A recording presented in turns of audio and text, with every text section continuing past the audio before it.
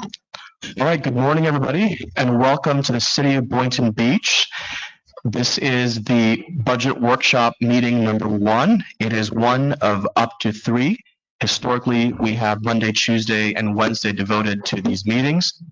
As with all of our meetings, the same rules of civility and decorum apply. And I know we all know what they are, but I'm just going to repeat them for the record. Commissioners, if you'd like to speak, please first wait to be recognized by the chair, and so we don't interrupt any speaker. Public comments must be addressed to the commission as a whole, not to any individual in the dais or in the audience. Any sort of personal attacks, insults, rudeness are strictly prohibited, as well as any disruptions from the audience. This is one of the most important meetings we have of the year. It is one of our highest responsibilities not only to pass a balanced budget, but a budget that reflects our priorities as a commission. I'd like to begin first with an invocation, followed by the Pledge of Allegiance, and then we'll begin with the roll call. Let's all stand for the invocation and Pledge of Allegiance. Heavenly Father, we thank you for this day, for this opportunity to do your will, to do good by the people, and to carry out your mission. This is an opportunity for us to learn and to keep faith to our values. This is a day that brings us together and helps us shape our city to move in the right direction. We thank you for the blessings you have brought into our lives and the challenges that you have brought that also strengthens us as we move forward. Now the Pledge of Allegiance. I pledge allegiance to the flag of the United States of America and to the republic for which it stands, one nation, under God, indivisible, with liberty and justice for all. Wow. City Clerk, if you could please begin the roll call. Mayor Pincerra. Here. Vice Mayor Cruz. Here. Commissioner Hayes absent. Commissioner Turkin. Present. Commissioner Kelly. Here. Mayor, you have a quorum.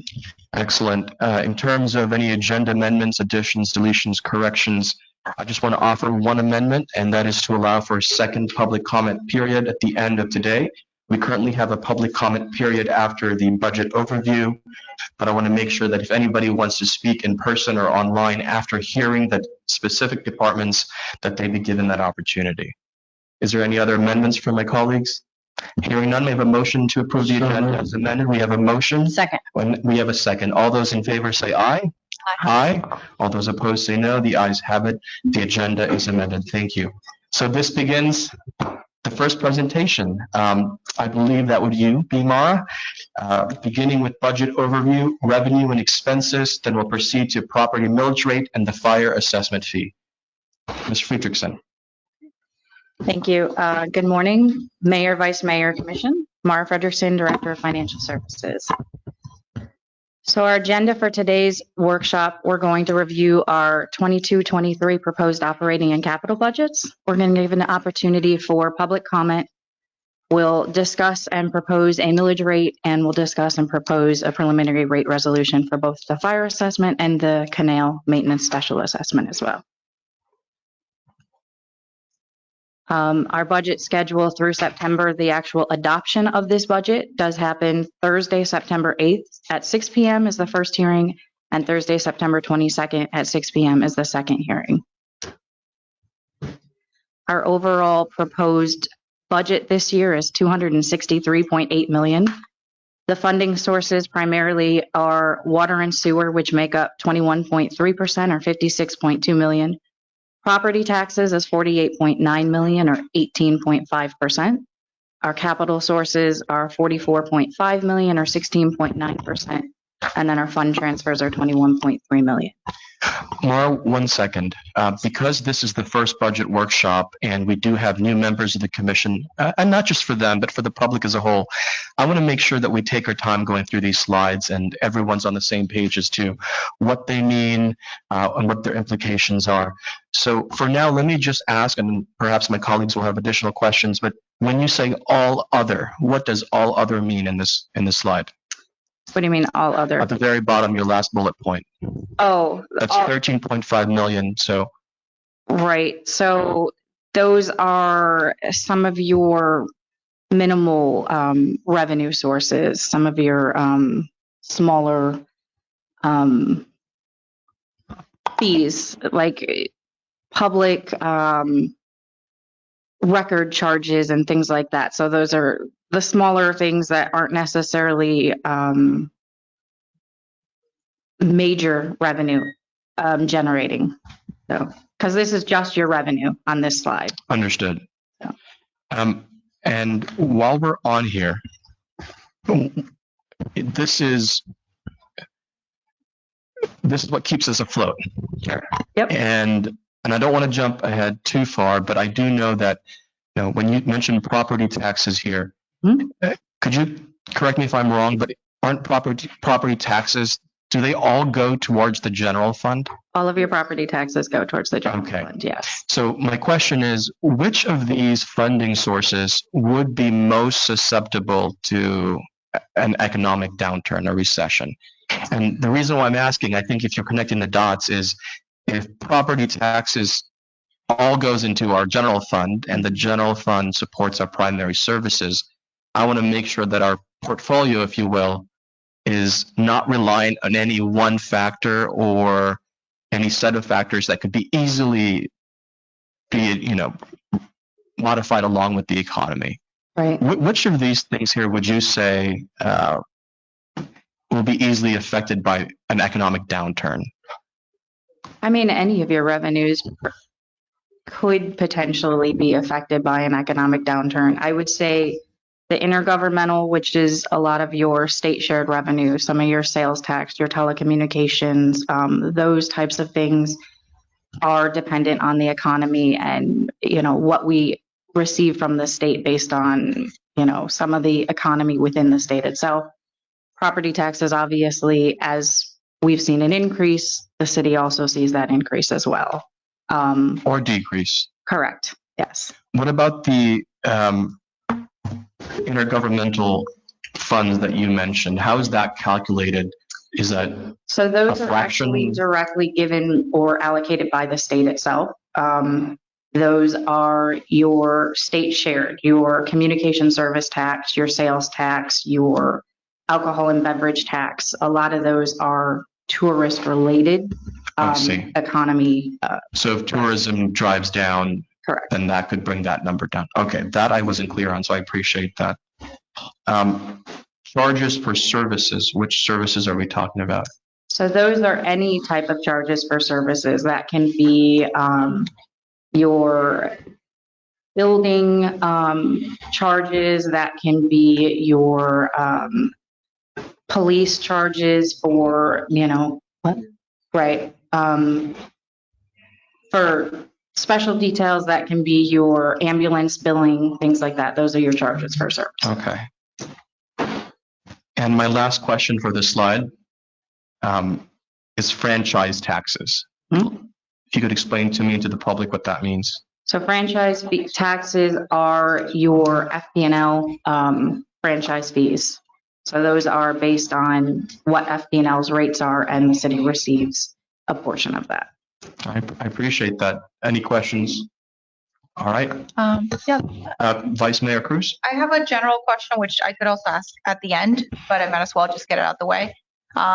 What's the process like for amending the budget after it passes? I understand last year it was, I believe, a $265 million budget, and then it was amended afterwards. So I just wanted to learn what that process is, what the approval process would be for that. Is it the same, commission approval, or how does that go about? Right. So any budget amendment does come back to the commission for approval. It usually comes back to you on a regular agenda item. You'll get a breakdown of what that amendment looks like, and then you guys will approve that through your consent agenda typically. Commissioner Turkin, did you have a question? Can you elaborate on fund transfers? Fund transfers, so those are actually any type of transfers that are coming into typically your general fund, but we do transfer, part of your water and sewer revenue to cover some of the general fund. You do have, we have some transfers going to fund our capital funds, things like that. So that's all of the transfers that are allocated with all of the funds. Okay, and so when it says fund transfers, does that include what we could transfer from our reserves? That does not. So your reserves are actually budgeted as part of the actual fund. So you'll see on, once we go through the general fund, you'll see either what we're putting back to reserves or what you're budgeting out of reserves. That's not considered a fund transfer. Okay, perfect. Thank you. Mhm. Thank you, Mara. Next slide.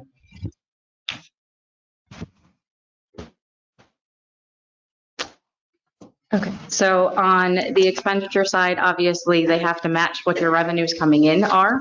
So we have 263.8 million on the expenditure side. Of that, the general fund makes up 106.9 million or 40.5%. The utility fund is 56.1 million or 21.3%. Our capital funds are 44 million, and that is your general capital, your local surtax, and your utility. And that's 44 million. Our solid waste fund, which is an enterprise fund, is 12.6 million or 4.8%. And then our debt service is 11.6 million.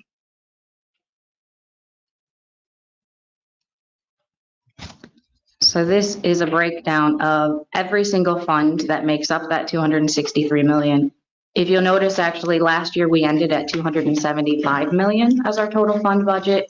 We're actually coming in with a decrease. The majority, you'll notice, is some of our capital projects. So if you'll notice, our capital projects last year were 62 million. They're 44 million this year. And then our general fund went from 102 million to 106. We'll go through some of the other funds later. One second, Mara. Could you please go back to the previous slide? And if we're going to circle back to this later, that's fine with me, but I do see it here. Mhm. Could you help me understand what's happening with capital improvement projects, Parks and Recreation Trust? We go from $241,000 to $48. Is that a typo? Is that $48? No, they actually, right now, your Park and Recreation Trust Fund is your park impact fee fund. Right now, they do not have anything budgeted really as far as projects out of the park impact fund. If there comes something up later, we could potentially bring back a budget amendment to you, but right now they don't have any proposed projects. Is this the fund that's used to create new parks or improve new parks? Mhm. Okay, so this is certainly something that we as a commission want to prioritize because parks and improving parks is obviously important to all of us. And I know Commissioner Turkin, you requested that we focus on creating a new park as well in your area. So we'll circle back to this. We want to make sure we give that sufficient attention. Anything else on this slide? Because it's quite a lot.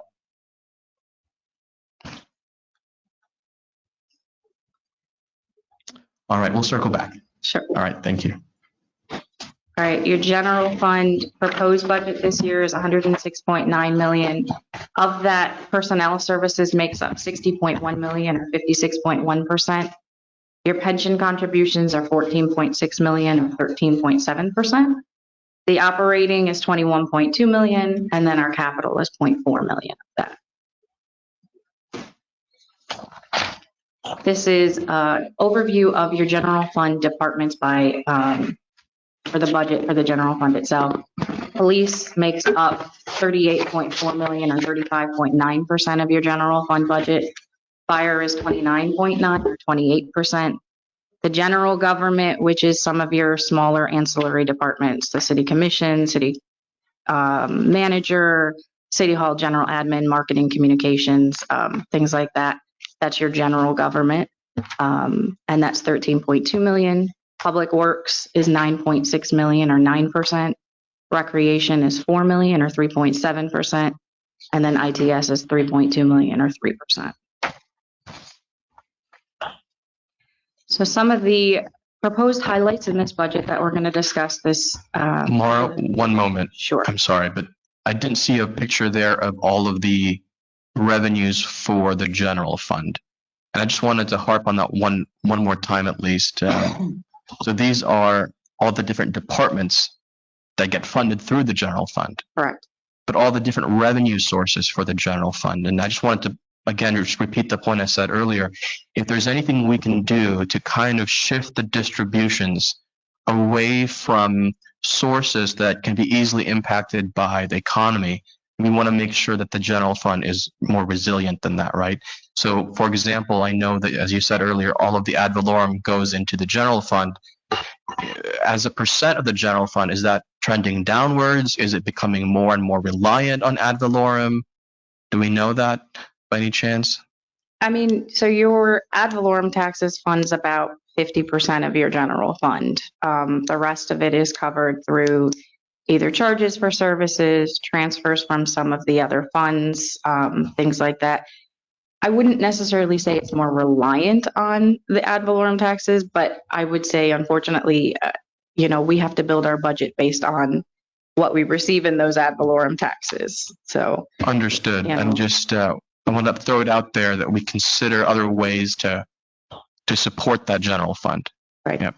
All right. Thank you. All right, so some of the major highlights for this budget, or the 22-23 proposed budget, our ad valorem assessed values actually we experienced an increase of about 15%, which brought in an additional, or would bring in an additional $5 million at the current millage rate. So the current millage rate is 7.89. One of the other things we are proposing this year is an increase to the fire assessment rate from 120 to 180.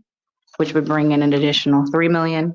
On the expenditure side, we saw a reduction of about $1 million in our employer contributions for the general fund pension, and that's based on reallocating the unfunded liability. So instead of paying off our unfunded liability in 2 years, we pay that off in 4 years.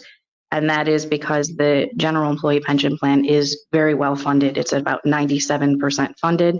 We would pay that off in about 2 years. And so this gave us an opportunity to decrease that by $1 million. We are proposing a wage increase of 6% to the general employees. The fire rescue, which has already been approved, that's a contractual obligation. We do estimate an $850,000 increase for additional firefighters, but that is offset by the overtime savings that we'll experience with that. And then we are transferring $750,000 to general capital this year, which actually is the first time we've done in a while. I'm happy to be funding some of our general capital because we will need it in the future years. And what is general capital? Are we talking about city hall improvements?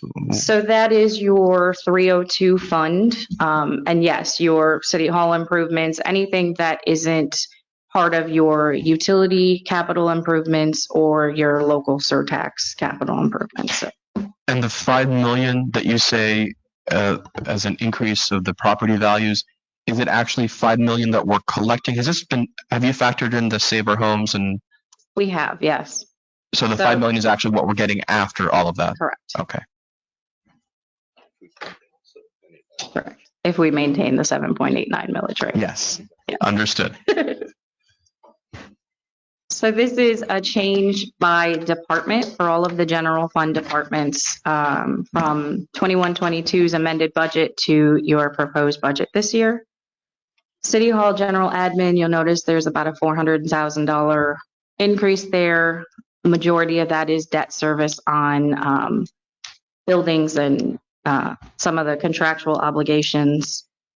You'll notice police and fire, some of those you'll see increases. A lot of what you're seeing is just mainly contractual obligations, whether it's additional cost for services, whether it's employee costs, things like that. Well, we have a question from Vice Mayor Cruz first. I have a question for City Commission versus City Hall General Admin. What specifically is in that fund? Like what is paid? So City Commission is really just your budget. That's your guys' salaries, and that is any of your travel, training, registration, things like that. Oh, The City Hall general is anything that, like I said, your debt service for the building itself, anything that's not specific to a department, but it's City Hall related. Any other questions for my colleagues? I do have a couple. This is a really important slide because you can see the percent changes from one year to another, department by department, from those that are supported by the general fund. A couple of things. Number one, I see that ADA and inclusion, there is a drastic difference in dollar value. I think there must be a typo. I don't think it's a 0% increase. Could you help me understand why the change in ADA and inclusion? So ADA and inclusion, last year we proposed a director of equity and inclusion. That position at this point has not been filled. It is not in this. That's the majority of that decrease there. Okay, so it's simply just not filled. Correct. Okay. My other question was, I'm noticing a large increase in parking services. Again, it says, it's on the next slide.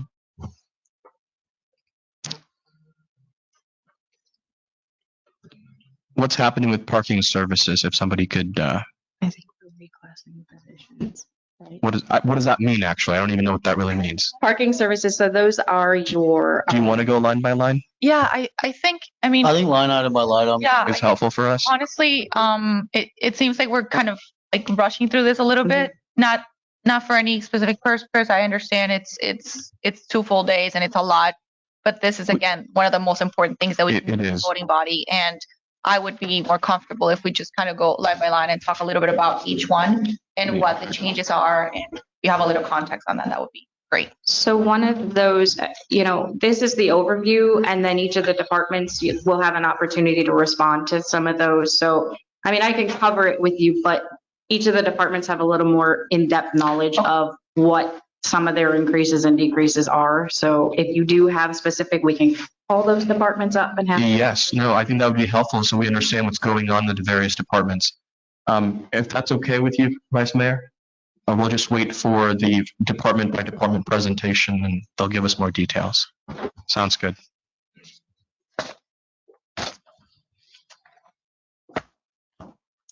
This is an overview of our general fund emergency reserves for the last several years. If you'll notice, in 21, we actually budgeted as part of our budget the use of fund balance. So we went from 17 million to 15 million. We came up just a little bit in the current year. We are proposing to give back to our emergency reserves about $4 million this year. That does get us back to closer to what government finance recommends as best practice, as far as your emergency reserve should be at least 2 months worth of your operating. So 2 months of that $106 million budget. The red line in the middle is the 10%, which is the city policy to maintain 10% of the budget expense. So 10% of 106 million. So that's what that red line is through each year. City Clerk just noted on the record that Commissioner Hay is now present. Thank you.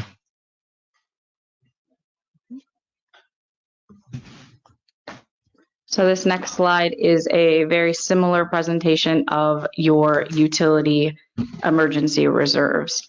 If you'll notice 21, actually 1920, they had emergency reserves of about 37 million. And then 21 went up. A lot of utilities emergency reserves are dependent on how much they budget for capital, because they budget some of their reserves based on what they're using in their capital projects. So the last few years, their capital projects have maintained pretty steady. So their emergency reserves have maintained at a pretty high level of about 47 million. They carry about 6 months worth of their operating revenues. And then the red line is, again, the 10% of their budget for the emergency reserve. Laura, this is excellent news, and kudos to utilities for putting in all the work long term to make this happen. What is the target goal for number of months for utilities to set aside money for? You said this is 6 months total, but is the goal 3 months, 4 months, and then we're just exceeding that, we're just piling on, or what's the goal here? So your typical, best business practice, like I said, for your general fund is about 60 days or 2 months worth. I would say for an enterprise fund, somewhere in the neighborhood of maybe 4 to 5 months. It really just depends on how they're budgeting with their capital projects and what they have. I mean, because some of it, like I said, in some years you'll see their emergency reserves grow a little bit more and some years decrease dependent on what their long range plan is for infrastructure and things like that. Because again, utilities has a lot of different capital needs. Of course. So when utilities comes up, I do want to hear from them as to what their long-term plans are. Again, this is good news, but I want to make sure that we're not just hoarding money to hoard money, that there is a plan in place to activate these funds when necessary. Sure. Thank you. All right, so our current proposed millage rate, or our current millage rate itself, is 7.89. The rollback rate with based on the state is 6.95. If the city chose to go back to that rollback rate, you would see a budget deficit of about $5.2 million.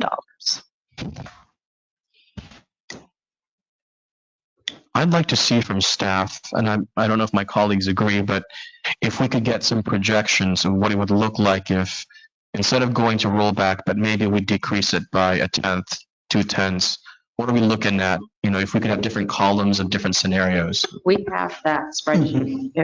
Do you want to finish this, or you want to bring it up now? No, if you have it already, that's great. But let's keep moving forward. But from that slide, I only saw rollback and current. Yes, so. we have that. When you just start going through your proposal for the millage rate, we can bring that up and you can look at what those projections look like. Excellent. So again, our current ad valorem tax rate is 7.89. Right now, the budget has it with no rate change at 7.89.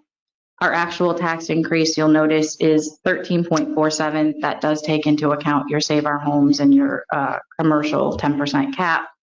The citywide overall did experience a 15%, but we're not realizing that in revenue.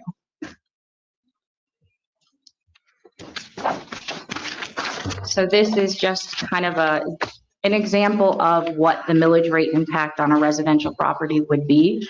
So for an assessed value property of $300,000, they would see a $5.92 per month change based on the current millage rate at 7.89. And then something valued at $500,000, they would see about a $9.86 increase on a monthly basis. And that is with the 3% change for the Save Our Homes.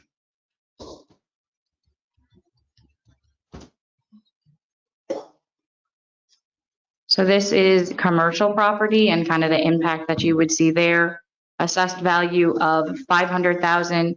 If you'll notice on the first, you'll see the column of 15%. That's what the city saw as an increase, but because it's capped at 10%, the property only sees about a $10 increase per month versus the $49.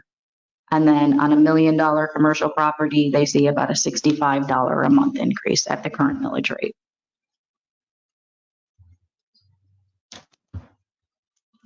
That's the end of that presentation.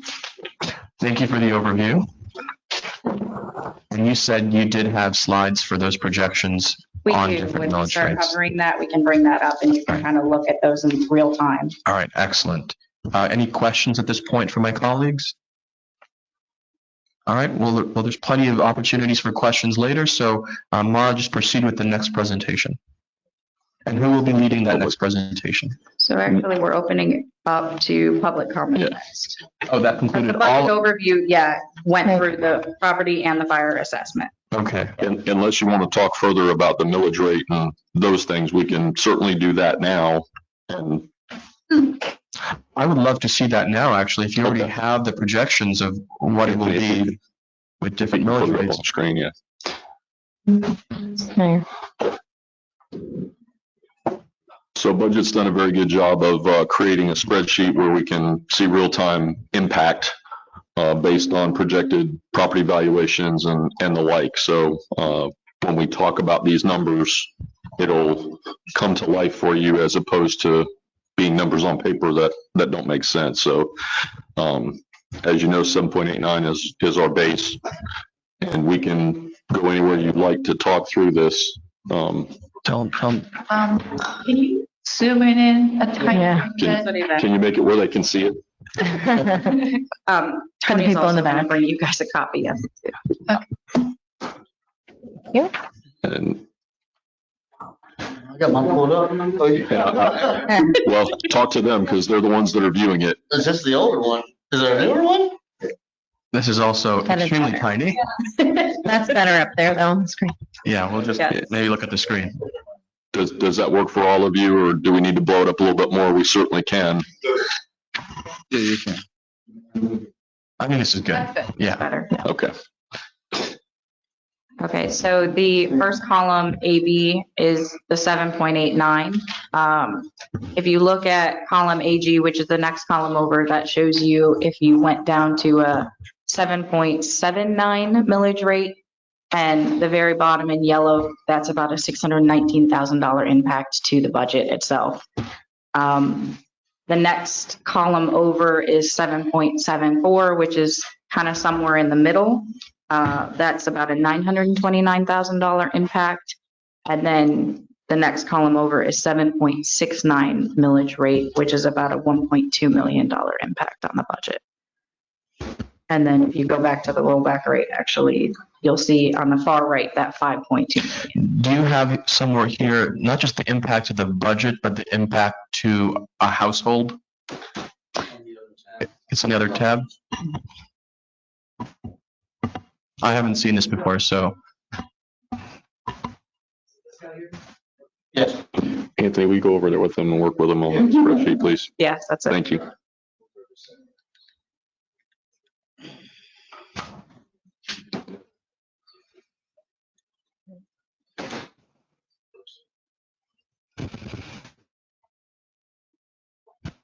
Can't see that. You need it bigger? yes. Yeah, if you can make it bigger.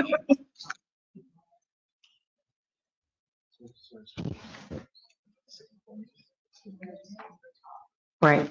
So Manny, on the different tabs, so that's the 7.89. The next tab over is 7.79. So they're on different tabs. Click that tab, please. Close the Zoom box. There's a display. Close that first. There we go. Anthony, we go over there and run that, please. Thank you. Well, we can plug it in. We can plug it. Yes. You Yeah. can. Mhm. Correct. You don't need it. Back. And while they're working on that, if somebody from staff could email this to us, just so we could all look, just so we all have this sheet. I've never seen this before. It was emailed before. It was? Yes. Okay, I'll look for it. We can email it again though, so you have it right now. That shouldn't be a problem. Yeah, I'd appreciate that. I think.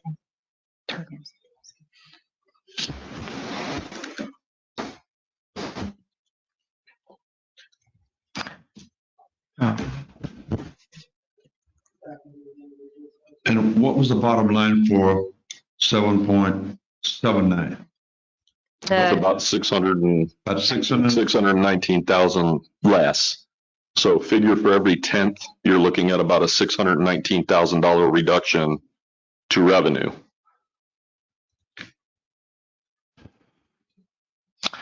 Oh, Davidson, it was you who sent it. So how far above the rollback rate would we have to go to break even? so the rollback rate is to bring you back to what we experienced in an increase last year. So Anything above that. Right, so your current millage rate brings in about a $5 million increase if you maintained the current millage rate at 7.89. The rollback rate sees about a $5 million decrease, because that brings you back to what you experienced in taxes last year.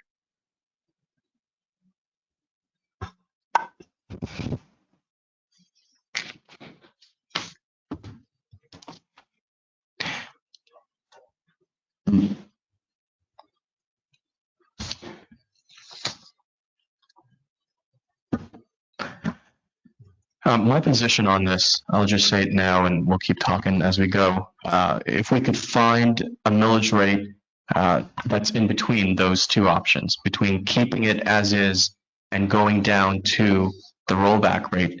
And the reason for that is, I don't think we can stomach a 5 million decrease in the budget, but we should be able to stomach somewhere in the middle of that number. Of course, we need to factor in the fire assessment fee and the revenue for that. We need to factor in what we would have to give up as a consequence of rolling down this millage rate. But I want to at least create the steps. I want to have a step plan to gradually bring that number down. And I think what we're going to see is that although it will not translate into thousands of dollars of savings per household, there is another value to lowering the millage rate. And that's a long-term value. And that long-term value is economic growth and attracting companies to want to be here and making it easier for businesses to open here. So that's not going to realize any dividends immediately, but in the long run, that's significant value. And if we can do this responsibly and gradually, I think we should be able to find something in the middle of the rollback in the present situation.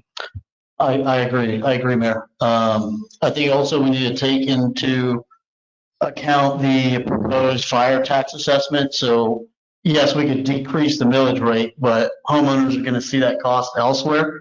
So my position is to get a little bit closer to that rollback rate. Obviously, again, $5 million is quite a bit, but I do want to remind, my colleagues here that we do have ARPA funds that could potentially offset future costs in our budget. And so I think if we can give a break to the taxpayers, I'm sure we all align there. City Manager, looks like you're about to say something. So a couple things. The sustainability of funding services is what you're talking about earlier when you asked what's subject to fluctuation based on the economy going south or north, and in those regards. The fire assessment can be directly attributed to the maintenance of the fire department, and it's a business model, whereas property valuation and taxation, there's a lump sum. In public government, sometimes we work in a reverse from what business does. Business does a needs assessment and figures out how to sustain business based on profit margins and things like that. In municipal government, we're just trying to maintain a service level. So that's what we have to be cautious of when we start talking about reducing to this or reducing to that, because it will have direct impact on service delivery in specific departments. You're seeing a big picture, but we have to go back and carve that out and figure out how that impacts services. Going back to, it requires people to do the service business. 69% of our budget is people, and people are required to do the business. So I caution us to be responsible as setting a plan forward, and wherever you all would like to jump off and start having that conversation, I'm comfortable in having that. But I want to keep us grounded in the fact that, a $5.2 million budget decrease or a revenue decrease will result in services being impacted negatively in this city. So I want to put that out there clearly. And, each reduction will result in some type of service adjustment. So I want to make sure that that's clear. Absolutely. No, absolutely. Thanks for that. And I think everyone here does agree that we don't want to go, correct me if I'm wrong, we don't want to slash $5 million in revenue. I think this is when it's important for consideration of not having wasteful spending right? And this is why we put the city manager in place to be responsible for that. You know, I think there is a happy medium. Again, we're here because people went to the ballot box and put our name in, and we have to account for them. And we have the ability to give a break. So I just want to throw that out there. Yes, Commissioner Hay. From where I stand right now, and I could change my mind down the line, but I would not like to touch that ARPA funding because we have so many really great instances, people needing those funding other than cut back on this on our budget here. And I think as long as we show a positive trend, I think last year we took it down by 0.1%, the millage rate. And I think if we were to take it down another 0.1 of a millage rate, it shows the public a positive trend that we're trying to maintain that path of decreasing our millage rate and still have the services rendered that we have now. We can make some adjustments in the budgets to accommodate that. Maybe not have some programs that are on the book right now, but I think to go all the way back to the 6.9 rollback rate is a bit drastic right now. I think as long as we show the positive trend of reducing, that would be acceptable, and that would give us more leeway to make some adjustments with the whole budget. Like I said, as we go through this, things could change, but that's where I am right now. Excellent. Thank you, Commissioner. Any other comments from my colleagues? Commissioner Kelly?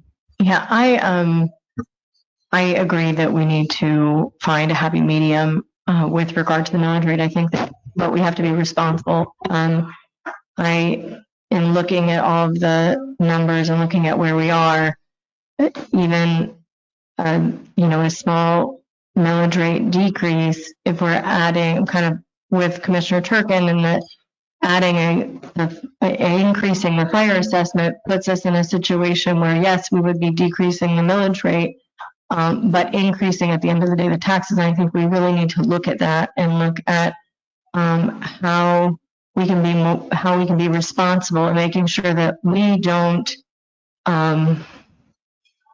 that we're doing this in a responsible way, that we can look our residents and our neighbors in the eye and say that we were doing a good thing for them and that we're giving them the services that we've promised them without kind of doing it in a backward way. So I feel like we have to be responsible in that. So Thank you, Vice Mayor Cruz. Yeah, same kind of thought. We do have to keep in mind the 7% raises to the fire department, the potential 6% raises to the general employees, and any potential raises. And we have to remember that that's going to be our new base.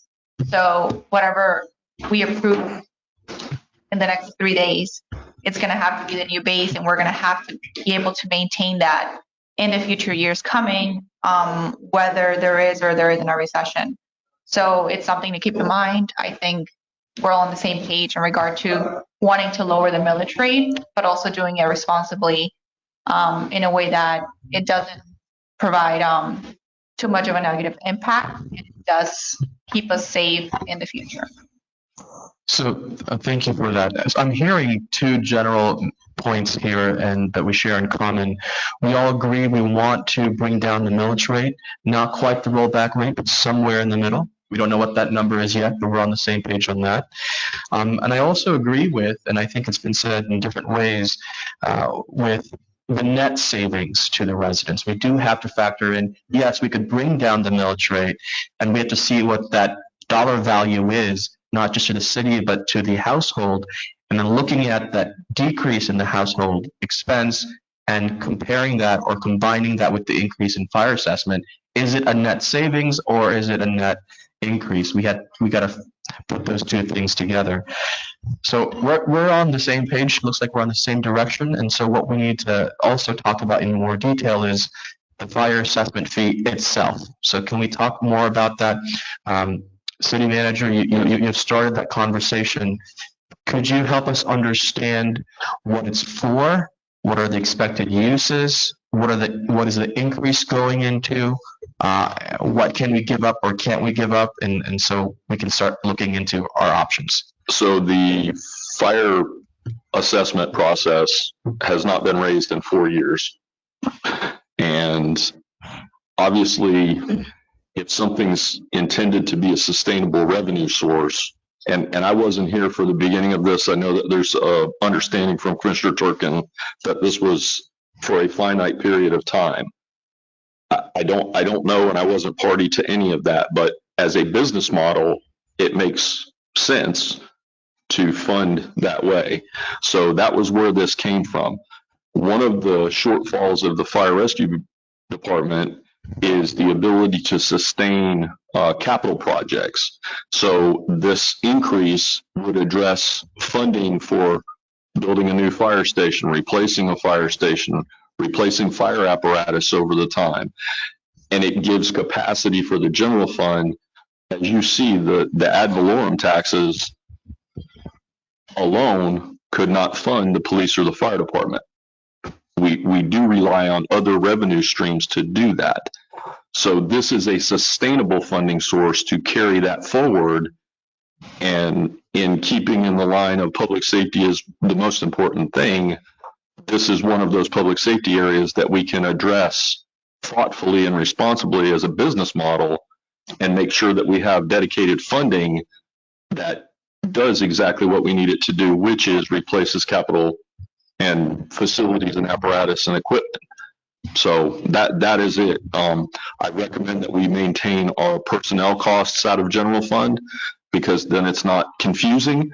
And the business model is we do a needs assessment for fire rescue services, for example. So what this community needs is this level of fire service to be able to provide service to it.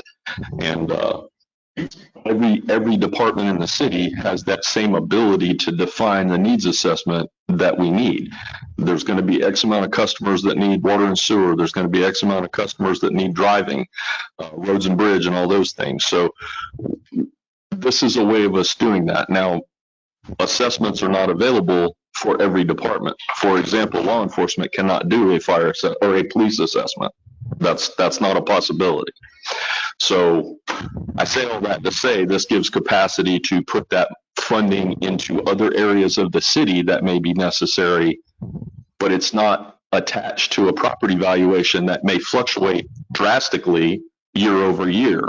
This is a stable funding source, business modeled, if that makes sense. So did I answer your question? You did, and I agree with that point. You said that it's not susceptible to economic downturns, because that was the point that I was making earlier. It's something stable that will make our city more resilient.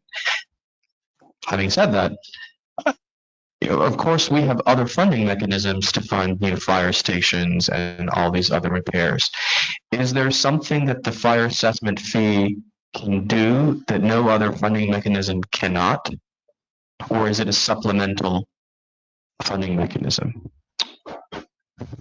I'm not sure I understand the question fully, but what I will say is I believe that it is designed to be supplemental in nature. You can't fund 100% of your fire rescue department out of a fire assessment. That would not be a possibility. Yeah, I apologize if I did not word that correctly. I'm asking the question, if there was no fire assessment fee, or if there was no increase in fire assessment fee, could we still achieve the same goals? The answer is yes, but it will take longer. Understood.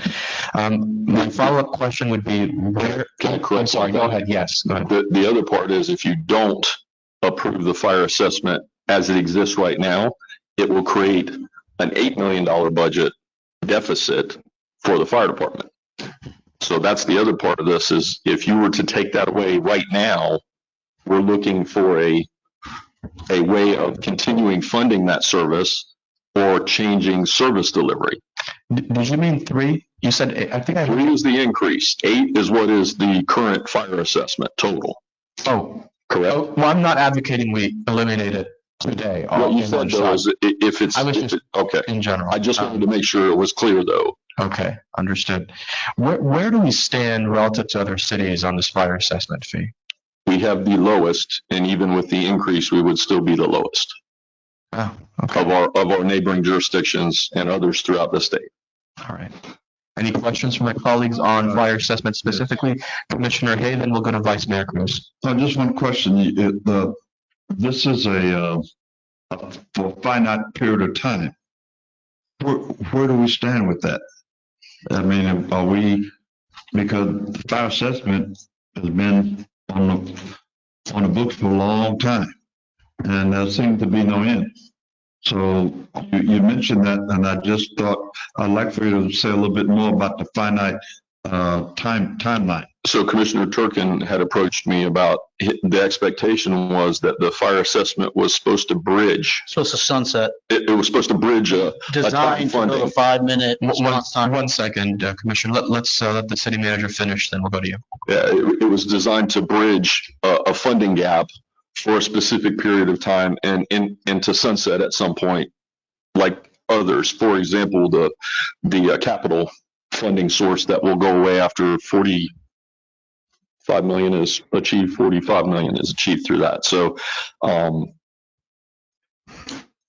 I wasn't here for the founding of this or what have you, so I don't know whether that is actually in fact what was intended in the beginning.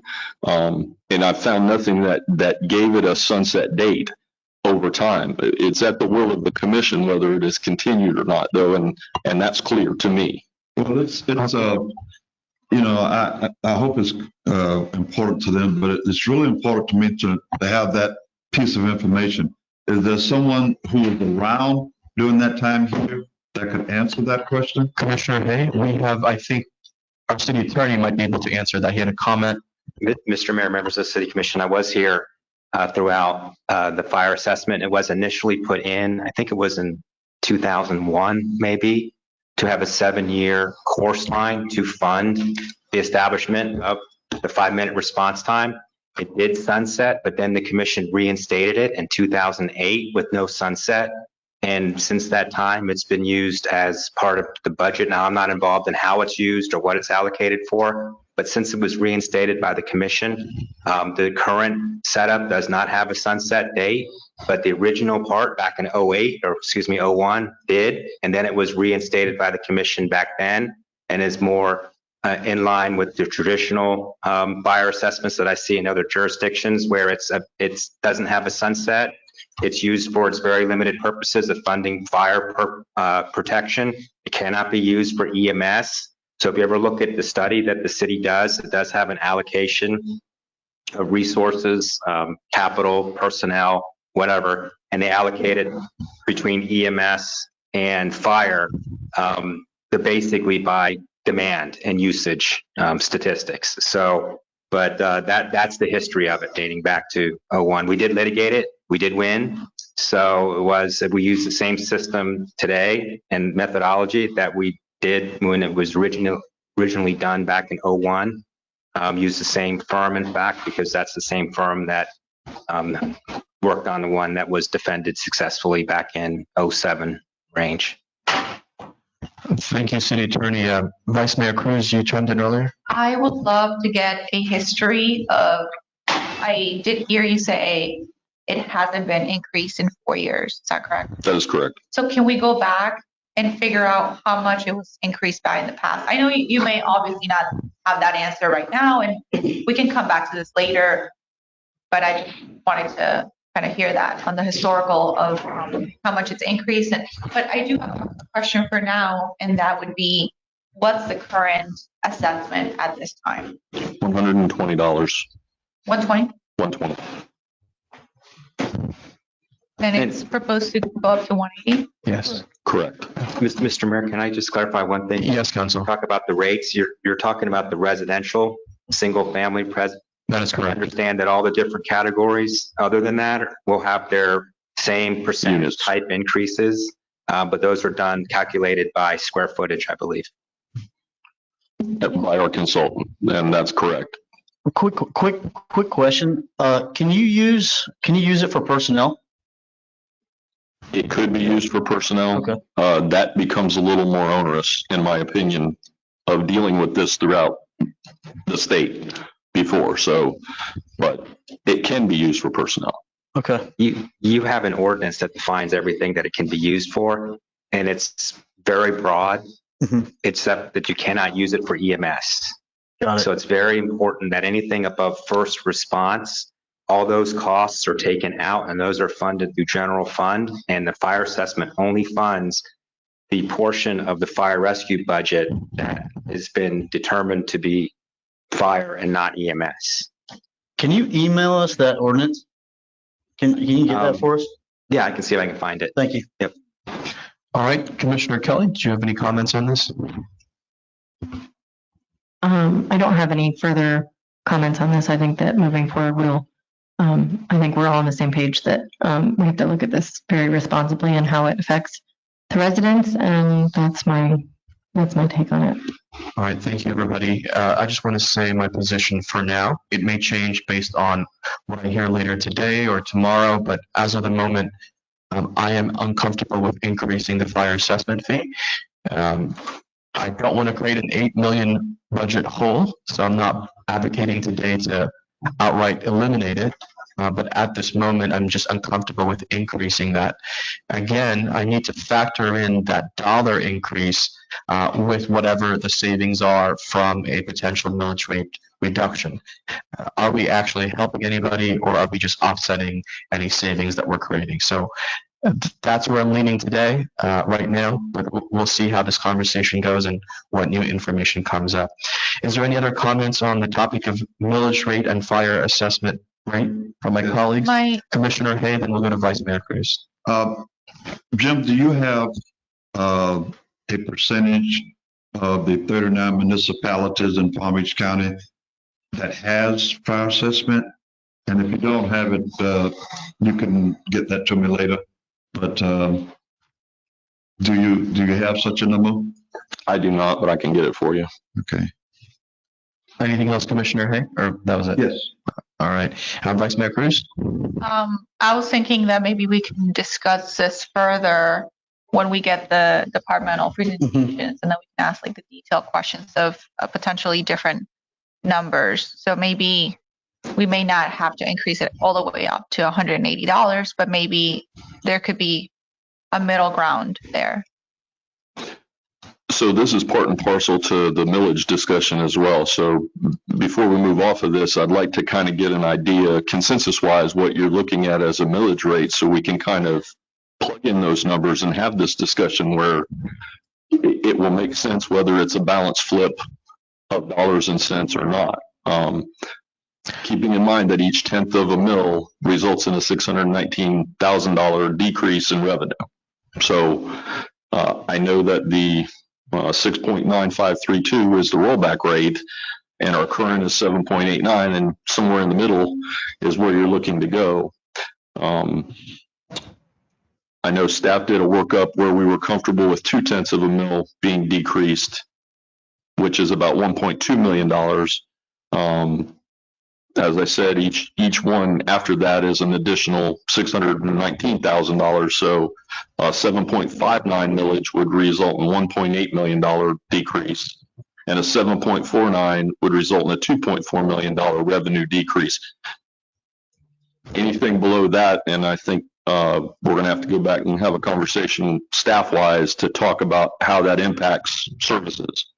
So that's where I'm comfortable having that conversation with you right now, but anywhere in that range, we can talk about that. And, you know, what is the consensus will of the commission is what I'll be looking for to kind of bring this back and So, give you good information on what it looks like. right, you know, I expected you wanted an answer, but at the moment, I'm uncomfortable giving a specific number.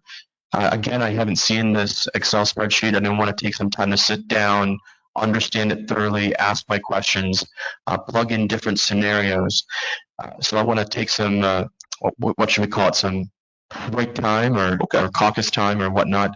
On top of that, I also want to know what in the city, so for example, what would be helpful for me and I suppose for my colleagues as well is from last year to this year, there is an increase in all of our funds, right? So what are those specific projects or programs that's added on? What are the new things this year? Because as we consider what the different millage rates could be and a reduction in income for the city, I want to make sure that I know what projects may get eliminated, because that'll help me determine my threshold. If the project or program that's being proposed is extremely important, that'll make me hesitant to bring it lower. If I feel like it's something like we can live without, or not today, but maybe next year or the year after, then I'm more comfortable bringing it further down. So hard for me to tell right now without seeing what we may have to give up. So that's where I am. I agree. Yeah, yes, I agree with the mayor. I think we need to go through this whole workshop and then decide what we're going to do as far as the millage rate. It would be irresponsible if we decided that now and then went through the budget and, maybe wanted to shave or increase some line items. I think we need to really do a deep dive. So that's where I stand is I think we should make a decision at the end of this workshop. I appreciate that, Commissioner. Anything else from my colleagues, Commissioner Kelly? I get my only input is that we know, I think as collectively, we know we're not in a position to roll back. I think that's safe to say. And I feel like, I don't know that we as a commission maybe would be comfortable going really any less than maybe what's on the screen at the 7.69, but maybe we would. But I think that, I think we could probably agree that we're in one of those three blue lines, or one of the two on the blue lines. Is that accurate, or we want to go even? I apologize, Commissioner, but I'm actually partially colorblind, so I can't know what blue line you're referring to. Oh, no worries. No, I was Which one are you referring to? I'm just trying to give Mara and the city a little bit clearer vision of where maybe we're looking, maybe dropping it down, a little bit, but not at rollback. So, I guess my question to my colleagues is, are we even wanting to go in between the rollback and the lowest percentage, which is 7.69? Are we in that window, or are we on one of the numbers that's on the screen? I see. I think I see what you're saying. Commissioner Vice Mayor Cruz? I think we might be speculating a little bit right now because we haven't seen the presentations. I appreciate you, Commissioner Kelly, asking these questions. I think we have to wait and see staff presentations for every department and look into what projects are going to be coming up and look into that first. And then maybe towards the end of the day, we can kind of come back to that conversation. It's fine. You may not know what the project cut is for any of these, though, Right. What I'm going to tell you, because my goal would be to lessen the impact where no entire project is eliminated as your city manager, because you've defined these as important projects, all of them. So that's the other part that staff is tasked with, is trying to figure out how we pay for the services that you've defined as a policy group to be able to carry that forward and do that. So listening to the department presentations is not going to, in my opinion, give you clarity to what gets cut or doesn't get cut. I think that information would be helpful for us, though. And I think that should be part of the presentation. I would concur. One of the things that, just as we go through the presentations that we should keep in mind, though, is the current millage rate, at 7.89 is bringing in a $5 million increase, but that's at the experience of a 15% value increase. Next year, that could be a decrease. It could be 6%, which is what we've typically experienced year over year the last few years. So something to consider with your millage rate is it is based on what the assessed values are. So when we look at that, just be considerate of the millage rate with the assessed values and not knowing where it could go in the future as well. Understood. I do have a follow, I'm sorry, was that it? Vice Mayor, all right. I do have a follow-up question, and maybe it's for you, Mar, or maybe it's for the city manager. So I want to make sure I understood. You chose these sample numbers for a reason, and I want to make sure I understood the city manager, but are you saying that if we went to, for example, 7.69, that is the number, that is the threshold where we're not going to be making major sacrifices? Things might get delayed, but not major sacrifices. Is that what you meant to say? That is, Yes. Okay. yeah, that is what I meant to say. And so was this number chosen, the 7.69, because it is a threshold where if we tried to go any lower than that, then we're going to have to start nitpicking through the budget and looking for things to cut out? We're going to have to make some hard decisions about back to the personnel costs are where a majority of our things are. And I know where the economy is this year. I don't know where it will be next year or the following year. And that's a little concerning, obviously. That's why this may be our single best opportunity to kind of have this conversation of what do we do? How do we establish base? How do we business model this and become more focused in that area? So, Understood. And on that, on the topic of the economy, the reality is when the economy goes down, almost every city raises their millage rate to make up for discrepancies. So while the economy is doing well, while it is, before it goes down, hopefully not, we want to trend downwards on the millage rate while we have that opportunity. Commissioner Hay, you had your hand up? No, you were basically hitting on what I was going to talk about, Mayor, is that with all of the brick and mortar that we have coming up out of the ground in our city, I would think that that's a positive for us to look at next year. The amount of ad valorem and all the other money would be coming in would allow us to reduce the millage rate again, possibly. Because, I mean, when you look at what's on the table and what's already going up, it's quite a bit.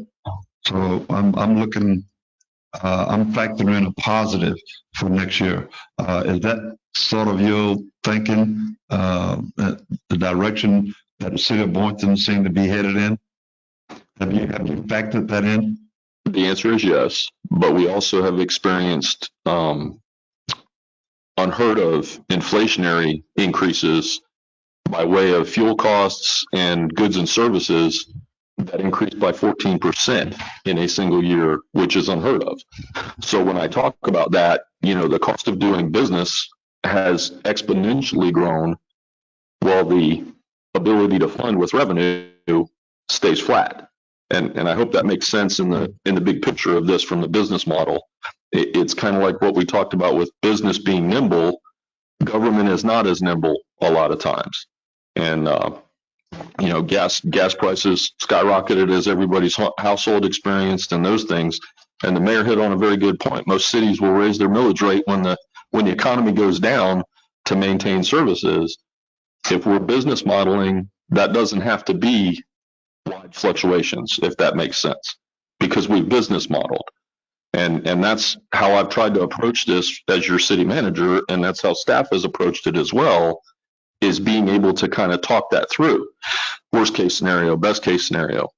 None of us expected goods and services to increase by 14% in the consumer pricing index, though. So that was quite shocking. And then personnel costs went up by 9% on the CPI. So those two things coupled together, that's a 23% increase in services, goods, and personnel that has to be absorbed some way. So while we build new buildings and we have new properties and the valuation keeps going up, sometimes the property values go down. And so it'll generate less revenue the year over year. So this was the first year that Boynton has experienced the maximum potential raise through Save Our Homes and those things with a 15% increase in property valuation. So I don't believe that'll happen next year. I believe that there's a correction occurring right now in the real estate market that is going to bring us to a different place, and you won't see that same gain that we showed this year. So I hope I answered your question. You did. Thank you. All right, any other comments from my colleagues? Anything else from staff? Okay, we'll proceed to public comments. Council, I believe you'll be doing the timer. If there's anybody in the audience, we'll begin as always with those in the room, and then we'll proceed to those online, 3 minutes per person per meeting as usual. If there's anybody in the audience, please proceed to the podium now, and let's get started.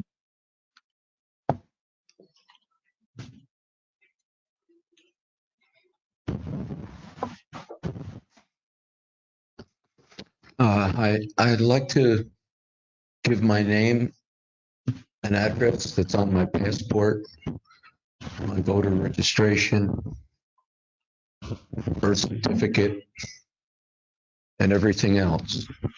Ernest George McNally, 710 Northeast 7th Street, Unit 407, Boynton Beach, Florida, 33435. And that's all I have to say, except I'd like to say God bless all those people in the world that you see every day. What's going on? That we all pray every day for everybody in need. Thank you. Is there anybody else in the room that would like to speak on the budget? Seeing none, public comments in person are now closed. Is there, I believe, Charles, that's you with the online platform. Do we have anybody online with their hands raised? Yes, Mayor, we have one person, Christine Roberts. All right, please unmute that person, and when you are ready, please begin, and we will let you know when you have 30 seconds remaining on the clock.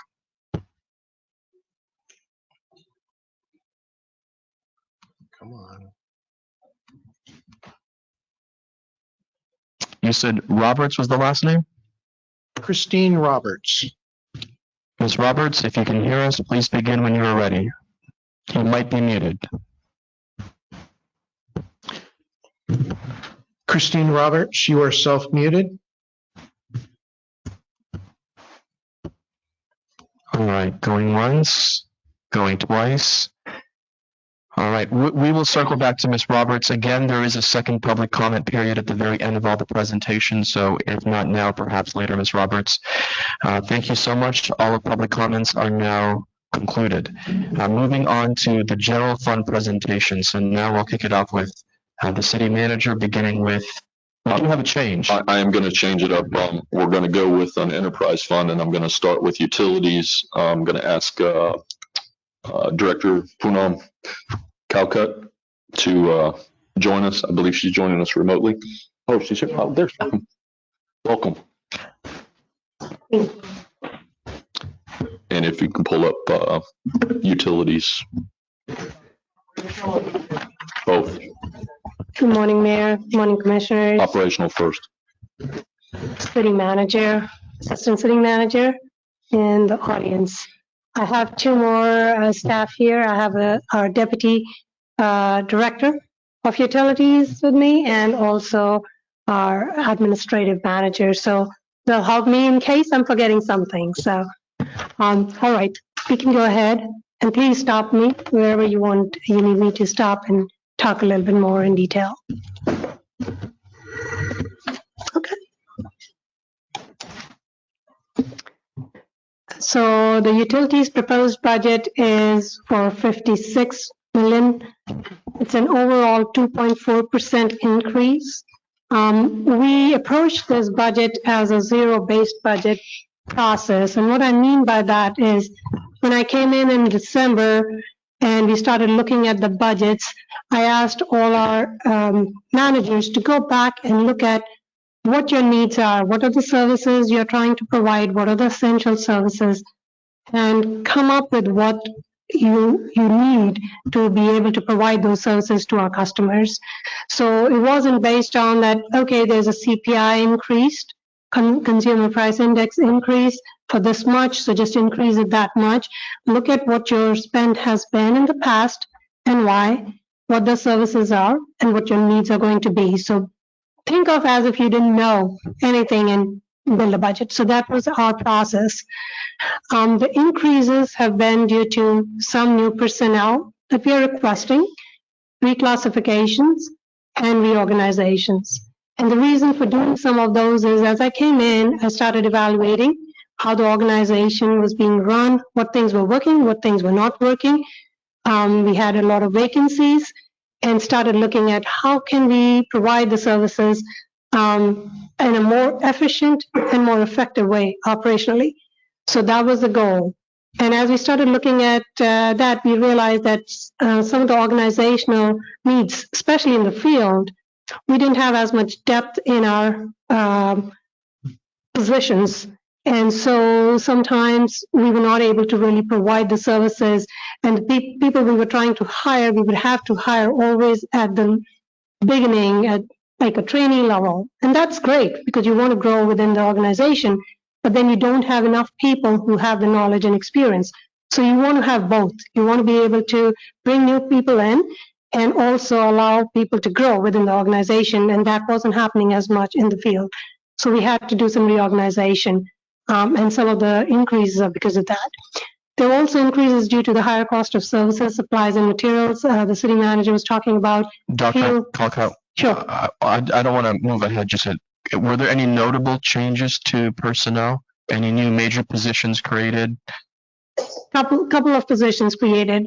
We are asking for at least 2 more mechanics for our pumping stations. We have 191 lift stations. I don't think people realize how many because we're in a very flat part of Florida. So moving the sewage needs to be, then you need pumping. And each of these pump stations require a lot of maintenance. So we're asking for 2 of those. We're asking for an operator position for our water plants. And that's because we have some contractual employees working. We also don't have adequate shift coverage sometimes. And so we want to try and eliminate those. And we want to have our operators go out into the field looking at some of the distribution and help and understand the water quality of what we're providing to our customers. Another increase is a position increase is a sustainability coordinator position. So we are asking the current sustainability coordinator position to be upgraded to a sustainability manager position. And I'm sure you all are aware, Rebecca Harvey is like a one-man show, a one-woman show for us for sustainability and resilience. So recognizing the needs that we have for a lot of programs that we do and initiatives that we've taken as based on what the commissions requested, what the customers have been asking for, and what we as a city want to do for resiliency and sustainability. We're requesting that position so she can have a little bit more depth in her role and be able to work on that. Another position we're requesting is manager position for environmental and regulatory compliance. So this position is a little bit higher paid position. It's for looking at all the regulatory needs, all the legislative needs that we need to do and make sure that we are staying on top of all of those. Right now, it's each manager trying to do it, so it's not as centralized. And my proposal is to try and get that centralized so we don't miss a beat. So it's not like if somebody forgets to do something, that person's sole job will be to make sure that they're following all of those things. And I think that's about it. And the others are just FTEs reorganizing them. So in field, for example, for field technicians, we have decreased how our UFT, our utilities field technician positions used to go from 1 to 5. So instead of going from 1 to 5, we are proposing that it goes from 1 to 3. And the 4 and 5 get reclassified into lead positions and coordinator positions. So there's more accountability on the work that's being done. There's also set expectations. So it's not like that you're just, I was UFT 1, I'm doing the same job. I was UFT 5, I might be doing the same job. More training that they can provide, more experienced people that can grow within the organization. So those were some of the big changes that we made.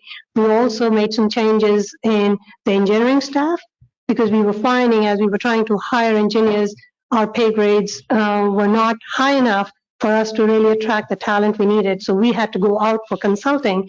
And consulting, as you know, you are working with the consultant, so you are really managing the project with them, and it's a higher cost. So we're trying to change that. So some of the changes are because of those kind of reorganization, reclassifications. I appreciate these changes that you've put forward. Number one, I agree with you. Ms. Harvey has been a one-woman show for too long. So I appreciate that you're upgrading her to manager role. I hope someday in the years to come that she'll become a 2 or 3 person show, but that's down the road.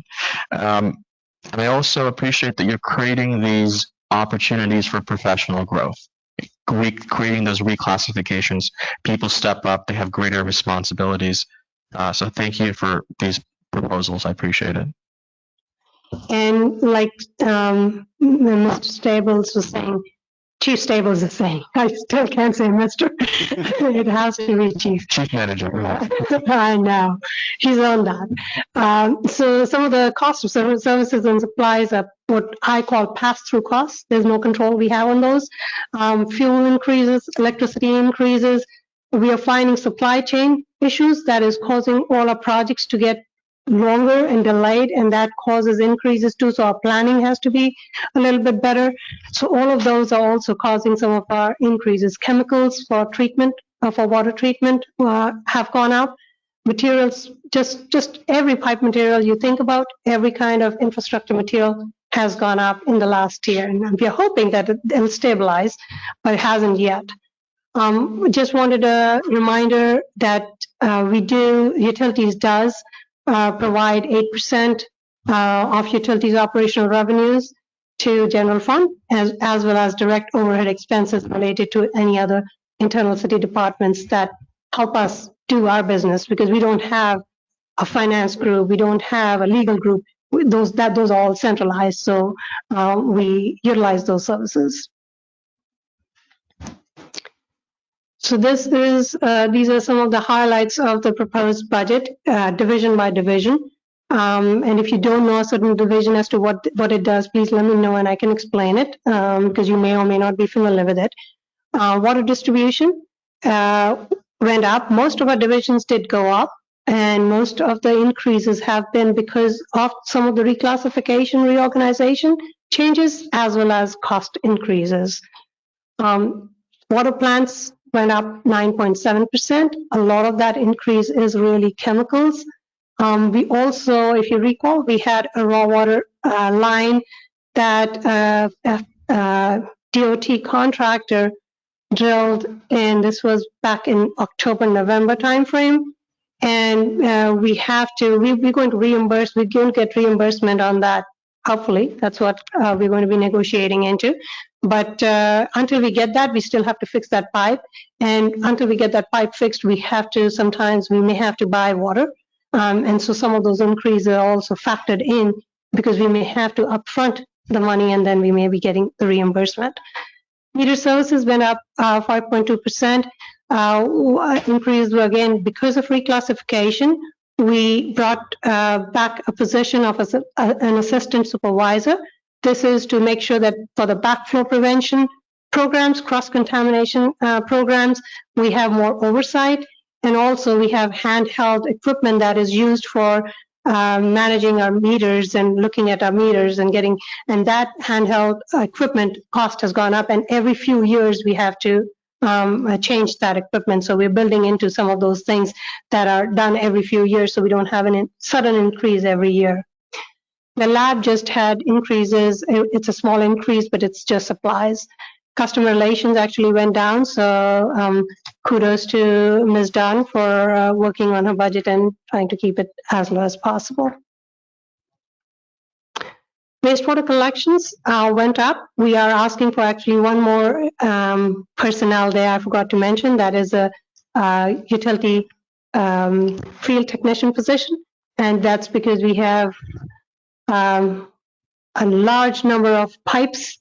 And as you've noticed, you'll probably see sometimes as infrastructure gets old, they have to do a lot more maintenance programs. And as I came in, I noticed that they were not having time to do the maintenance programs. They were being more reactive because of how things were, how the infrastructure was, some of the short staffing and some of those reasons.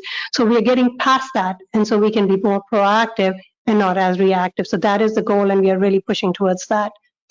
The regional sewage plant is the plant that our sewage and Delray Beach's sewage goes to, and commissioners are part of that board, so you are familiar with that.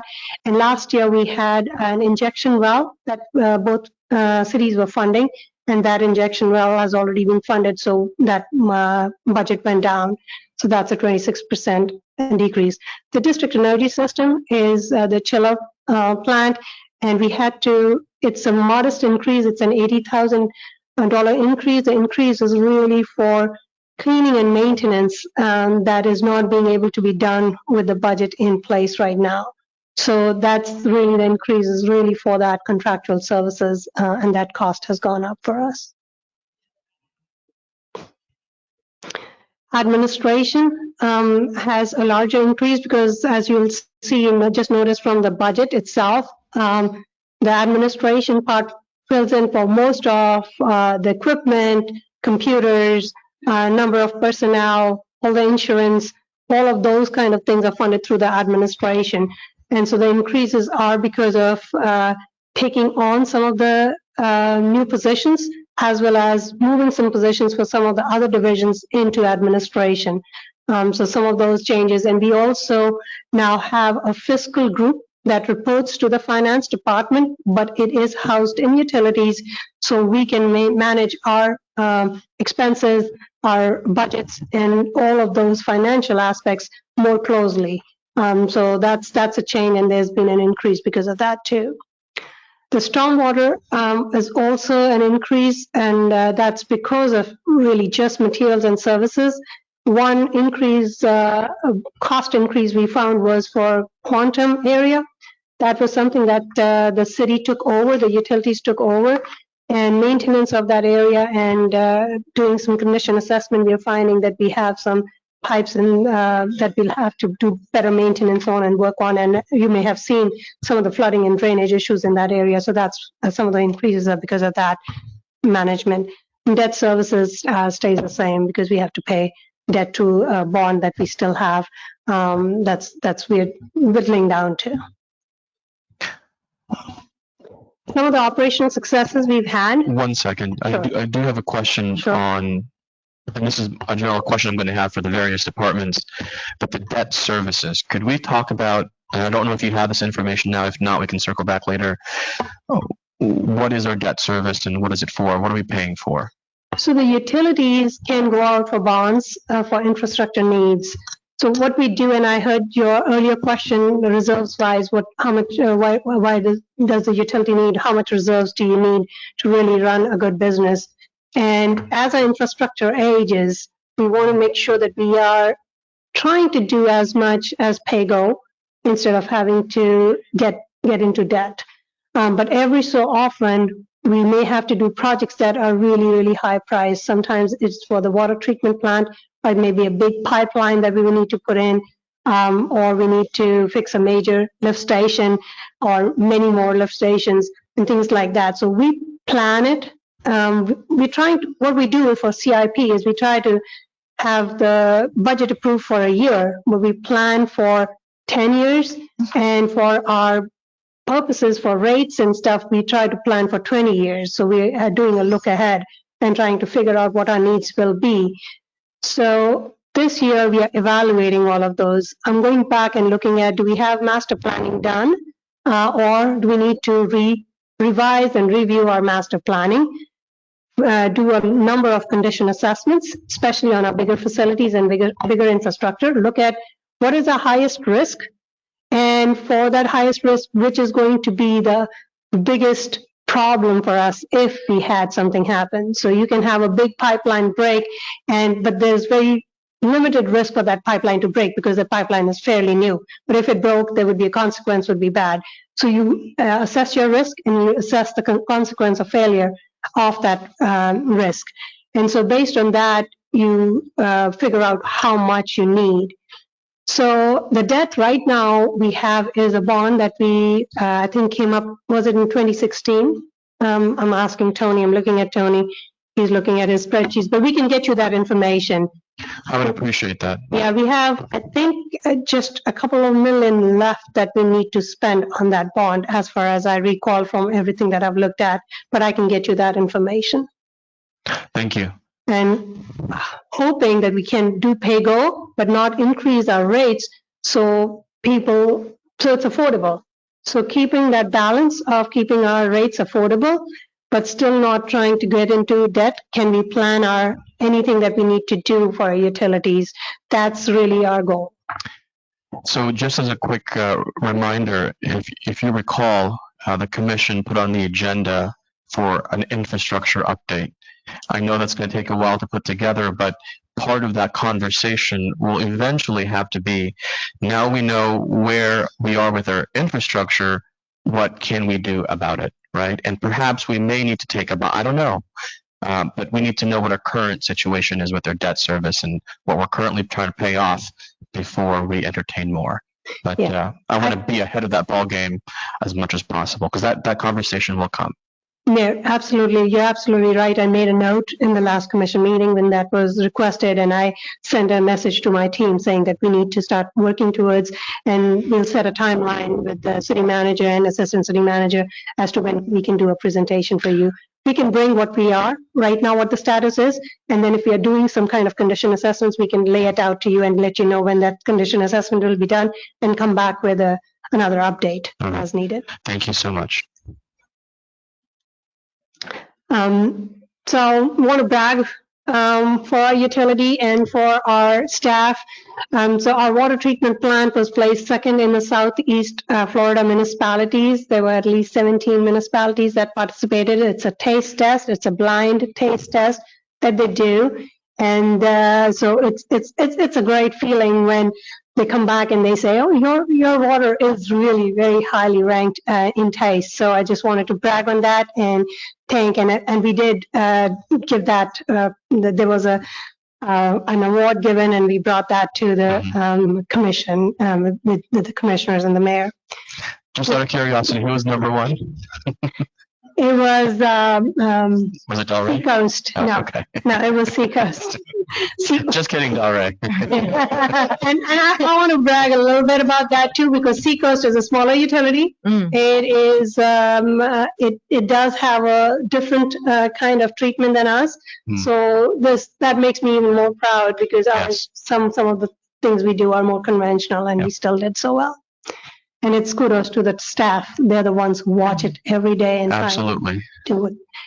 So reorganization and implementation of career paths, like I talked about, effective and efficient operations, defining those roles better, having really clear expectations so we can have accountability and define a level of service. I know we have that word out there, level of service, but we're really defining, and usually we are trying to do provide services so people are not out of water, have a minimum impact on people's health and safety. That's what our goal is. So making sure that we are meeting all the requirements from the federal agencies, the state agencies, the local agencies, but also providing that service so that there's not sewer on the ground for as little impact as possible is always our goal. And you'll see that staff is out there day in, day out, 24/7, making sure that that doesn't happen. The city also achieved Class 5 rating under the National Flood Insurance Program. And there's a community rating system, CRS system, and a Class 5 rating resulted in a 25% discount for flood insurance premiums for most of the people who are on that policy. Our goal is to try and reduce it even more, so we're working towards that. And some of the things that you have to do is you've got to put some programs in place and show some policies and programs and maintenance, and all of those activities are counted towards the CRS rating system. There's an audit, it's an outside audit that's done, and FEMA basically looks at that and says that, okay, this is where you rank. Florida has a hard time getting ranked, getting a better ranking just generally. There are very few utilities and very few cities that have 4. The city I came from, we achieved that by pushing some of this, and that helped the insurance cost for residents and commercial businesses. The reason being because of how the FEMA maps have been drawn. So that's something that we have been working on also to try and get that corrected, so Florida can have better CRS rating and get better insurance rates. Do you know what future steps we would need to take to bring it to the next class 6, or? We're working on that. We will bring that. If you recall, Angela Primus had done a presentation of how we achieved Class 5 rating, and she's working on what are the next steps with the consultant to get to a class 4 rating. So we will do an update. We'll make a note of it and bring an update to the commission. Excellent. Anything we can do to bring some savings, so. Sure. Yep. We implemented successfully a raw water well maintenance program, and that's resulted in better oversight for tracking withdrawals, because if you recall, we have two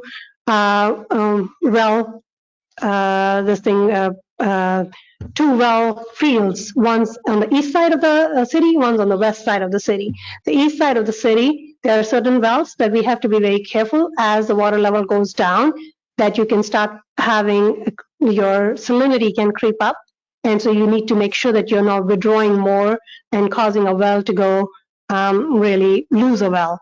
So it's a very fine balance that our manager, Brian Howell, who's the manager for the water treatment and quality, works with both plants and makes sure that we don't go over that. So working with staff and having staff understand what we need to be watching, how do we do the withdrawals, and providing that oversight, we've really started working on that in the last, I guess, 6-8 months or so. And that results in better water quality and obviously decreasing the amount of chemicals that we have to use for treatment too. We also implemented iWater software upgrade for improved inspection data and reports. This is for fire hydrants inspection. That's the fire department needs that for their ISO certification. And I'd give kudos to Vinay, who's here, who's been working very closely with both the iWater software upgrade as well as asset management work order system implementation. And this we've already included the raw water wells, and that's where the implementation comes in. For district energy plant as well as wastewater pumping station assets, we are expanding that into our stormwater and all the other field systems also, so we can do better and better, and also include both plants. So the asset management system just helps you know what the status of your assets are, what's the age, are you seeing any trends where you don't want to necessarily, for everything, you don't want it to go to like end of life. Some things you want to replace before they get to end of life, so you can have, because the cost of dealing with an equipment that is getting to the end of life, I would just take the analogy of your car. Sometimes some things you've got to do, be more proactive and change earlier, and other things you can go, when that fails, you can just replace it. So that's how we look at our asset management system. And so we're working very hard in implementing an asset management system that can work well for us going forward. We also upgraded the customer auto pay to a full service web portal, and this was for better functionality and having more options for the customers to be able to pay online, and that was something that was worked on the last couple of months. Successes on sustainability and resilience. We've completed the multi-jurisdictional climate change vulnerability assessment. You've heard a couple of items have been brought to the commission on this. We've also completed tree inventory, also added increased tree plantings to get more coverage and having more tree canopy, especially in areas where people have to walk. And this is more right now in our right-of-ways and city parks. I know ultimately the mayor has asked Rebecca and me to look at what else can we do to improve that, so we are looking into that. We are also continuing to work with electric vehicle chargers, and these are free to the public, and this is through the FPL's Evolution program. We've installed 2 more in the last year and joined the city's Race to Zero. It's just a global coalition of cities committed to inclusive climate action, and this action plan gives you incentives and things that you can do and policies that you can put in place to help you. Challenges operationally, we've continued to have some staff shortages. We are filling in positions and we're getting there faster, but we are looking for skilled and experienced workers, which almost all utilities are doing right now. There is people in the field are retiring, and we are wanting to make sure that we don't get to a point where we lose all that experience by people going into retirement without us filling those positions and having that learning experience. We're also continuing to see supply chain delays in procuring materials for operations, maintenance, and construction. As I mentioned earlier, there is a rising costs that we are seeing, They're competing priorities for equipment and infrastructure repair and replacement. And Chris Bushik, who is sitting on my right, he's the deputy director. He used to be the manager for engineering, and CIP is under his purview. And we've been working on looking at how best can we prioritize, like I said, talked about consequence of failure and risk of failure, and assessing things in a more proactive way instead of reacting to something's failed. Now what do we need to do? And we need to do emergency repairs. We're also seeing some regulations that are coming up for water and wastewater. You might have heard there's been a change in lead and copper rule, and all municipalities are having to work through those. We fortunately don't have lead lines in Florida, generally speaking. And so, but we still have to assess every line, and this has to be done. The challenge is we have to do it not just in the public lines, but also private lines. And then that needs to be, GIS maps need to be, so public can look. So if I'm living in Boynton Beach, I should be able to look up my address and be able to see what my lines are, what material they are. If you say we don't know, if it's unknown, that has to be considered it's lead. So you are on the side of that it may be lead, and then you presume it's lead. And replacement has to be done both. So we can't just replace the public lines. We have to also replace, come up with a program so the private lines can be replaced. So municipalities are working on that right now, doing that assessment, coming up with what that cost will be and how will we fund that and how will we work through that. There's also certain other compounds that are unregulated contaminants. They've come on the monitoring list. You may have read about it. PFOS and PFAS are two names that you may have seen, those abbreviations. And these are also, municipalities will have to be monitoring these more. And we don't know yet what that cost will be if they have to be treated. So at a federal level, at a state level, this is going on, but those are some of the challenges that we will face. Dr. Cole, Yes. do we know any other cities, perhaps in South Florida, who are already ahead of us in terms of PFOS and PFAS and screening that out of our water system? We are, our utility is also part of Southeast Florida Utility Council group, and we have working meetings and working committees on that, and we are looking at both the lead and copper as well as PFOS, PFAS together, so we can learn from each other. The PFOS, PFAS is right now as an unregulated contaminant. So what EPA does is they put these as unregulated contaminants that they need to be monitored, and then they set some limits based on the monitoring of what we are finding. California as a state is ahead of most states in most of these regulations. So we look at what they're doing, how they're going about it, and also looking at some other states and looking at what Florida will come back with. I know state legislature is looking at this too. They had come back with that if EPA doesn't set certain limits, then Florida may set their limits. The only cautious approach that they need to take is you can put limits, but if you can't test in the laboratory, if the limits of what you can test in the laboratory are higher than what limits are being set for you, it doesn't mean anything. So if somebody tells you that you need to keep this limit lower, but the labs can't even give you that test result at that lower level. And then treatment wise, what are the treatments that are effective and how do we do that so it doesn't become a high rate increase all of a sudden for us to put treatment techniques. So those are all the things that are being done right now.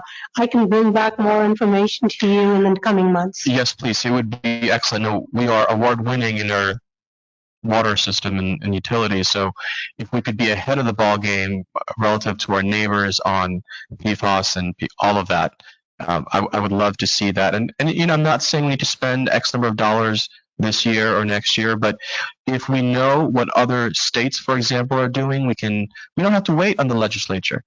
We know it's coming down the pipeline. We can put a plan in place and gradually set aside money in a similar fashion we do for large fleet expenditures, for example. We don't spend $1.2 million in the fire truck today. We put a little bit at a time. And so that's where I'm going with that. So if we could be ahead of the curve, that would be excellent. Absolutely. Yeah. I see Chris is making a note, so we'll make sure we don't forget some of these directions that the Commission's giving us.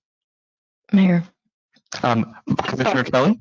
I just had, can you go back to Yeah, on the regulations, what are you anticipating is going to be your staff impact for those new regulations, and how are you planning to be able to comply and to do all these testing? Like what is the staff impact going to be to do like the lead data and to figure that out? What's the impact to the utilities personnel on that? So we have started looking at that already. We have a lot of this information in our GIS systems right now, and the pipe information. We have to confirm some of those. It's harder to get the private portion, and we have been discussing with other utilities how they're going about it, what we can do, and how to. So there's some things you can do if a household was built after a certain year, then you know that the material used won't have any lead. If there are certain parts that may be older households, could there be some fixtures that could be lead, and so we can give that information out. But we are right now evaluating. But the best way for us forward is every time our staff is out there, they should be checking. So we are starting to develop an app for GIS so that they can be getting that information on a daily basis. So we don't have to say, okay, 3 or 4 or 5 staff, now you need to go out every day and just do this work. So can we get that information while our staff is already out? Can we get that information from the PAPA records for when the houses were built? Can we get those records from the pipe materials from projects that we have done and what we've put in? And then we are still waiting for the state to define what they're going to find acceptable methods. So they are still working on that. They were going to do that. They were going to put that out in May. They've pushed it out to July. They're looking at, and so we are expecting that to come anytime. What I mean by that is what methodology will be acceptable. Will PAPA records be enough if we say if a household was built and that, so we can just assume? Or do we have to dig and look at something by our own eyes and then take a picture, and that's going to be proof? So we are waiting on some of that information from state to tell us, so then we'll know what the impact's going to be. There is going to be some impact, but right now we think we can absorb it based on what methodology we are working on. Okay, perfect. I would love to hear some feedback and an update on that once you know that information. Just a quick, thank you for this presentation. I think you've been very thorough, and I appreciate it that you've been responsible in your budgeting, and I appreciate that. So thank you on. Thanks.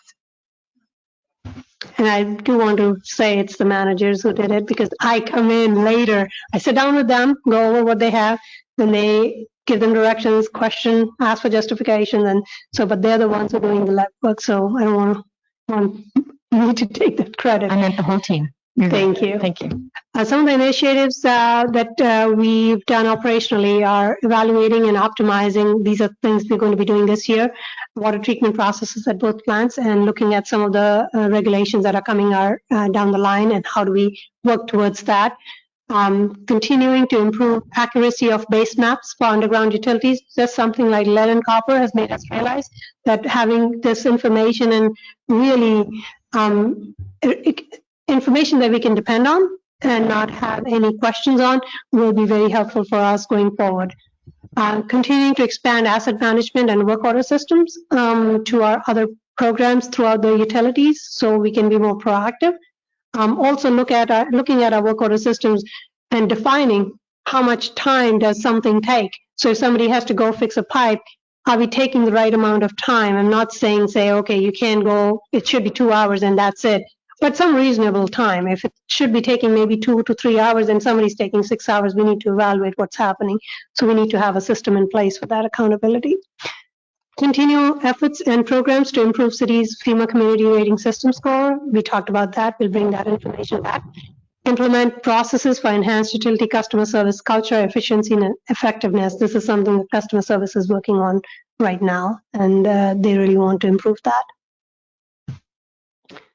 Some of the initiatives for sustainability and resilience is supporting the city's greenhouse gas inventory, climate action planning, and implementation of green initiatives, conducting climate vulnerability assessment, and implementing measures to look at what kind of drainage issues that we're having and how those are being impacted more by changes in climate.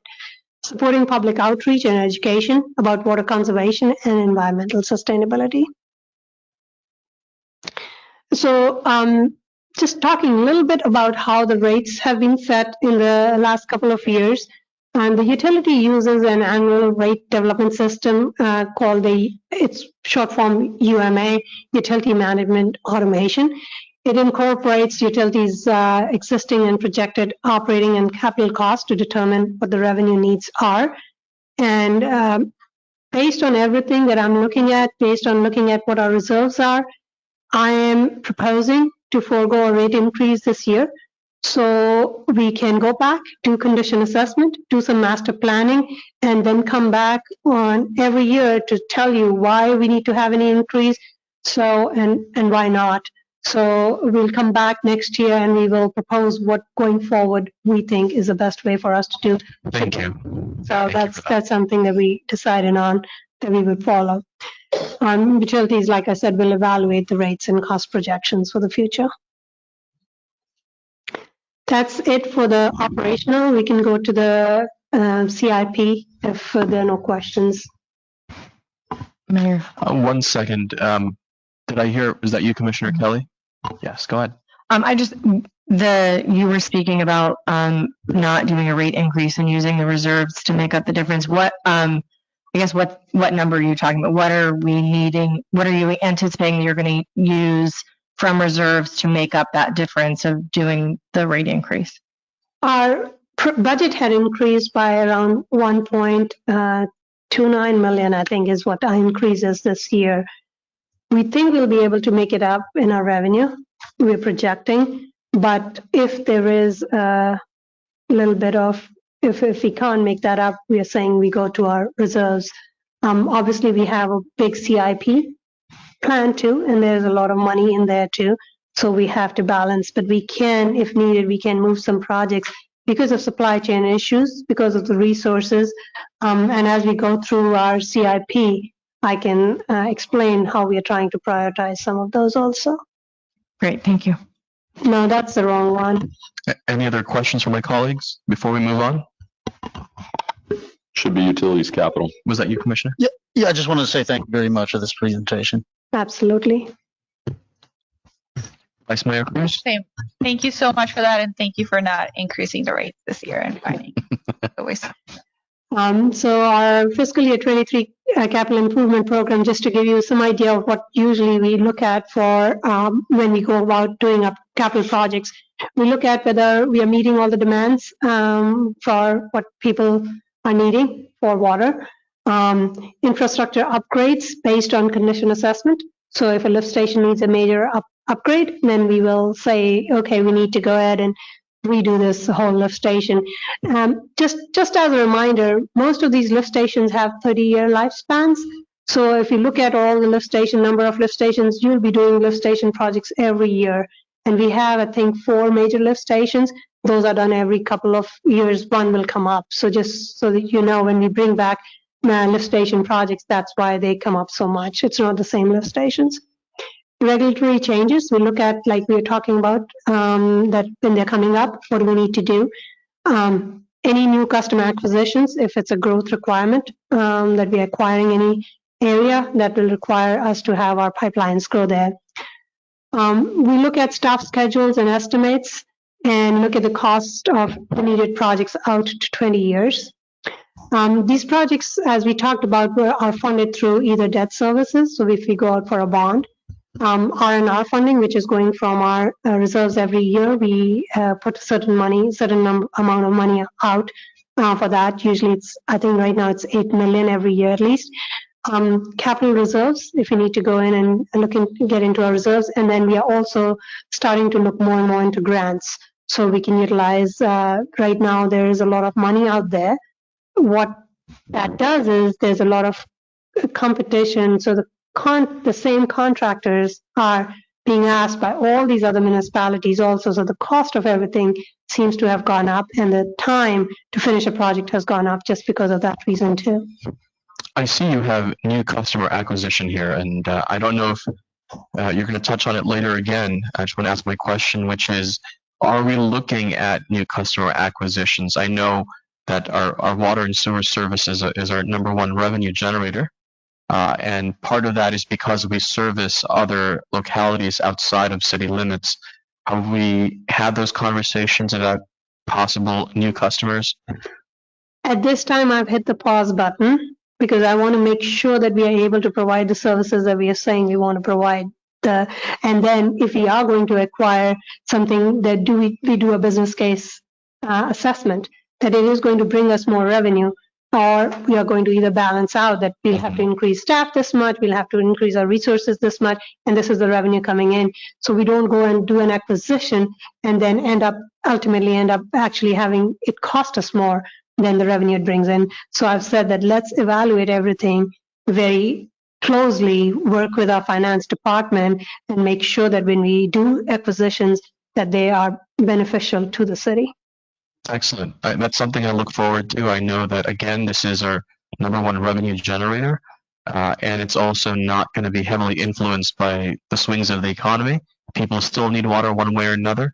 I think this is going to be good for our overall city budget if we grow this. So All right. I look forward to looking into that. Okay. The total CIP, including a number of multi-year projects, is 33 million. Right now, again, I emphasize the multi-year projects because you might see an $8 million project, but it's going to take 3 years to finish. But we have to budget up front because if we don't have the money, we can't say that we are doing this project. We can't say that it's every year we're going to spend 2 million because the whole project needs to be done. We have gotten a DEO grant, and this is a joint project for utilities and public works, and you all have heard about that, the Sandcastle grant, the 16.5 million grant, and so there's a utility portion in there too. Some of the broad categories of the CIP projects that I've listed down here, we have neighborhood improvements, around 3 million, water distribution improvements, 700,000, water supply and treatment is the highest portion of this. It's 20 million. That is a number of projects, big ticket item projects that are already in the works, but the spending is going to happen in the next few years. Wastewater collection system improvements, 5.5 million. Stormwater improvements, 2.1 million. And then we are putting money aside to do some studies and master planning. So when we do, we're thinking through what needs to be done and when. That requires a little bit more planning, and if you don't do that, it is money spent, and sometimes it feels like you can spend this money on infrastructure, but if you don't have a good grasp of what you want to do, then sometimes you have to come back and redo things. So that's why we are saying we need to do some master planning in our efforts that we're putting in. Quick question.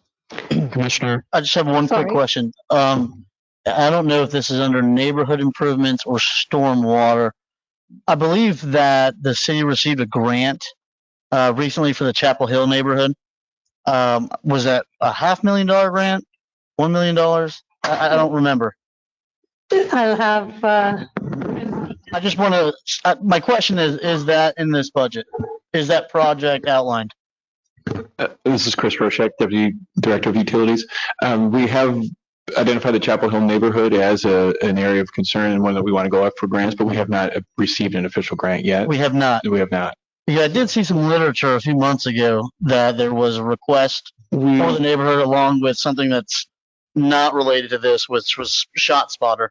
We had a request for the state legislature to receive a budget appropriation for the Chapel Hill neighborhood, and we were not successful. We were not successful. Okay. So it's still on our radar. We are still looking like Poonam said that we are looking for other opportunities. There are many opportunities coming down from the state and federal government for future grants that will keep that on our radar. Okay. Thank you for clarifying that. Commissioner Hay? Sorry.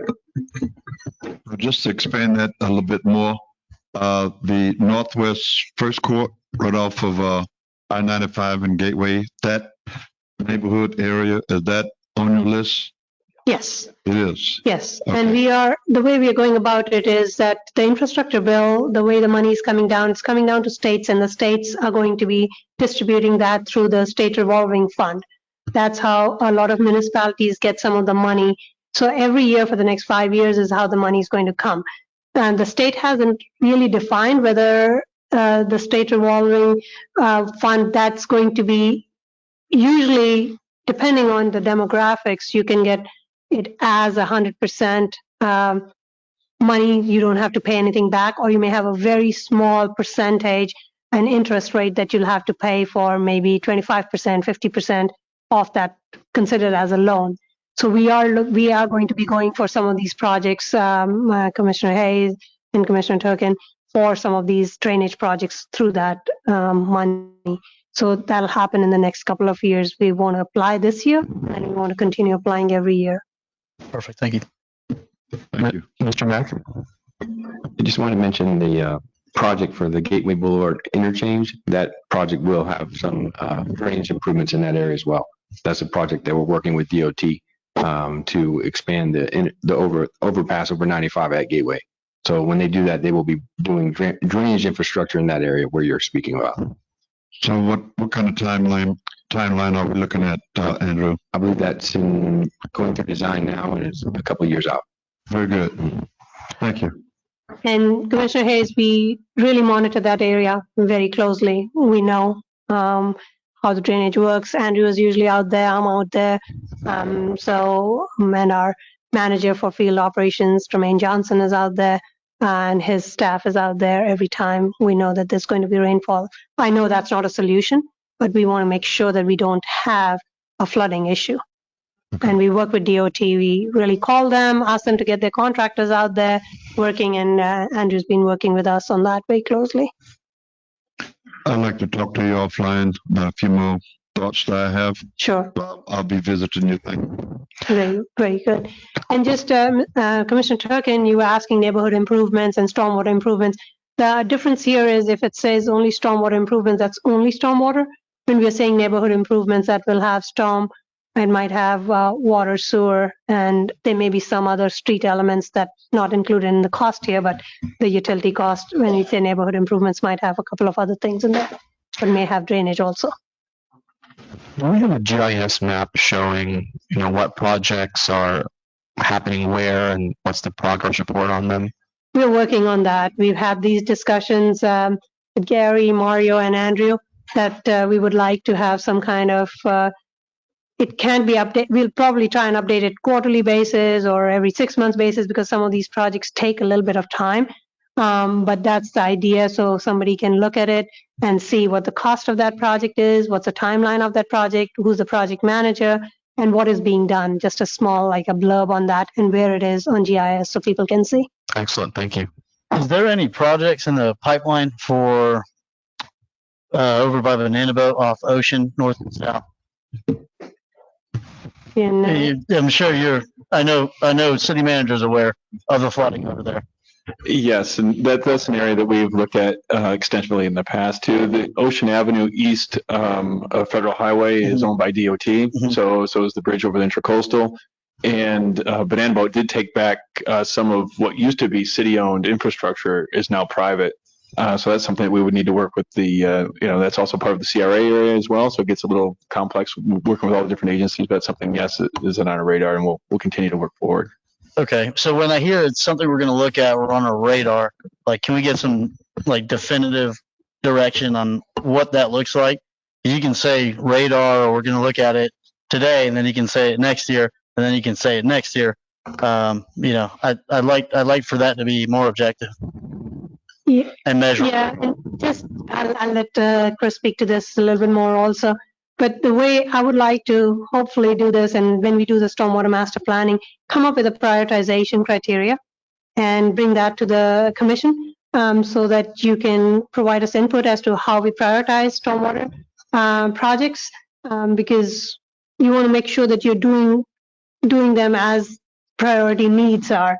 And sometimes it's easier with water and sewer because you have a pipe and you need to fix it, and that's the end of it. Drainage can be a little tricky, and you need to make a decision on why something becomes a higher priority. So we would like to, in the near future, bring that to the commission and get input from everyone. Perfect. Thank you. On that note, Commissioner Turkin, we'll see in the CRA meeting that as part of the budget list is a seawall improvement project. From my understanding, that's going to help with the northern seawall. So that would be where Two Georges is. That's the part that the CRA controls, and that should help with the flooding. But that unfortunately is only half of the picture, right? So what about the other side? So I think the city, in all likelihood, will coordinate with the CRA on that. Vice Mayor Cruz? I happen to agree with Commissioner Turkin. I don't love when we say we're going to look into it without a definitive date, because we might have said that in the past. And how long has it been? How long has, that specific area been flooded and nothing has been done about it? I think in this specific type of meeting would be, in my opinion, the right avenue to present those issues and to potentially put money aside for that purpose. I think like this would be the time. I'm a little concerned about, and not to be, not trying to be mean or anything. It comes from a good place, but this would have been a really great time to bring that up, to bring those concerns, because as you mentioned, like how many years has that been an issue, right? So maybe, as I know Chief Stables, CM/Chief Stables, he's really focused on being proactive and being service oriented. So I appreciate that. But at the same time, I think that at this time, we should have brought something like to this meeting today. At least a slight overview. It doesn't have to go into depth into every potential cost, but I think this would be the right avenue. I don't know if staff can bring something, maybe at some point tomorrow. I do understand that this is something that you're all aware of, and so maybe bring in a few priorities and figuring out how much that could cost. That would be a really important way just to put money aside in the budget to make that happen, because if we don't do it now, it's likely never going to happen. I totally hear you and understand the concerns, and that the only reason we haven't brought all of that right now is because we don't have a stormwater master plan in place. And I'm not saying that stormwater master plan is going to take us a year. That's budgeted for next year to do. But I don't want these areas or these concerns to be sort of set aside while we're doing the stormwater master plan. So we will go back and look at which areas we've already identified, what is the course of action that we are thinking of, and are we able to do a project in the next year, or it'll have to be in the following years. So we will bring you something more on that. I don't know whether I'm out of town tomorrow. I flew in just for this meeting today, but we can get some things together and bring it. I'll talk to Andrew and we'll figure out a way to provide that either at a commission meeting or another budget workshop, whatever city manager decides, and we'll come back with what you're asking for. Thank you very much. Sure. So some of the ongoing or planned CIP projects and the budgets. The West Water Treatment Plant membrane and train replacement project is in design, almost finished design. So we should be getting into construction soon. That's an $8 million project. The East Water Treatment Plant, there's a generator replacement project for $3 million. We do have a grant for that, but that's a reimbursable grant. So until we get that reimbursed, it's going to stay on the books. East Water Treatment Plant structural and piping improvements are ongoing, and there are more that we're going to be doing next year for $1 million. The repair of the raw water main that we talked about, again, we are hoping to get all of that reimbursed, but until we get it, we still need to finish that project and pay upfront cost. Some of the other projects that we are working on are Coquina Cove utility improvements. It's a $1.4 million project. Central Seacrest utility improvements is $1 million. Master lift station repair, rehab, and equipment replacement is $1.2 million. Another master station, lift station 317, major rehab upgrades are $1 million. Sewer system pipes and manhole repairs, rehab and replacement is $1 million. And stormwater improvements in Quantum are $1 million. These are just some of the big items that I pulled out to give you an idea of what our CIP projects are looking like. Any questions on these?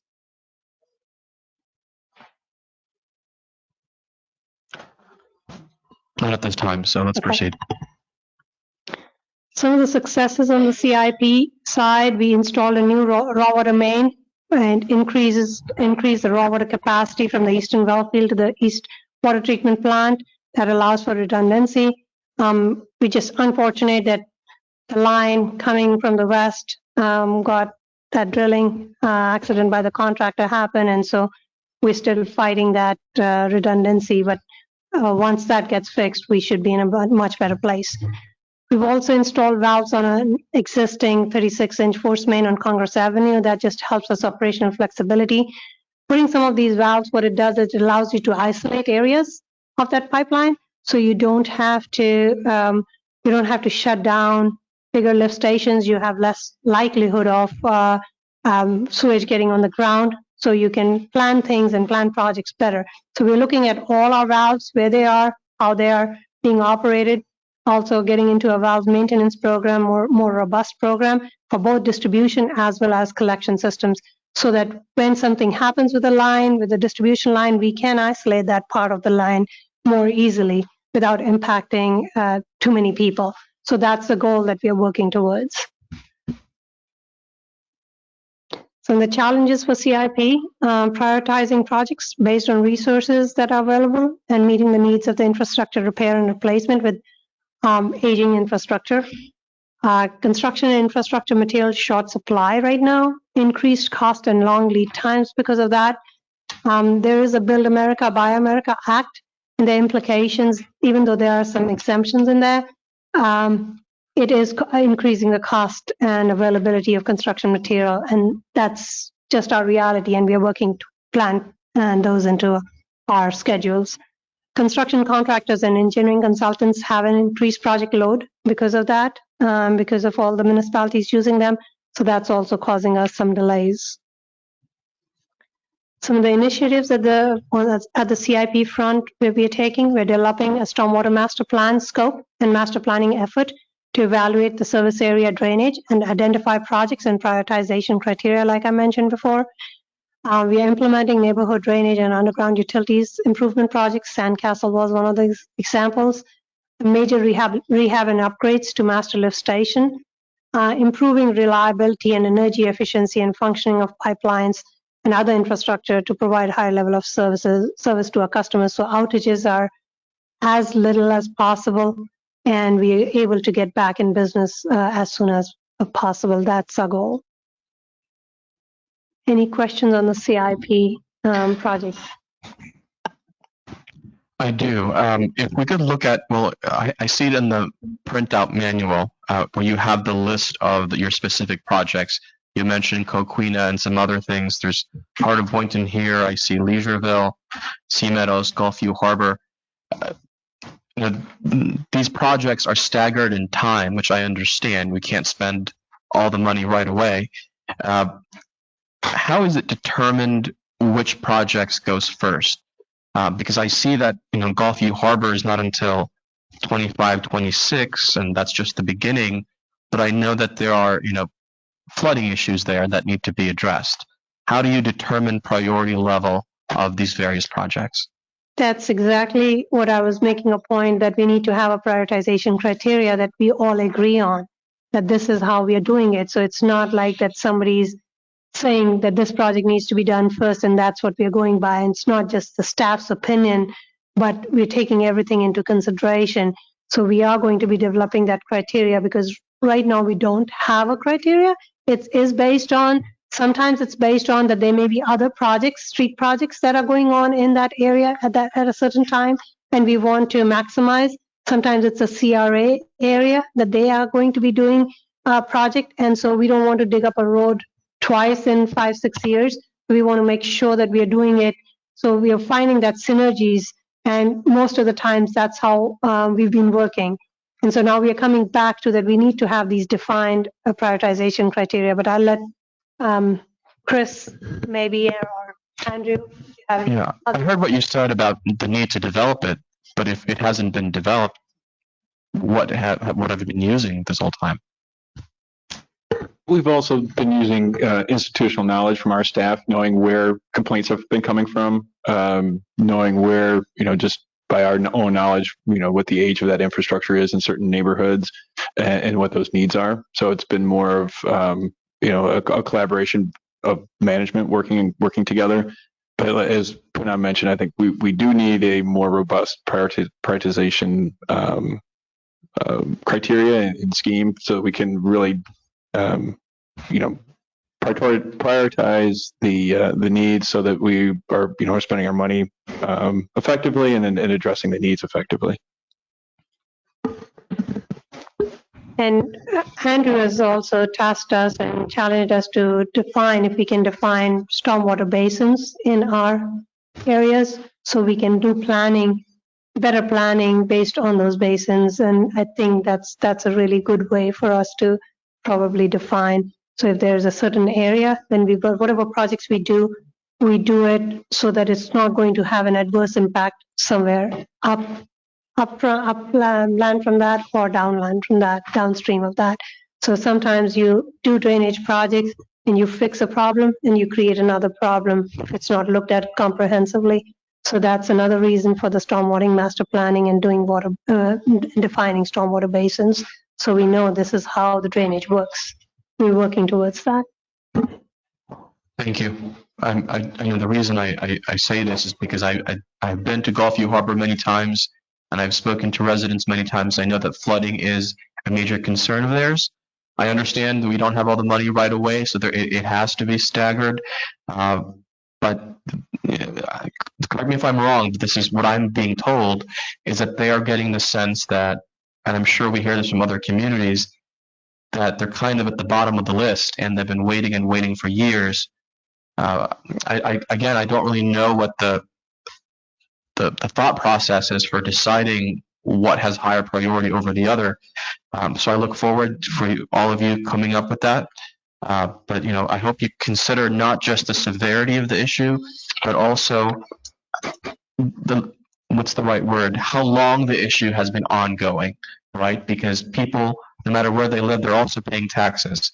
And no matter the severity of their concerns, to them, it is the biggest concern. And we should be able to make some leeway in every part of the city and not just, front load everything in one region. But thank you, and I look forward to that. Any other comments from my colleagues?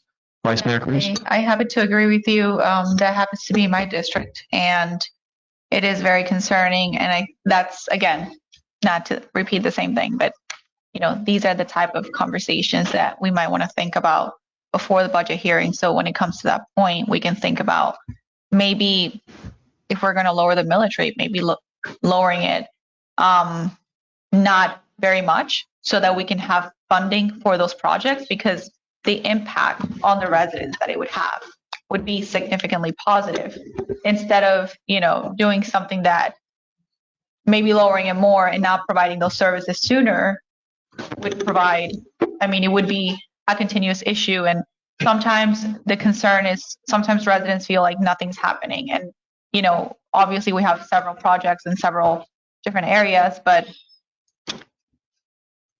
I would love to have some to think about allocating funds for those purposes and maybe expediting those projects.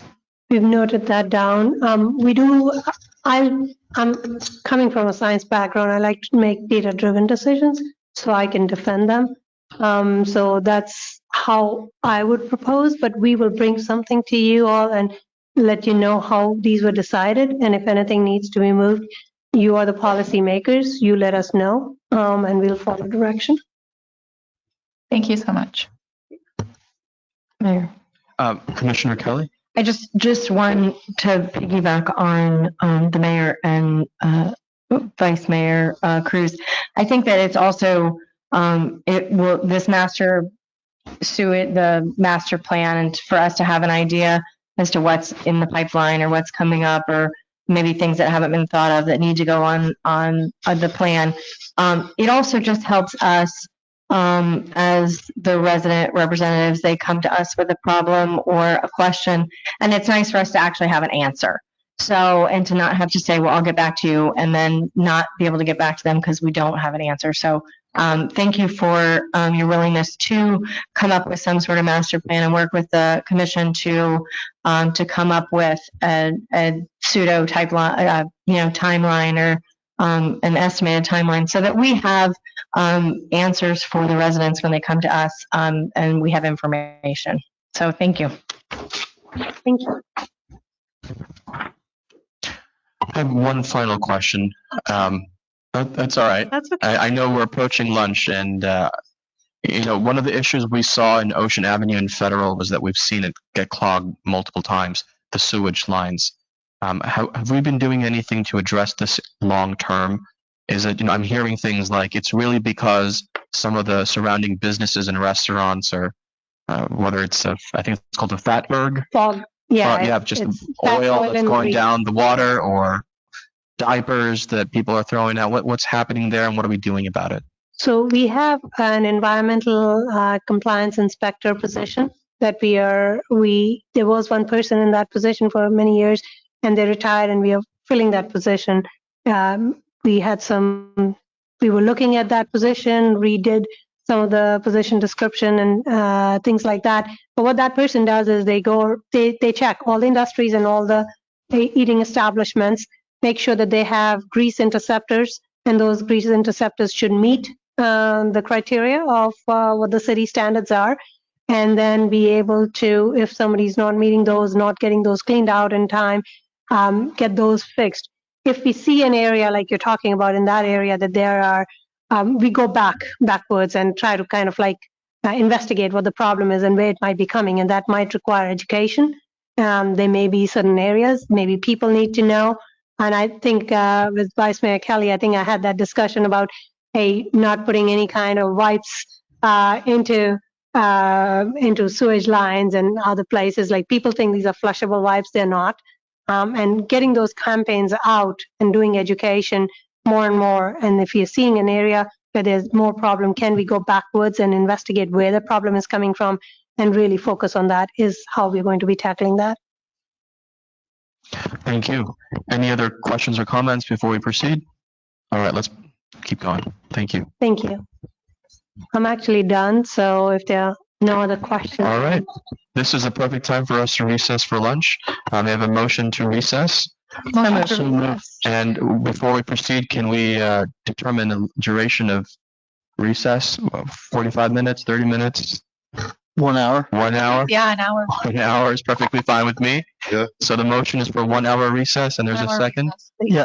Real quick before, can someone email me the PowerPoint we had from our ARPA workshop? Thank you. All right. All those in favor say aye. Aye. All right. We are recessed for 1 hour. Thank you, everybody.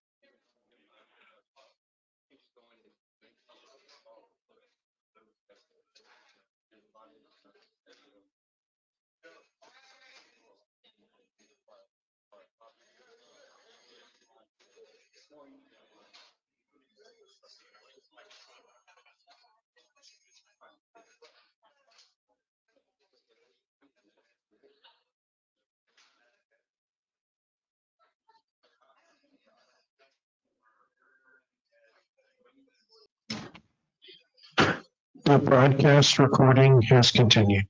Thank you. And we have now concluded our recess, and this meeting is called back to order.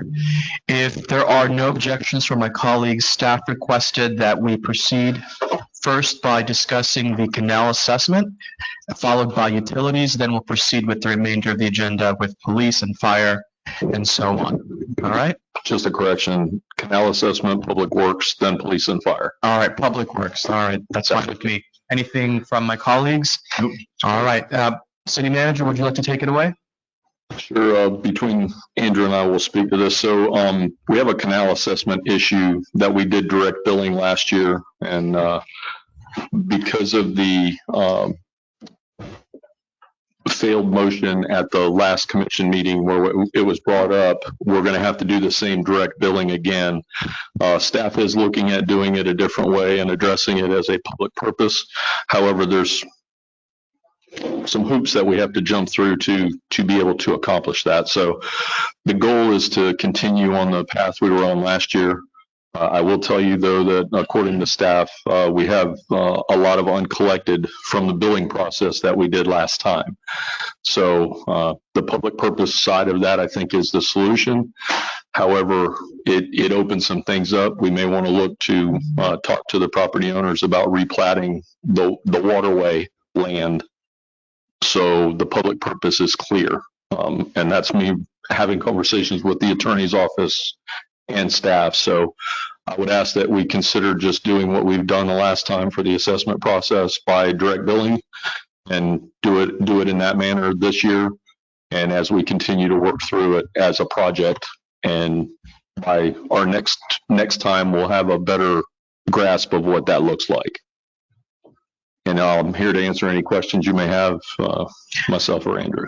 All right, City Manager, what is the timeline for the replatting process? Because what you're suggesting is that we keep doing what we've been doing, but I can only be okay with that if we're going to at least continue looking into replatting. How long do you think that'll take? I can't answer that, Andrew. Andrew Mack, Assistant City Manager of Public Services. We do have surveyors on contract, on a rotational contract, so we would get a task order and move forward with the platting. We will need to do some surveying out there as well, because there are some existing improvements that will have to be taken into account. So you're looking at anywhere from 90 to 180 days before we can have something back to the commission as far as a draft for the actual plat, a draft plat. But that is the direction that we're looking at going in, is actually making it a permanent public purpose by dedicating that land or in the water to the public and for public purpose. All right, commissioners, any questions or comments about the canal assessment? Not seeing any hands here. All right, are there any additional information from staff on this, or that was it?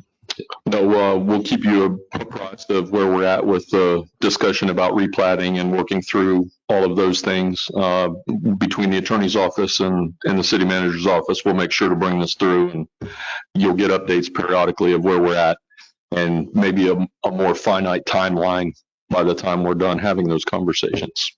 All right. Okay. Thank you. So next on the agenda would be Public Works. And I'll turn it over to Mario Guzman, the Director of Public Works. Thank you, Chief Manager. I like that better, Chief Manager. Yeah, right. Good afternoon, Mayor. Good afternoon, Vice Mayor, Commissioners, my esteemed colleagues, and members of the public. My name is Mario Guzman. I'm the Director of Public Works and Engineering. And introduce yourself. Hi, I'm Gary Dunmeyer. I'm the City Engineer. Yep.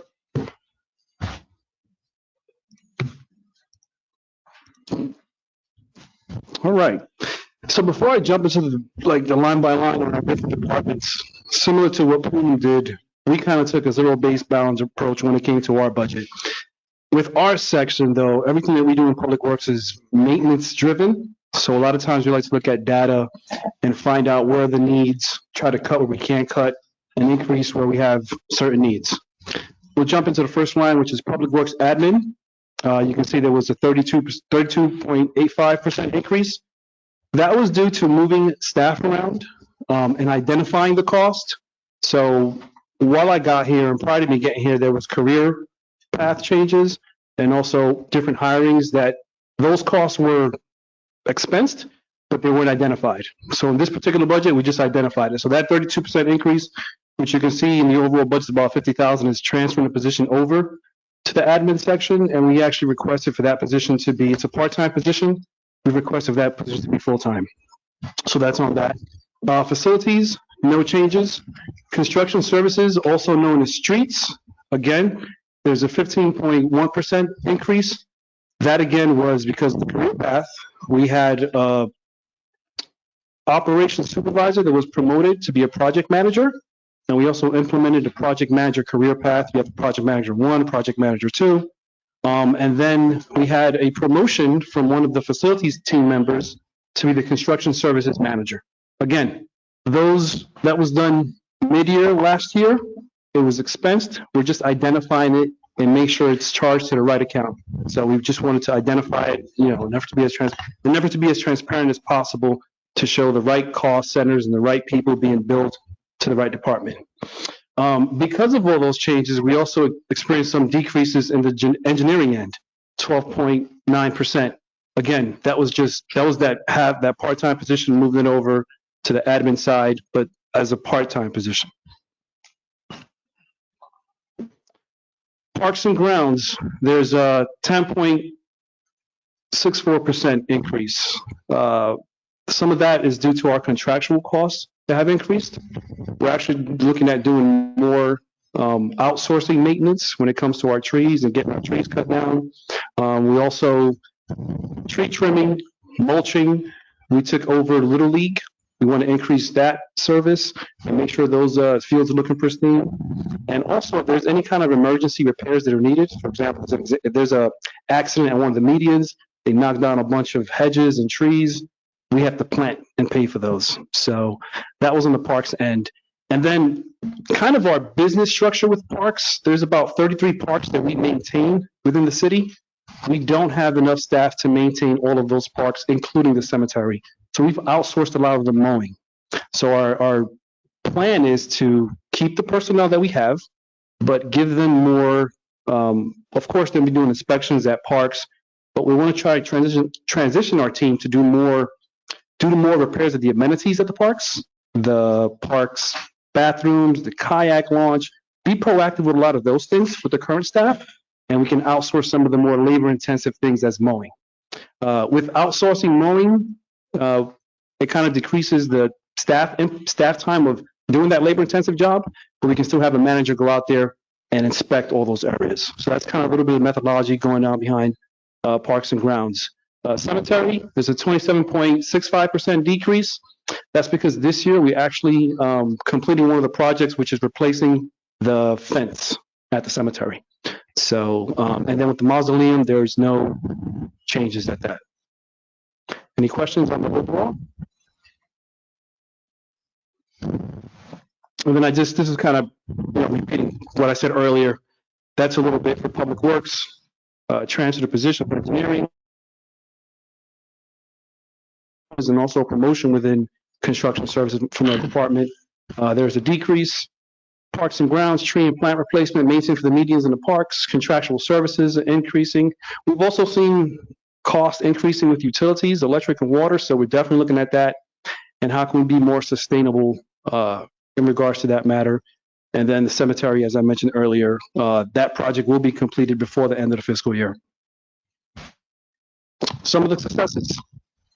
Completed Sarah Sims Park, the shade panels, and opportunity for public art displays. Design completed for Hester Center, Industrial Way, Boynton Beach Boulevard Extension.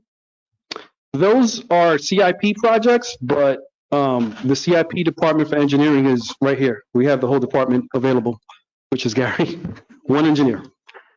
And the implementation of a career path and employee recognition. This initiative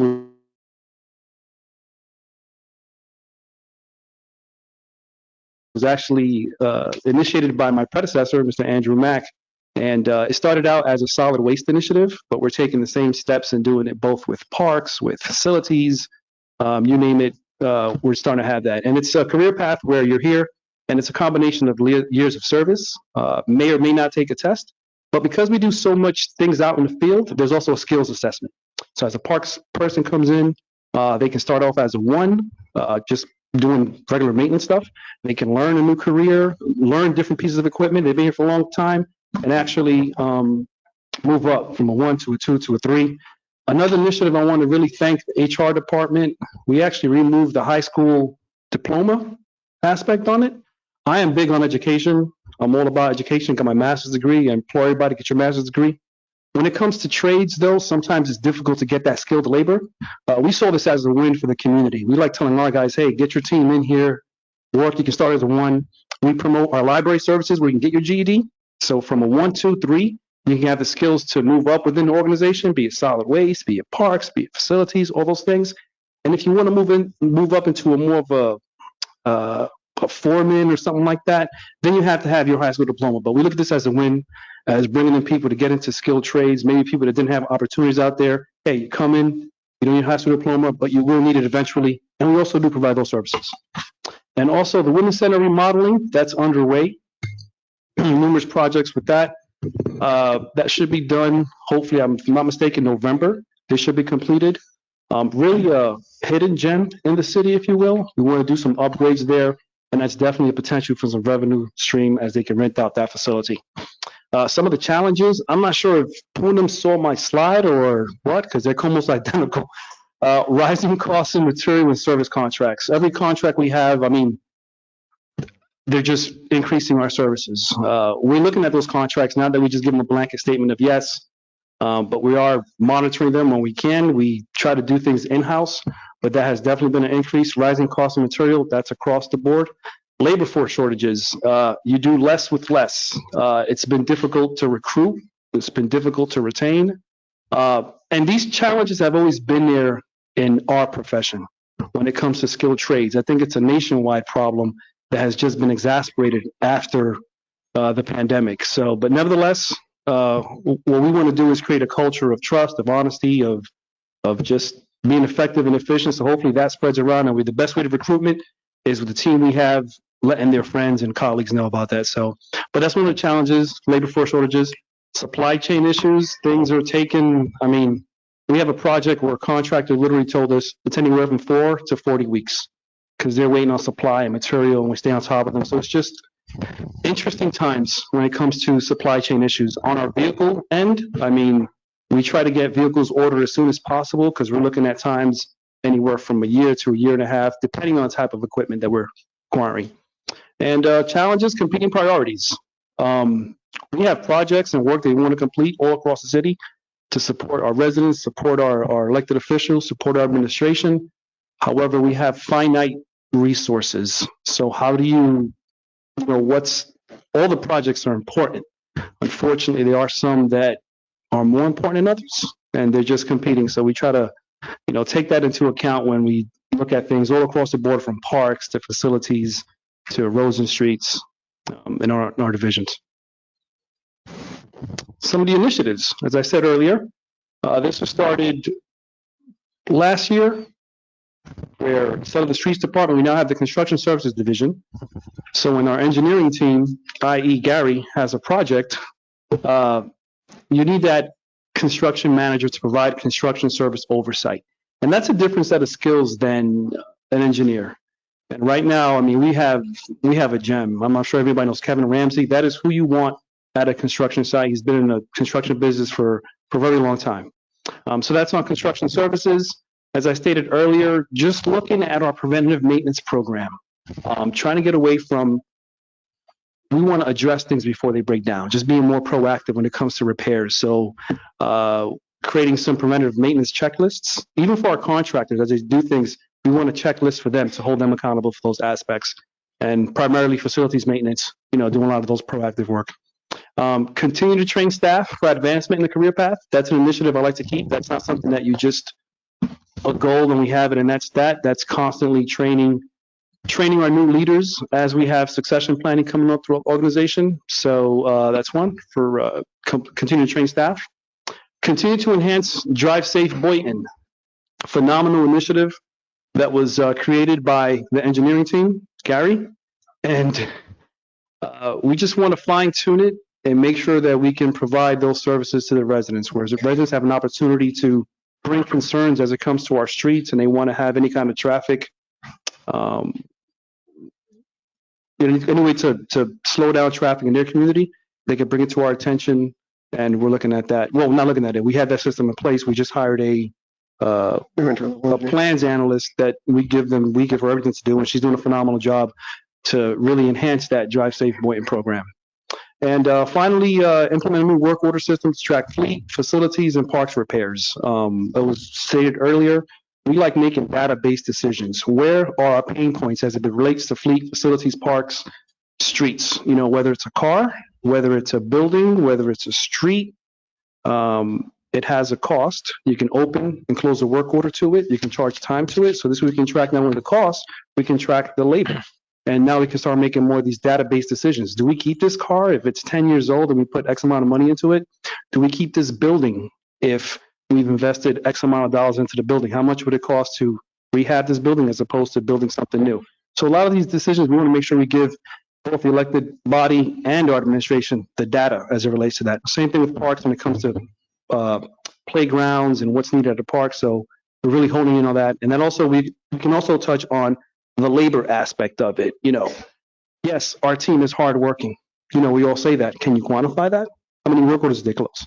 You know, and those kind of things. So that's what we like to track out. I'm kind of a data geek when it comes to that sometimes. Question. Yes. Gary, you and I talked about a year ago about the Drive Safe Boynton. If you could kind of give me a summary of what you found. I know you were going to try different techniques like speed bumps. I noticed there's several around the city.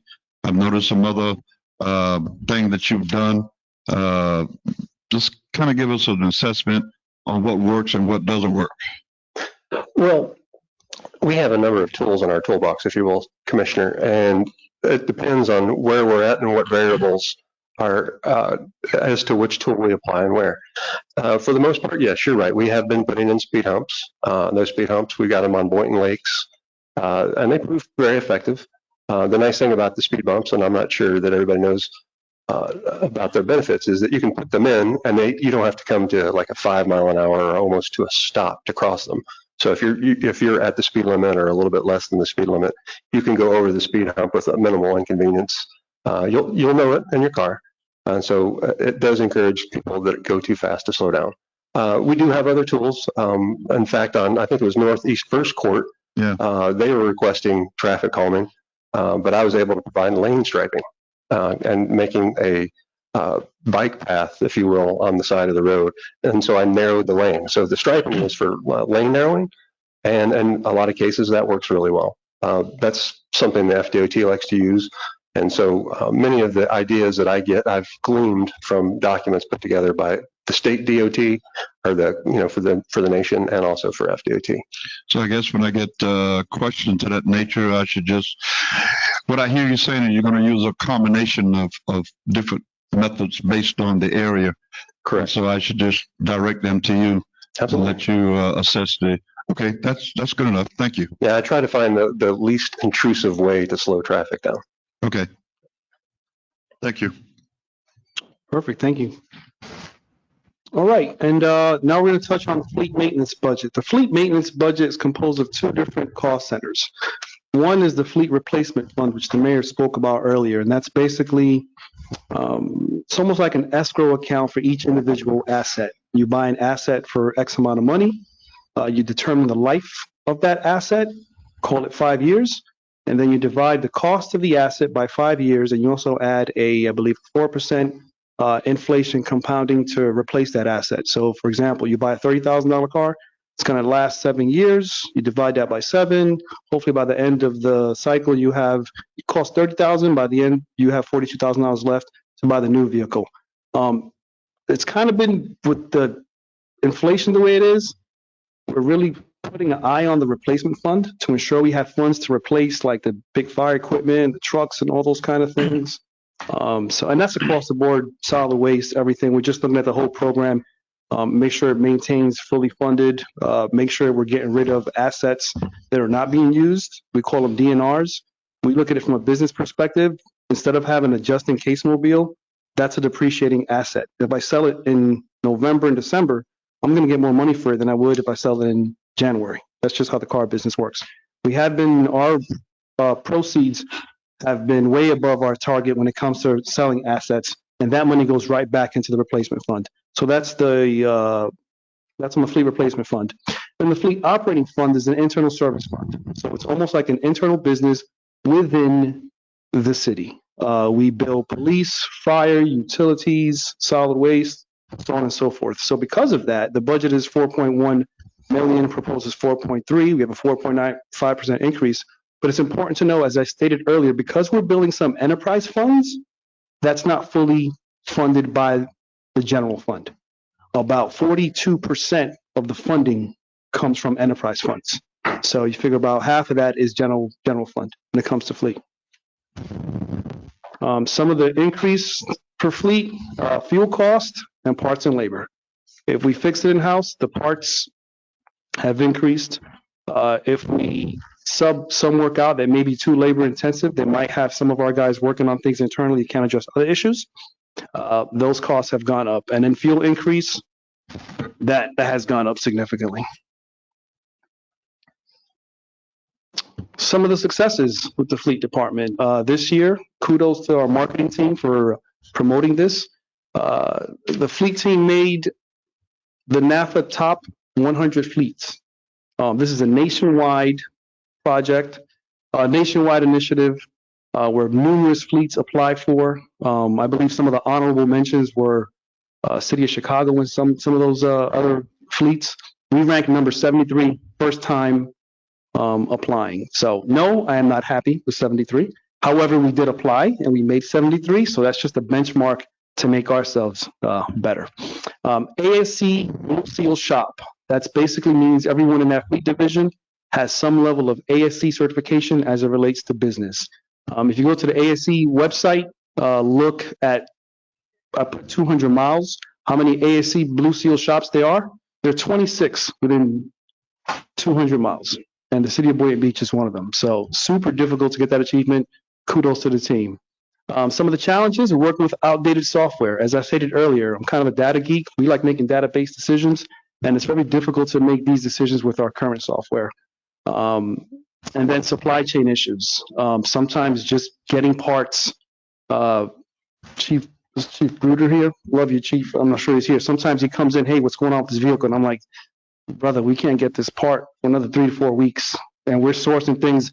And our warehouse is doing a phenomenal job trying to source things. They look at eBay. I mean, they look at just to get the part in so we can have this vehicle out and service the residents. So some of the initiatives going with our challenges, the solution, implementation of a fleet management software, and also an implementation of service level agreements. And that's our contract with our internal departments to let them know what we do, what we plan on doing, what our services are, what are expectations from us and the expectation from them.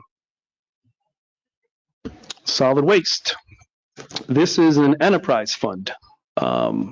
As you can see, 11.8 million. There's a 6% increase when it comes to that. Some notes. So enterprise fund, all our billing is outside. We contribute about 8%, which is about $1 million back to the general fund. As Poonam was stating earlier, we're in the same scenario. We don't have finances or legal and all those kind of things. So that's what we pay into the general fund. Some of the sources, some of the reasons for the increase. We have contractual services for street sweeping. We're having conversations within, in-house to kind of maybe transfer some of those sweeping costs. Poonam and I have been discussing it. And also the cost of carts and dumpsters with the cost of steel increasing has jumped up significantly. So that's just some of the reasons, some of the increases aside from salaries and our contributions to health and so on and so forth. Some of the successes. The use of My Civic to track customer concerns and work orders.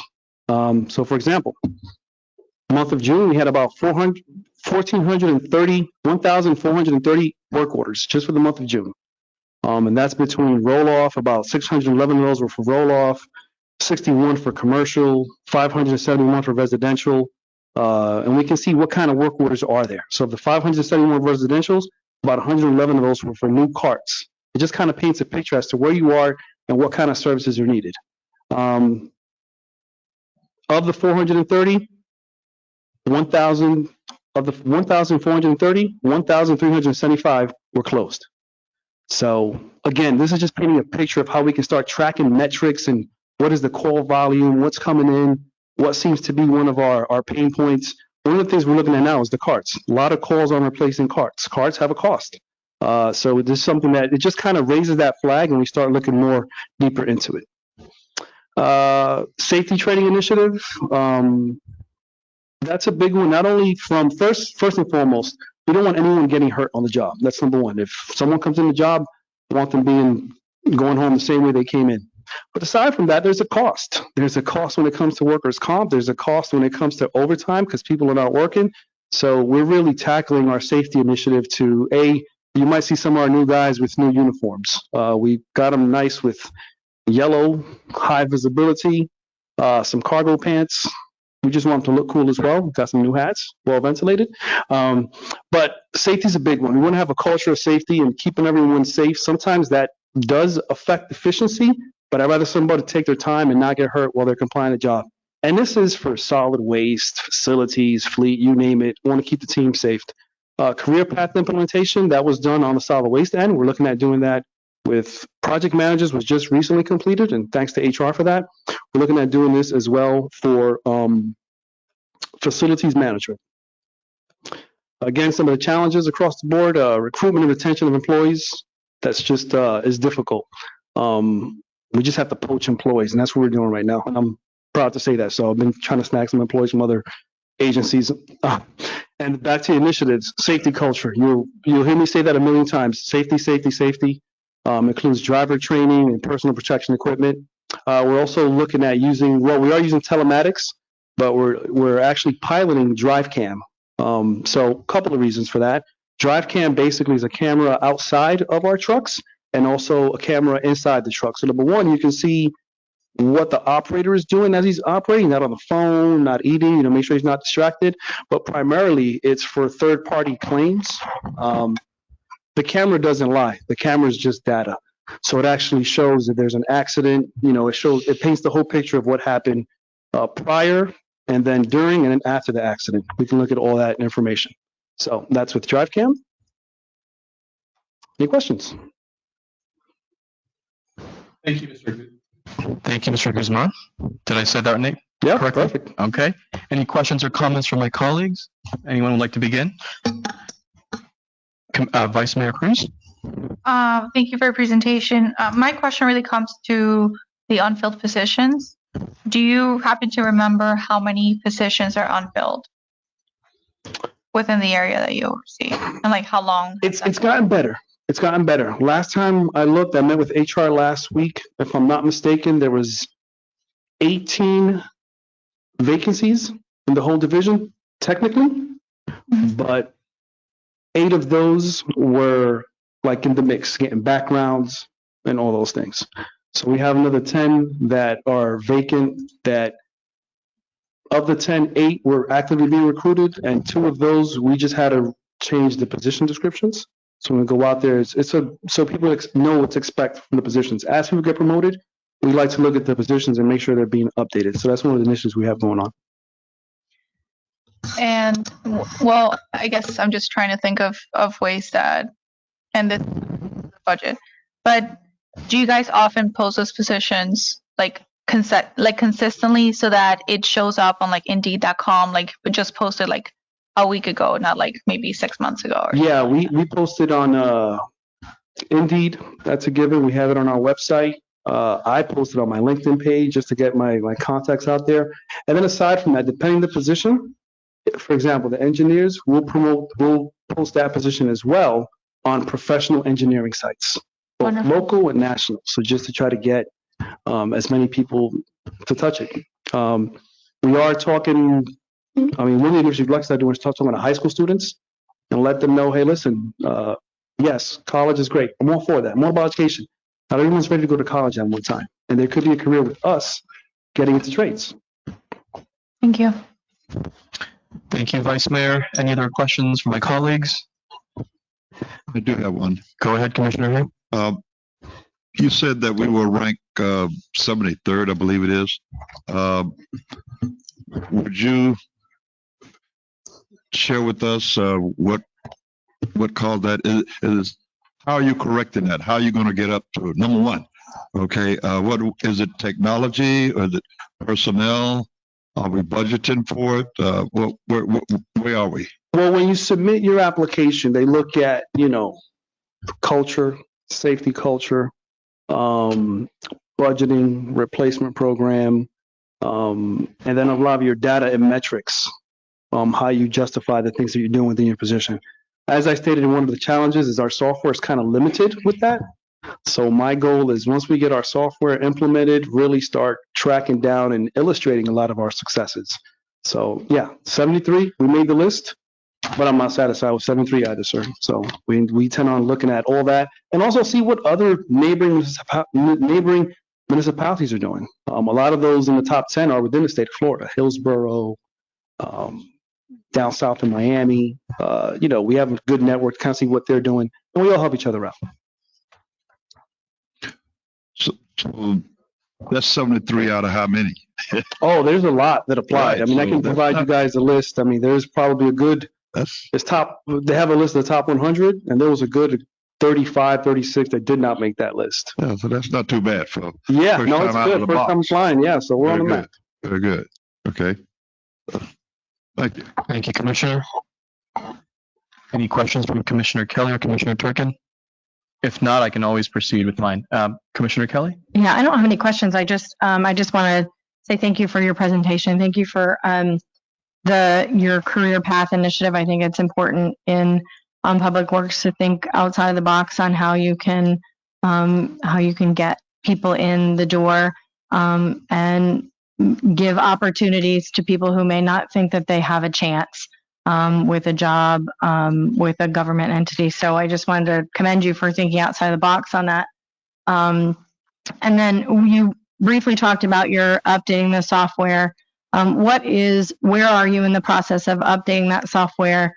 When do you think that will be implemented to where we can get some almost real-time feedback on your system's up to date, you're ready to charge forward? What's the timeline on that? So we've been working with IT for the past 4 months, just demoing different companies, getting the frontline team involved with all different aspects of it, going through the IT process, which is a phenomenal process, just looking at, make sure we're not just buying another software, looking at what the needs are, how can we expand that software to use to be other departments. We recently got our final quote. We're able to piggyback off of a current state contract. So we intend for this to be, if not the last meeting in July, the first meeting in August, commission. If it gets approved, we have someone dedicated in the department that works with the implementation. Implementation of a project this size, you have to migrate your old data, put it into the new system. You're looking anywhere 2 to 3 months. I give people probably a 3-month window to get acclimated to the system. I don't really start tracking until about 8 months in once they get acclimated. But to answer your question, right, 8 months full implementation. And once you implement it, it's process improvement. It's not like you just implement it and you're done. You're constantly seeing what can you do, how can you do scheduling. One of the things is access to our customers. They can log on and see if you put a work order in, where is it at in the system, who's working on it, and all those kind of things. Okay. I know that it'll come before the commission at some point for us to go a little bit more in depth, but when is the last time, how old is the software that you're currently using, and when was this implemented, and how long did it last the city, I guess is what I'm thinking. So this is my second stint with the city. So I used to work for the city way back. I'm going to make a year in September, but I worked for the city back in 2012. I wanted to change it in 2012. Any thoughts on 91? Yeah, 1991. We've got our money worth. We might have to cut them a check for using it for so long. It's since 1991, so it's time. Thank you. Yeah, you're very welcome. Yeah. Yes, Commissioner Hay. Just one other question. I notice, and I've been getting questions from the District 2 resident, that there's some signs that says parking for 1 hour, and another place it doesn't seem to be much difference. Commercial, it says 2 hours, and I didn't have an answer for that. So I'd like to ask that to you, but I would like to say the other part of that, Gary, I'm getting good comments about what you're doing. I'm getting back to that Drive Safe Boynton. They're really pleased with what you've done, putting the speed bumps, putting lights around, stop sign, whatever that stuff you've been doing. They're very pleased with that. So just keep doing what you're doing. But can you help me out by understanding why in some places commercial area, like on Ocean Avenue, you can park for 2 hours on the street, and in other places of the city, you can only park, it's commercial, same, for 1 hour. What is it based on? Commissioner, I'm not really sure. I'd have to look at that, and I could probably figure it out. And so to be more specific, on Ocean Avenue, across from Hurricane Alley, and then on 10th Avenue, across from Robinson Crab Restaurant, it's 1 hour.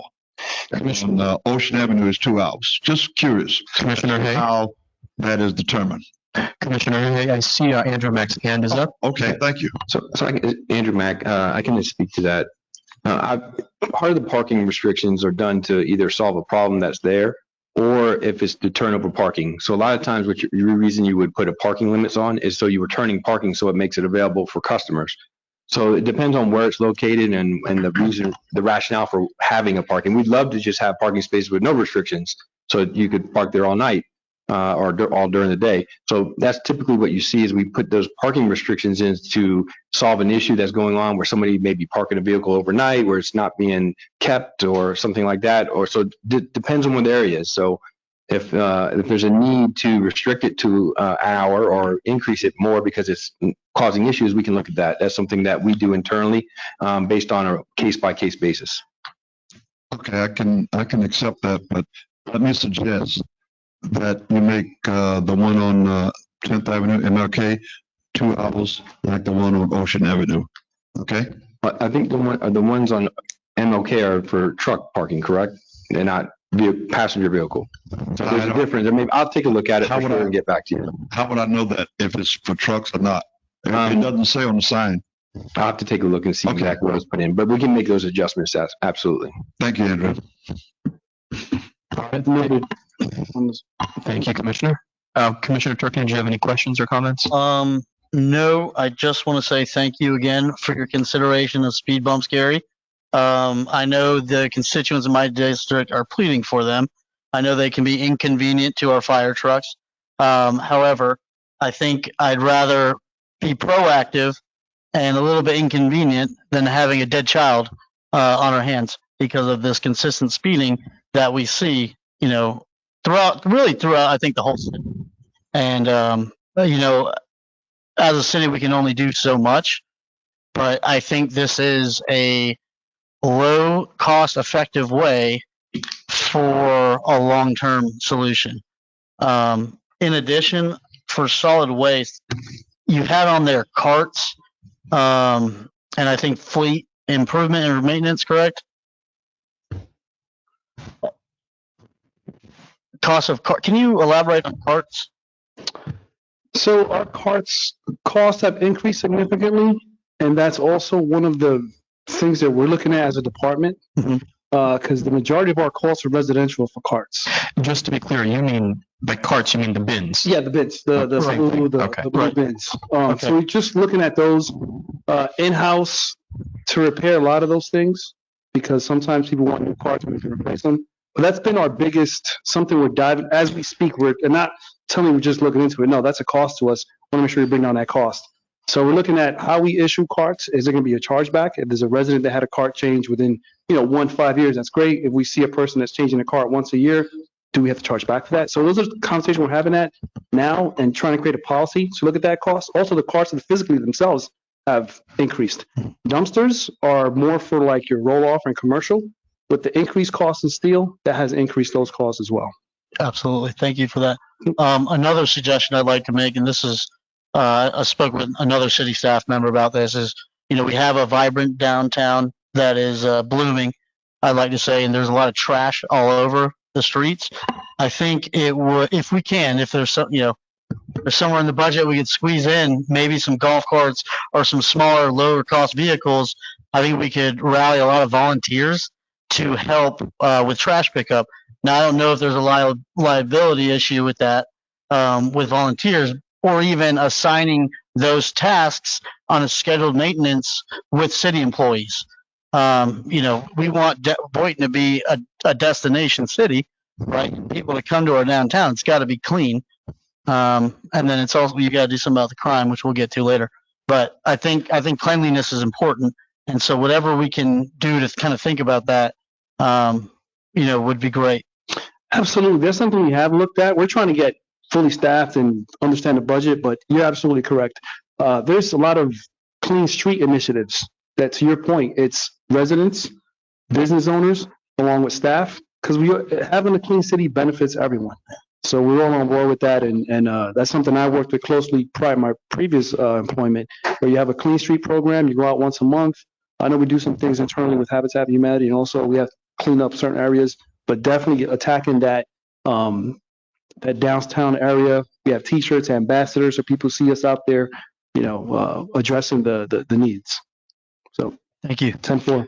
All right, thank you. Thank you for the presentation. Mr. Guzman, I have a series of questions and I'll try to lump them together. And thank you, Commissioner, for bringing up the idea of cleaning up our city. First, let me begin with fuel. About how many vehicles do we have in the fleet? I'm sure it's substantial. Yeah. Ballpark number. Total fleet, I want to say, is around 900, if not close to 1,000. On-road vehicles that are being used, about half of that. And how do we purchase the fuel for this? And what I'm working up towards is, do we have fuel reserves? Are we buying fuel in bulk? Because we know the cost of gas is obviously rising and now it's starting to cool off. But to protect ourselves from those fluctuations, do we have so-called strategic reserves, if you will? We have two 40,000 gallon tanks at the complex. 40s for diesel, another 40,000 for unleaded. So we keep those topped off, and we pay when you get a load. When you go to fill up your tank, it's 8,600 pounds, 8,600 gallons. Sorry, that's a big tanker that comes to drop off. So what we're paying for is what the gas costs at that moment. So, do we have savings for buying them in bulk? Yes, we do. So whenever you buy a full load, you get savings for buying a full load. If you buy half of the tanker, you're going to pay a cost to drive a tanker over here and all those kind of things. As far as having fuel stored, that's our storage. When it comes to gas, it's a little bit easier. With diesel, you start running into issues if you have too much diesel stored. You don't want it to get contaminated with varnish. It's a double-edged sword. You want to have fuel reserves, but you don't want to have fuel stored. It's like having fuel in your lawnmower over the season. If it's not getting churned, it gets contaminated. From the emergency aspect, though, that's what I was going to work up to. So thank you. What do we do for emergencies? I'm sure we must have some sort of. For emergencies, we have our fuel storage. We have capability to tap into other fuel generators throughout the city. But our new contract, in the contract, that contractor has storage set aside for us if we need to use it. And not only fuel, but the actual fuel site. So let's just say, I use my analogy of the zombie apocalypse. The zombie apocalypse happens and public works are shut down. We can actually drive to 2 locations within Palm Beach County to get fuel. Realistically, if we get flooded out, if we get flooded out at public works and we can't get fuel physically in trucks, we can actually go out to a different site. And then we have contracts with the county to get fuel there if need be. That's good to hear. On that topic of the fleet, as we become a more electrified world in terms of vehicles, where are we on that transition? Have we started that transition to electric vehicles, or yeah, we currently. What are some hesitations? What's the thought process happening in staff? So we currently have electric vehicles now. A lot of times, and that'll be changing now. So when gas prices are low, everybody wants to get an excursion because gas is low. As gas prices increase, as negative as that is, how it affects the economy, what the silver lining in that, you start having more conversations about hybrid and electric. These conversations are always prevalent with us. We're talking about electric and hybrid. If I'm not mistaken, this year we bought about, I want to say 30 hybrid vehicles. A lot of those are for law enforcement as well. So that's hybrid. That's half gas, half electric. As far as full electric, the cost is still not it doesn't make business sense right now to look at it. We looked at electric garbage cars, garbage trucks, which are phenomenal. They look awesome. One of our trucks right now costs about $350K, depending on what kind of truck it is. To get one of those is about $700,000, let alone the infrastructure to start getting it. But to answer your question, one of the things that we want to start doing is once we get our parking situation situated in the parking garage, definitely have more charging stations. I'd like to get rid of, and some of our departments know this, instead of having every department has their own vehicle as a, just in case we need to use a car, I'd like to have a full electric fleet where if you need a car, it's almost like a vending machine. You go down, use your ID card, you borrow a car, you bring it back. So we have like that true electric motor pool. And I've been experienced, I did that before in my previous employment. But a lot of times it's kind of, the capital cost and also having the infrastructure. If we buy a bunch of electric vehicles, we can do that, next meeting. But we also have to have the charging, the infrastructure to be able to charge it for a fleet perspective, aside from the public. Understood. It's a chicken egg problem, but somebody's got to give and somebody's got to start somewhere. So thank you for keeping those conversations alive internally. Still on fleet. What about old vehicles, the ones that you're going to dispose? My understanding is that we put them to an auction. Correct. What are our options in terms of giving them, or at least one or two or three or some small number to local schools who may need them for training purposes, who may need a golf cart or whatever? I know in the past we've done, I think, South Tech, but is that something we've continued doing? Is that something we're okay doing? Are we shying away from it? We have done that in the past. I mean, in my first time here, I know we've given some old fire trucks to Palm Beach State College. So yeah, if the need arises and we have the ability to do it, I think it makes sense. Mr. Mack, did you want to jump in? It looked like you were about to. Just about the fleet. This year, I mean, obviously, anybody who's gone to buy a car or tried to buy a car, they basically recently can see the prices are going through the roof. So we have actually been doing really well on our surplus. So we're maximizing our return on our vehicles that we're surplusing.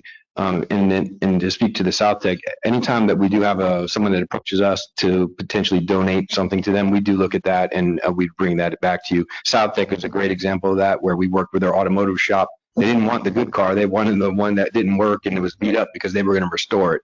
So it was a learning tool for them. So those are definitely things that we can look at going forward as well. I appreciate that. Thank you. Can we talk about one of my favorite topics, sidewalks? I know not the sexiest of topics. I know that Mr. Denmeyer, you've been working very hard to make upgrades across the city. But I've also noticed, and I'm sure we've all noticed, that a good number of our sidewalks are just incredibly dirty. And I just don't know, where are we on that? Do we have some sort of a restoration program, a power washing program? Or do we leave that as responsibility for a particular HOA? Where are we on sidewalks? Because beautification, one thing that somebody said to me was, Ty, Boynton's really beautiful, but it's missing that, the word he used was crispness, right? There are these, the medians have just all these marks and it's just grimy. Are we setting aside money for this? I can speak to the medians, and absolutely, that's something we're constantly addressing. We have a team looking at medians, and we want to be strategic about them. Some medians look great. They have the mulch, the flower beds, and all that kind of stuff, and it looks phenomenal. On the back end, I'm cringing because it's like, increased maintenance. But I'm okay with it on Ocean Ave because it's highly visible. But sometimes you see that same structure I spoke about on an area where it might be a little bit industrial by 95, where people are just, so we're looking at that from a scaffold perspective. The balance of low maintenance, and you want it to look nice, so that's high maintenance, but we're looking at getting just sod on some of our medians. And to your sidewalk comment, some of our sidewalks have like that little patch in between the street. We would like to extend the sidewalk, have more walkability, and that's great for the residents from a maintenance perspective. One less thing we have to take care of as far as. No, I'm right there with you. I meant cleaning the sidewalks. Yeah, pressure cleaning. I mean, do we do that? So the way we have been looking at that is that the adjacent property owner is responsible for the sidewalks. And so if there's an issue where it needs to be pressure cleaned, we do ask that the HOA or the adjacent property owner maintain that sidewalk. So all along Congress Avenue, for example, you're saying that would be. Well, that's a county road. So yes, I would point to the code and ask that we could get community standards perhaps to talk to the adjacent property owner and ask them to do it. There are some situations where, as like what is it, Gateway Bridge? That bridge. We've been over there. We've pressure cleaned the bridge. That's our bridge. That Quantum Bridge. That's our pressure clean that. Do we do it regularly? No. We just when we get a comment, or My Civic, and then when they get to it, they do it. And even some areas that aren't ours, they might be DOT or the county. We take care of it anyway. I mean, technically we're not supposed to, but it's just quicker if we do it and it looks nicer in the city. I appreciate that. It's just something that I cringe looking at when I see clean sidewalk and all of a sudden it's just dirty, and it just goes on. And it's just different shades of black. As these things come up, I mean, bring it to Chief Stable's attention. You bring it to our attention. I mean, we're on the same team here. So the extra eyes we have out there, as you bring things and stop signs to our attention, we look at it as, okay, great, thanks, roger that. We'll jump right on it. So yeah, as these things come up, let us know, because we do have team members that go out and do a lot of preventative maintenance and try to see what's out there. But the truth is we can't see everything. So as you guys see these things, bring it to our attention and we'll be sure to address it. Absolutely. I just want to make sure that we set aside money for it. This is a budget meeting after all. Yep. My final question for now, and these two items are related, it's about Fire Station 3 and digital billboards. Fire Station 3 on Minor and Congress, I believe, is our oldest fire station, if I'm not mistaken. That has been in discussions for an upgrade for quite a long time. That marquee sign that they've got going on in the front is embarrassing. That needs to be replaced ASAP. And I know that we have a digital billboard program, and I know, Andrew, a long time ago, we spoke about, eventually upgrading that. But I think our conversation went from upgrading the sign itself to, well, we got to wait to upgrade the whole site, the whole building, before we do the sign. Where are we in terms of planning for Fire Station 3? Yes, good. So back, I think about a year ago, we engaged a consultant to do some preliminary drawings, working with, at that time, was the new chief, on a conceptual design. We advanced those designs to 30% drawings. So we're at the stage now where we know that what infrastructure is going to go in, that we could possibly replace that particular sign. Ideally, we'd love to do it all at one time, the whole station and the sign at one time, but we can look at phasing that if it's possible. Yes, if possible, I would love to see some upgrade versus no upgrade. You said 30% design. What is the outlook is going to look like? Are you planning to do a public input meeting? What's the next steps, in other words? Typically, we don't get a lot of input on a fire station design, obviously from internal users from the fire department, but that will go, we have that ready to go now if we wanted to. We're looking for funding. Obviously, that's the biggest task, is to find the money to build it. Right now, we don't have enough money to construct that building now. We're hoping that there would be some grants or something that would come down. So those plans are actually kind of sitting on the shelf right now until we can get the funding. But at least the design part has been done and we know what we want to build. So now we're just looking for the right pocketbook. All right. I hope you consider, as part of your planning process, that District 4 does not have any community space. So I think that would be having a greater community room, and there is a little room in there, but something that is more inviting for the community. Please consider that as part of the planning process. But thank you so much. You've answered my questions. I appreciate it. Any final questions or comments from my colleagues, Commissioner Turkin? I just want to say thank you again for the Little League field. I've had a lot of concerns about that the last couple months. So, thank you for considering that. And then also, Seacrest between Boynton Beach Boulevard and Wolf. I understand we may be looking into acquiring that road. It's currently a county road. I think that would be great, because that is a road I think about when we talk about cleanliness, right? And inviting people to our downtown. You get there through the Federal or Seacrest. And so I think that's important. So I would love to see that happen. Absolutely. Yes, Commissioner Kelly. Thank you for bringing up Fire Station 3. I think for District 4, it's something, we see all the other improvements going on around the city, and Fire Station 3 is there. And I know we had all kinds of renovations. There was asbestos issues, and that was resolved. But I guess I would like to have an update, if not now, which I'm guessing we don't have it, but what is the timeline? What are we giving ourselves as far as finding the funding, searching for grants? Is this something that's actively being done? Is this something that is kind of a wait and see process? I do like the idea of getting the sign up sooner rather than later. The sign that's there, it's not very visible at night. It's not very catchy. I do appreciate that the city and the CRA have both been putting signs up for the events that are going on. It's an active intersection. I think District 4 likes to see what's going on too. So I guess, so my comment one is, let's try and, the sign was on, it was discussed at the budget meetings last year that there was a timeline, or these are the 4 signs that are digital signs that are gonna go in, and we're gonna implement them. And I know that's one that's been on the radar. So if you could give me an update on timeline of when you expect that to be installed, since it sounds like Fire Station 3 is now on a hold, waiting for funding. I would like to have an update on the sign, and then also an update from the city as far as what our timeline is for looking for grant money for Fire Station 3. That would be great. I can speak to the funding for the fire station specifically. Yes, we've been exploring grants. ARPA funds were considered for this as well. So there's definitely a look at that. As far as a dedicated funding source for it, though, we do not have that at this moment. There was just another additional grant opportunity that is opening up at the federal level. I expect it to be very competitive.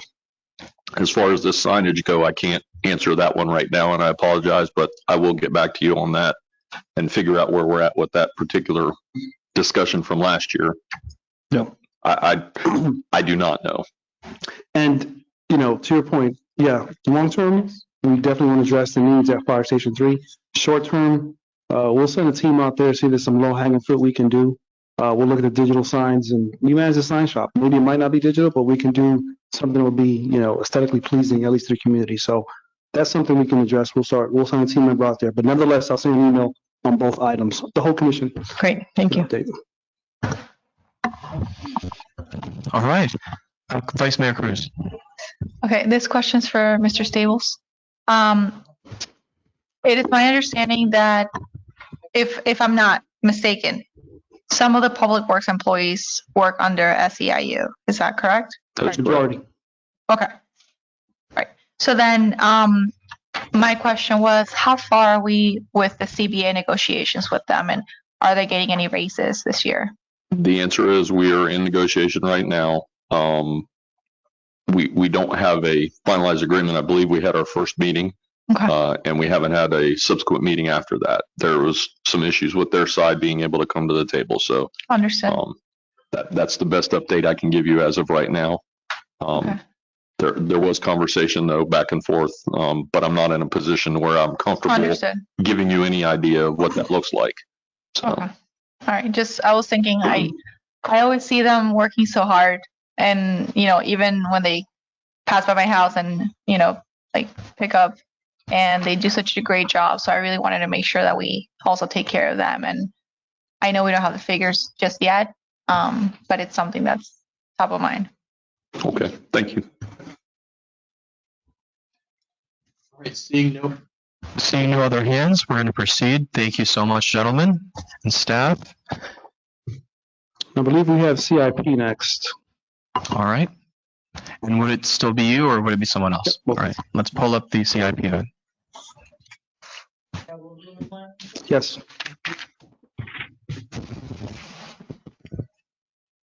All right, capital improvement plan.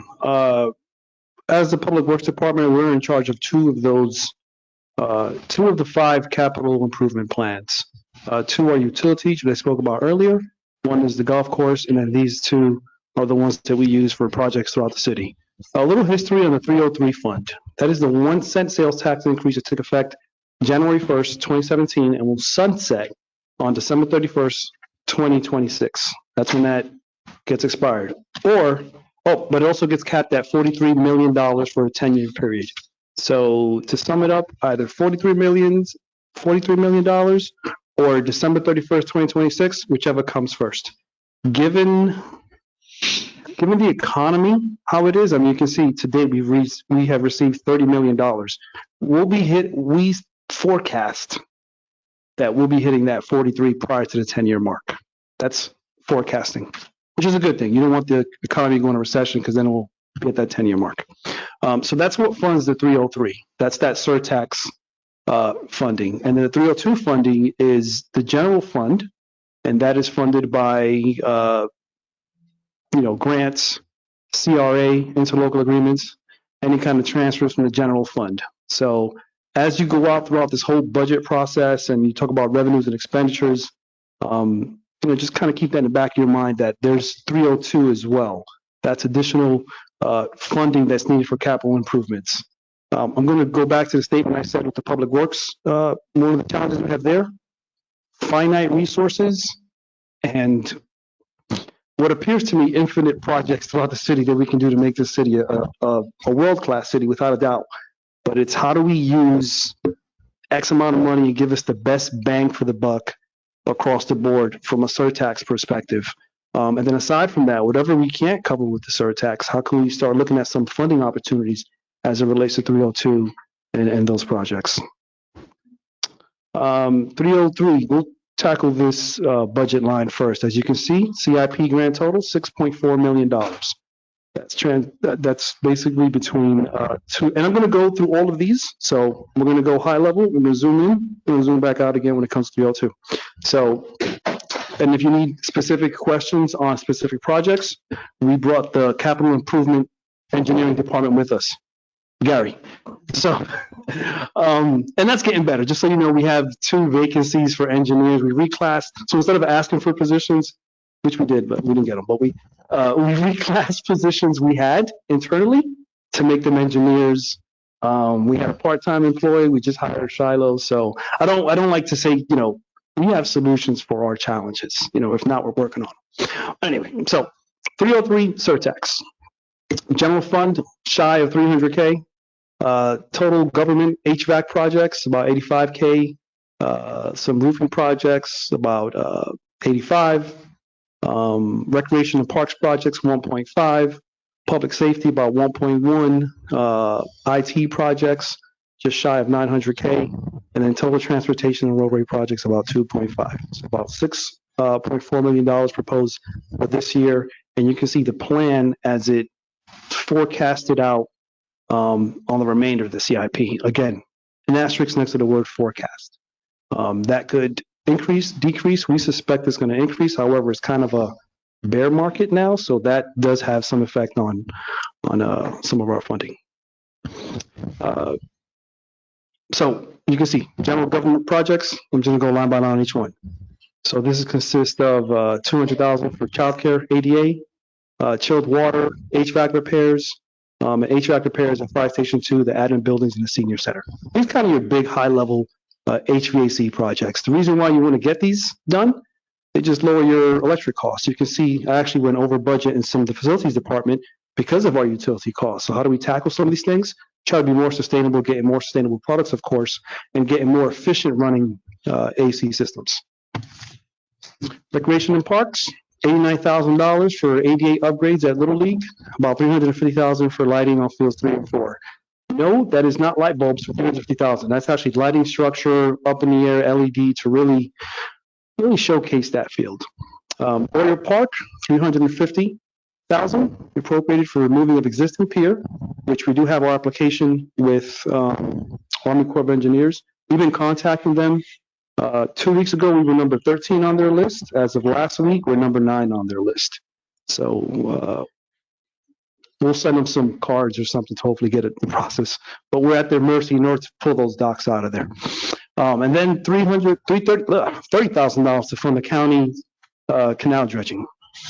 That's at Warrior Park. Mr. Guzman, 1 second. Could we go back, Little League? Do we have staff actually maintaining the park? Do we have staff that's specifically for the Little League park? We had staff on oversight. We know before the Little League, they had volunteers doing it internally. Yes. And we would assist them. And then we had staff kind of helping out. I want to say about 8 months ago, we contracted out all those services. So that's all contracted out. So when I say oversight, we have someone watching the contractor, making sure that, the fields are being groomed, the fields in good condition. I know one of the fields was in pretty rough shape. That's the one for the younger kids. We didn't want to address the field during season because you have to shut the park down, that site down. So a lot of times parents will tell us in our liaison, hey, this field is in such bad shape. We know it's budgeted. We're going to fix it, but we have to shut down that field, and we don't want to shut it down during the season. Appreciate that. Thank you. Intercoastal Park, about $130,000 for amenity upgrades, interior painting, single coat parking lot. The tennis center, $42,000 for ADA clubhouse upgrades, $65,000 for just court drainage, and $95,000 to upgrades to the courts. And if I'm not mistaken, Gary has the details, but it was redoing 4 of the courts, and 2 of the courts we can make them into pickleball courts. So you get out of 2 courts, you can make them into 6 pickleball courts. And there's some kind of pickleball phenomena going on. Yeah. I haven't caught the wave yet, but it's big. It's out there. So we want to get ahead of it and have good pickleball courts. We've been hearing that from a lot of our residents.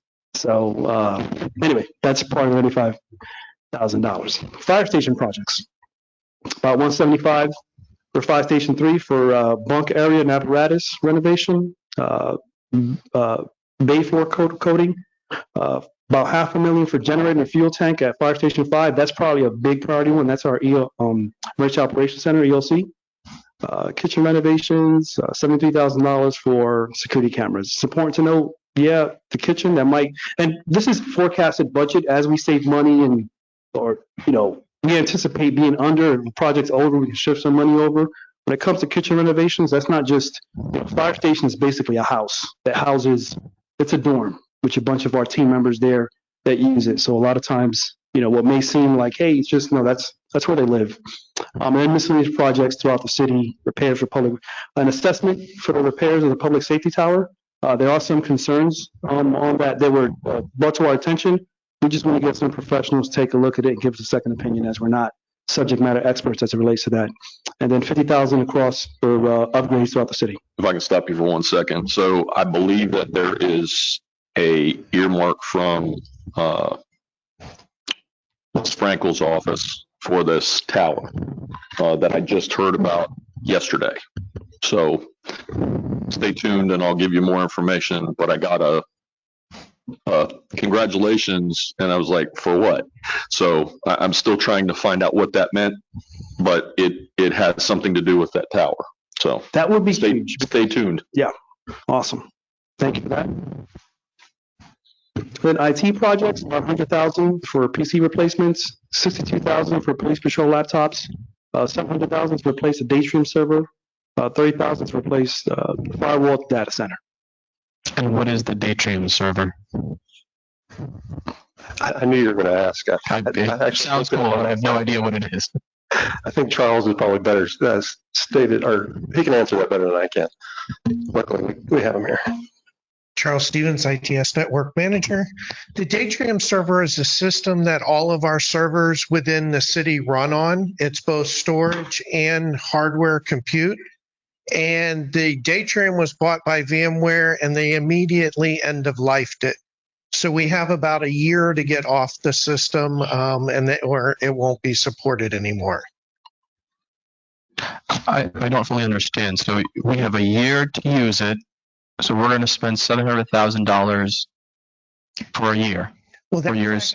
That $700,000, I believe, was pushed till next fiscal year. This year. Oh, I was told it was being pushed, but then that's what that system is for, is that it runs all of our servers and applications that we use in the city. All right, thank you. Could we please look into this? Because it sounds strange to me that we're spending such a large amount of money for something that I just heard you say we've got a year left. No, we're replacing it. The whole thing. That cost is to replace it. That's not to continue it, that's to replace it. Okay. The year he was referencing was we are on the current server. We can use it for one more year if we would like to, but we're being proactive in replacing it. Understood. This is the replacement for the whole system. Right, and to add to that, it's already been they haven't made any enhancements in about a year. So the farther we go out, no security updates and all that are being done to it.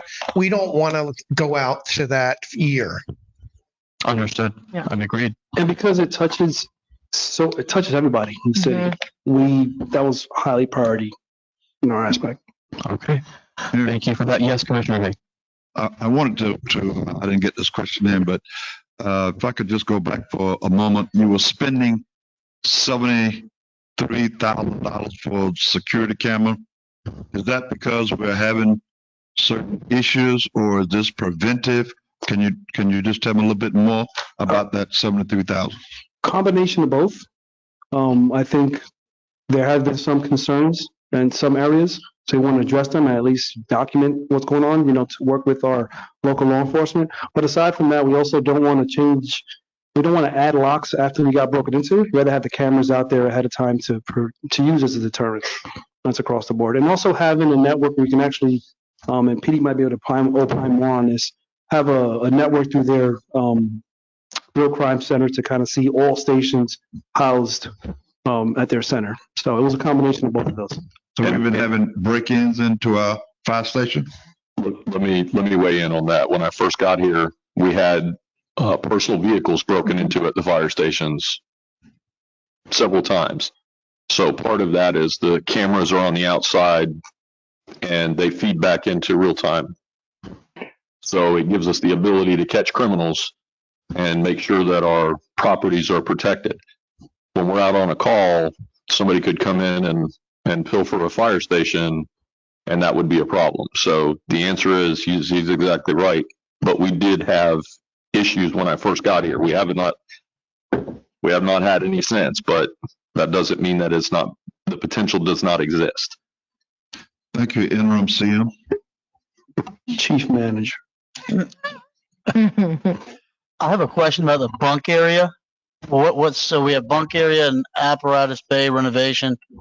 What is is there a cost for each of those, or is that cost consolidated? Yeah, I've added them together. There's two separate costs there. Yeah, they're completely different areas of the station. So. Oh, you know what I have here? 75,000 for the bunk area and 100,000 apparatus bay.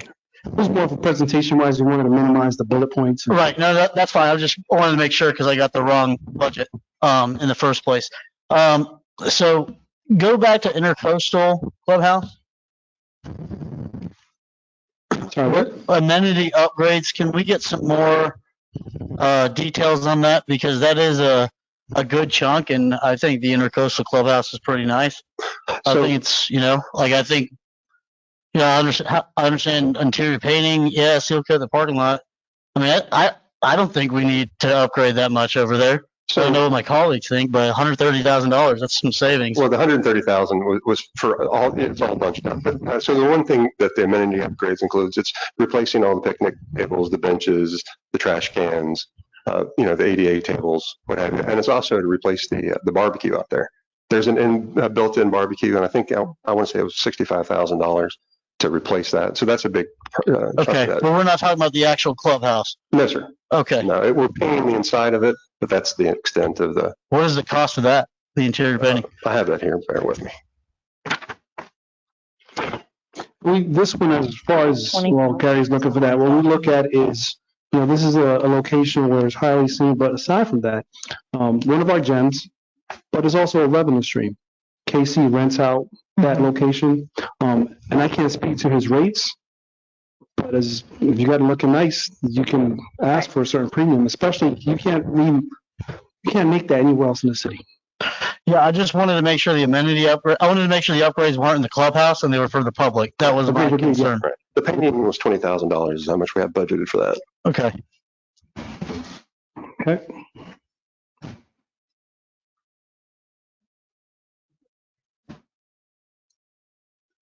All right. We have our Datrium knowledge now. So I also learned as well about Datrium, so we're good. And then transportation projects. $250,000 for sidewalk repairs, replacements, 88 ramp upgrades, $2 million for asphalt repairs and road resurfacing. That's a big one. About $50,000 for Drive Safe Boynton, $50,000 for bridge repairs. These are repairs that were brought to our attention by DOT. Correct. Yep. And $50,000 for bridge replacement grant applications, and about $80,000 for FEC crossing guards upgrades. Any questions on these? I do. Perhaps this is for Gary. Gary, with that $2 million, which communities or which areas do you hope to accomplish this year in terms of paving and whatnot? So I do have a 15-year plan. I've been trying to follow it as best I can, and it's usually worst first. So what I have to do is I can't blindly follow it. Like for instance, there's some roads in Leisureville that I was supposed to repave last year. So as opposed to repaving those roads and then the utilities department coming in and making some repairs and damaging the roads that I just replaced, we work together. And so I get with Poonam and Chris, and we discuss our upcoming priorities. And so when they do work in an area, I follow up immediately behind them. So I never want to get ahead of them with my projects. That's so sensible. So I share my projects with utilities, and then then I work it out. Could you bring us an update tomorrow? I'm curious, again, with your $2 million, if you get the full $2 million, how far are you going to get in your 15-year plan, for example? Yeah, absolutely. Well, I anticipate to do 9 lane miles a year, so that's what that $2 million was for. How many miles? 9 lane miles. So if it's a 2-lane road, it's 4.5 miles. That's okay. And we meet with utilities monthly on projects on a tactical level, and then quarterly we bring our leadership team in strategically what's going on in the city. Aside from utilities work, we work in conjunction with DOT and the county, to the point that Gary made. The last thing we want to do is cause disruption to residents and or businesses, and then 2 months later the county has a project there or DOT has a project there. So a lot of time before we start looking at a project, we have to look at all the moving parts from a holistic point of view, where we might want to get this project done, but if we know that DOT is going to start a project in 8 months, we might delay the project for that very reason. The 302 is the general fund. We'll take the same approach we took with 303. You can see about $330K for general projects, 475 for recreation and parks, 174 for recreation and parks. Public safety and projects about 871. And transportation projects about 2.9. CIP grand total is 4.6. And you can see how the plan we forecasted out over the years. $50,000 went towards the Sandcastle environmental study. Recreation and park, that is our portion for the eco park construction. We also have matching funding for that through grants and other agencies that are put towards that. Some of the public safety projects are $500K for Fire Station 2 hardening and about $372 citywide public radio. Can I ask from staff if there's any updates on that matching grant for the eco park? I know we were waiting for a response from the state. Did anything ever change on that? Casey, did you hear anything about that? I haven't. The last thing I heard from Catherine was my understanding that they've ranked everything and they're still waiting on the funding to come down from the federal government. Right. That has not been done yet, correct? Okay. Correct. Casey Young, Recreation Parks Director. Yes, we reached out to the Recreation Trails Grant Division, Tallahassee. We're still waiting on official award of that grant. Again, as Andrew mentioned, it has been ranked. We've seen our ranking, but we can't move forward until the official announcement has been made. So we are still following up with them. Thank you for that update, because from what I recall, we were ranked number 1, which is amazing. But the money's got to come somehow. But, so tell me about your portion here, this eco park construction. What does this mean? Well, so this year the project's in design, and so I should be wrapping up the design hopefully in the summer. And then I'll be able to take it from design to procurement. And with this money, I should be able to construct it. How long does the procurement process usually take? So you're saying summer is the design? Correct. Yeah, so procurement's about 3 or 4 months. Okay, so realistic Right, it'll probably start hopefully next year. Yeah, before the next budget cycle. Okay. So, probably targeting August, September next year. Okay. All right. Thank you. I do have one thing while we're on parks. So I spoke with Catherine. I hope she's feeling better. I know she's out, and she was supposed to send me some conceptual designs for JC Park in conversion to being a dog park. I see that there's a budget for $40,000, and let's see, is that design there? I haven't seen anything. So is it there? Is there an actual conceptual design? And are we budgeting for this in this fiscal year? I can answer that. Go ahead, Mr. Mayor. We did have our internal architect that we use, that works for the city. He did do some sketches and came up with some conceptual drawings. I will get with Catherine and make sure we get those over to you right away. Those have been completed for your review. But that has not been budgeted for. Obviously, we'll get the cost once we decide the designs. Correct. So I'm assuming there's no line item budget for that. Oh, remember when we started the budget process, it was a little bit before we got into the new election, and then actually having you put that on as a project or a priority for us.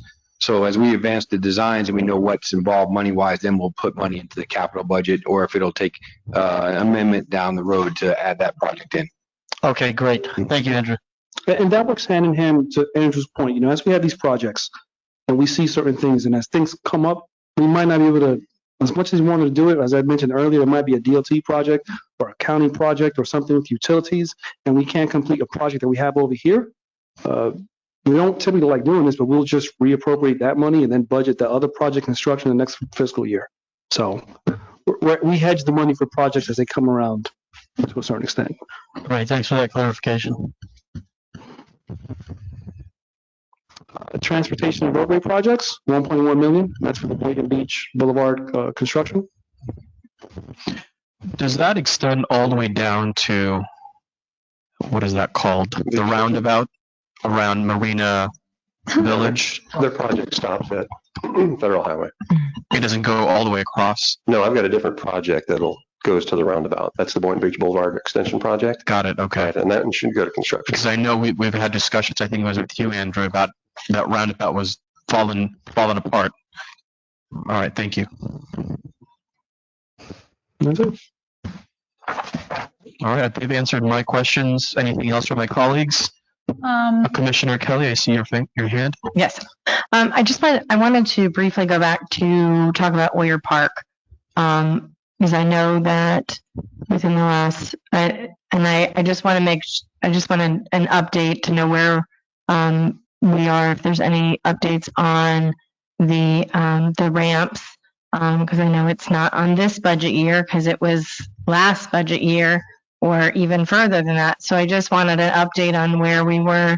I know we've spoken personally about it, but I just want for the public to know that it's in the works. And so if you provide a quick update on that, and also the kayak ramp that is also at Oyer Park. Okay. Kayak ramp, done. Good. Completed. That's repaired. As far as the Oyer Park, I'm actually glad you brought that up. We intend on closing the park, the boat ramps, September 12th. That's when we're going to start construction for the project. The team is actually going to put some signs up there to let everyone know September 12th, we're shutting it down. We're going to put it on a website. We're shutting it down September 12th. For the record, we're shutting it down September 12th. So we're going to put the signs up there. We're going to let people know, put something on the website. And we waited for the weekend after Labor Day. Let everybody go in for Labor Day and get all the signs in. And we went out there a couple times, saw some boaters, and let them know everyone is excited about the whole project. Yeah, I think it might be good even to maybe do some sort of, I don't want to say flyer, postcard or something, maybe over a couple of weekends this summer, to put a flyer on the windshield of the boat trailer, because we know that, I mean, it's all different times. The commercial fishermen are going out early in the morning, and they're the ones that, I mean, we all, several of us depend on the boat ramp for leisure, but there are people who depend on it for their livelihood. And so I want to make sure that we're being very proactive in reaching the span of everyone who uses the boat ramp, and maybe even suggesting alternatives. I know most voters know where they can go, but to just put it out there that it's going to be closed for this amount of time, and these are some options that you have. And then obviously to work with Eleanor to put it out on all of our social media would be appreciated. I know we've been looking forward to this project happening. It's important to get those updated.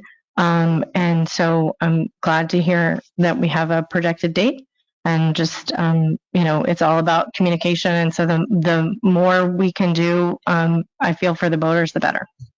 Agreed. A great idea with the flyers. I mean, that's something we have the team do with people that are parked there as well.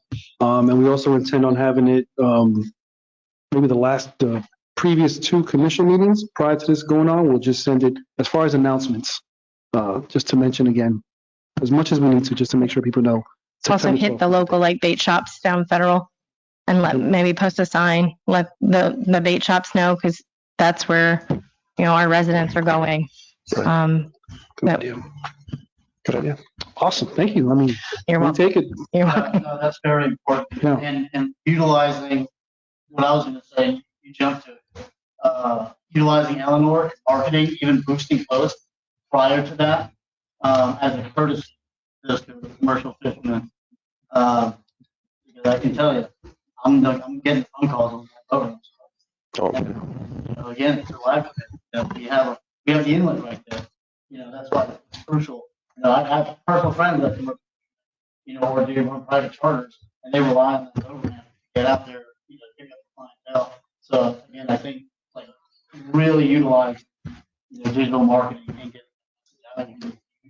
And then also too, you mentioned signage. I think public signage would be great too. I know we always have the public signage for our marketing events and whatnot. So I think that's important. So we're putting one, I believe there's a sign there at the entrance. We're putting one right across from the Coast Guard station. There's a whiteboard there. And we're also putting a sign right under the wake sign that's there. So 3 signs in the same park. And yeah, agree. We want to market as much as possible. And once this project starts, going initially in my previous slides, I'm a construction service manager. We understand the urgency of what this means to us from both the commercial end and the leisure end. This is probably one of our top priorities. And once this project starts, get it, hopefully we can get it done before the timeline. So definitely priority. What is timeline? 2 months. 2 months? Okay. Vice Mayor Cruz. Thank you. Okay. I may be a bit early on this, but it's relevant. I'm thinking outside the box, and I'm thinking about District 3's park and the park that I would love to see in District 1. And it makes me think about the park fees and the understanding that when developers build in a city, they either have to provide a chunk of land or they have to pay a fee. Construction costs are up. The cost of real estate is significantly gone up. When was the last time that we evaluated and looked at our park fees? Because I think at this time, I'm sure it's been years. And thinking of the cost of actual construction, if we were to, thinking about green space and something that we agreed upon during our strategic planning is that if we were to construct the park, we're going to have to pay market price for construction. But yeah, we're not getting that fee. So that was my question, how long ago has it been since we last updated that fee, and how could we bring that fee up to date with the reality of the cost of building a park now, so that we can actually provide our residents the result of having parks that are necessary and wanted by the residents in the future. Vice Mayor, just for my own clarity, did you mean an impact fee that developers pay? All right. But we have one for art, correct? Yes, we do. So what do we have a comparison between the art and is there one for parks? We have, the Park Impact Fund. Right. Yeah. So how do we compare with art versus parks? The park, we have to build it and construct it. Art wouldn't art be we We would have to No, place so it we also. have a public art fee Right. that developers have to pay into. We also have a public park impact fee that developers. These are two separate things. I'm a little confused. Right. Yes. What is the art fee? I don't have those fees on.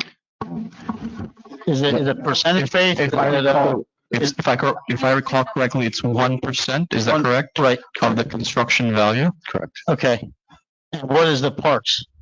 So the public art fee is based, like you said, it's a 1% fee of the construction value submitted to the building department paid prior to issuance of a permit. The park impact fees are paid typically prior to permit or at plating. And those are based, there's a calculation that we use a consultant to come up with a fee comparison and I believe that was last done, and I think Adam has his answer, I think it was 2012. I'm not exactly sure. It's been a few years.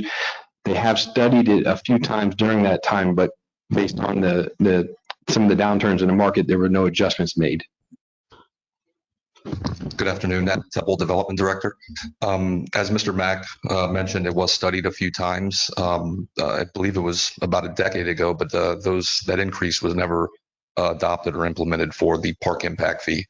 I'm in the process of getting when the last time it was approved and changed, and as soon as I get that information, I'll pass it along very shortly. Is that something we can bring back by tomorrow?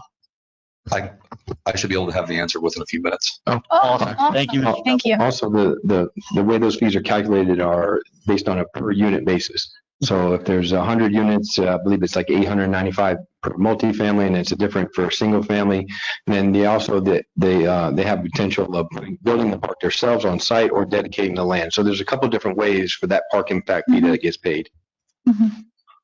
Thank you. Awesome. Yeah, and because there's limited funding, I'm really trying to think of any conversation as a path and think outside the box of like, how can we make this happen?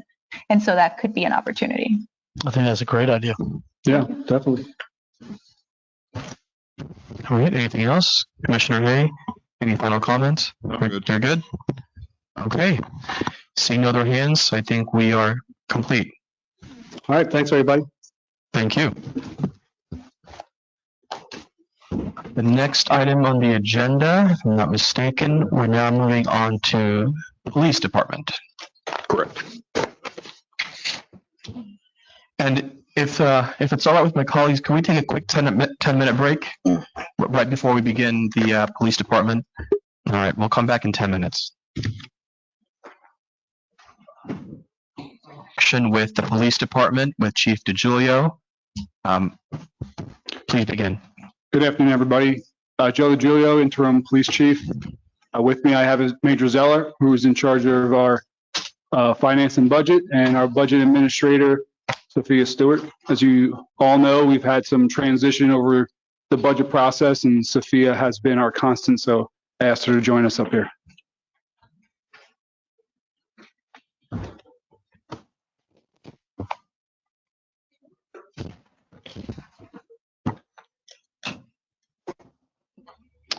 Okay, what you see here is the overview of our proposed budget. The budget is broken into 3 divisions, just like our divisions in the police department. We have a uniform services division, Office of Chief, which is our administrative services, and support services. So this represents the overall 1% increase. What's not included in this slide is our traffic safety fund, which will be on the preceding slides. So some highlight changes in our uniform services division. We did have a decrease, and the reason why we had the decrease was based on reorganization. We moved 5.75 positions, and the 3/4 is last year we moved the quarter of the sergeant's salary to the 103 fund, which is a traffic safety. This year we're moving the rest of the traffic sergeant with the 3/4. The other 5 positions are 2 public safety aides and 3 officers, all from the traffic unit, and they're moved to the traffic safety fund. In our Office of Chief section, we also had a decrease. Once again, it was from reorganization. We had 2 majors in there, 2 captains who became majors. One of the majors was reorged into the support services budget, which is on the preceding slide, which represents the highlighted changes for our Office of Chief section. And this is where we saw our increase in support services. Majority of them are from personnel services. We did have the addition of the major. We also had a reclass in our communications division. We also had a few officers from uniform services move into the support services section. Also, there's an increase in the police pension as well as the insurance. Also, from an operating side, we had a budget for this upcoming year, the in-car camera, which is the first year of the in-car camera program for 116 vehicles. That's over a 5-year period. And we also have software maintenance. In addition, that's our Axon interview room software that was new to this year. And we're going to enhance that next year to incorporate 2 additional rooms. And this is the traffic safety fund. There's a 12% increase from last year. And in the fund, we have those 5.75 positions I mentioned earlier. Now they're in the red light camera fund or traffic safety fund. We also have in the operating expenses, we added 6 new cameras. Chief, can I ask you, what was the rationale for moving those positions over? Well, the rationale was in years prior, there were budget transfers from the 103 account into the general fund to offset costs for personnel, the sergeant, the officers, the overtime. This way, this year, from a more of a transparency perspective, we actually had a line item budget in the traffic safety plan that actually spells out what those transfers were in the past. Excellent, thank you. Some of our successes, we're continuing with a reduction of crime. We did go from UCR, which is the Uniform Crime Reporting, to NIBRS, which is a national-based incident type of reporting system. So our current reduction is between 18 and 19% from what it was last year. But it is a comparison, apples and oranges, because we're not using the same reporting system. We're also increasing our integration with our real-time crime center, adding more cameras, and we're incorporating additional staffing up there to operate as well.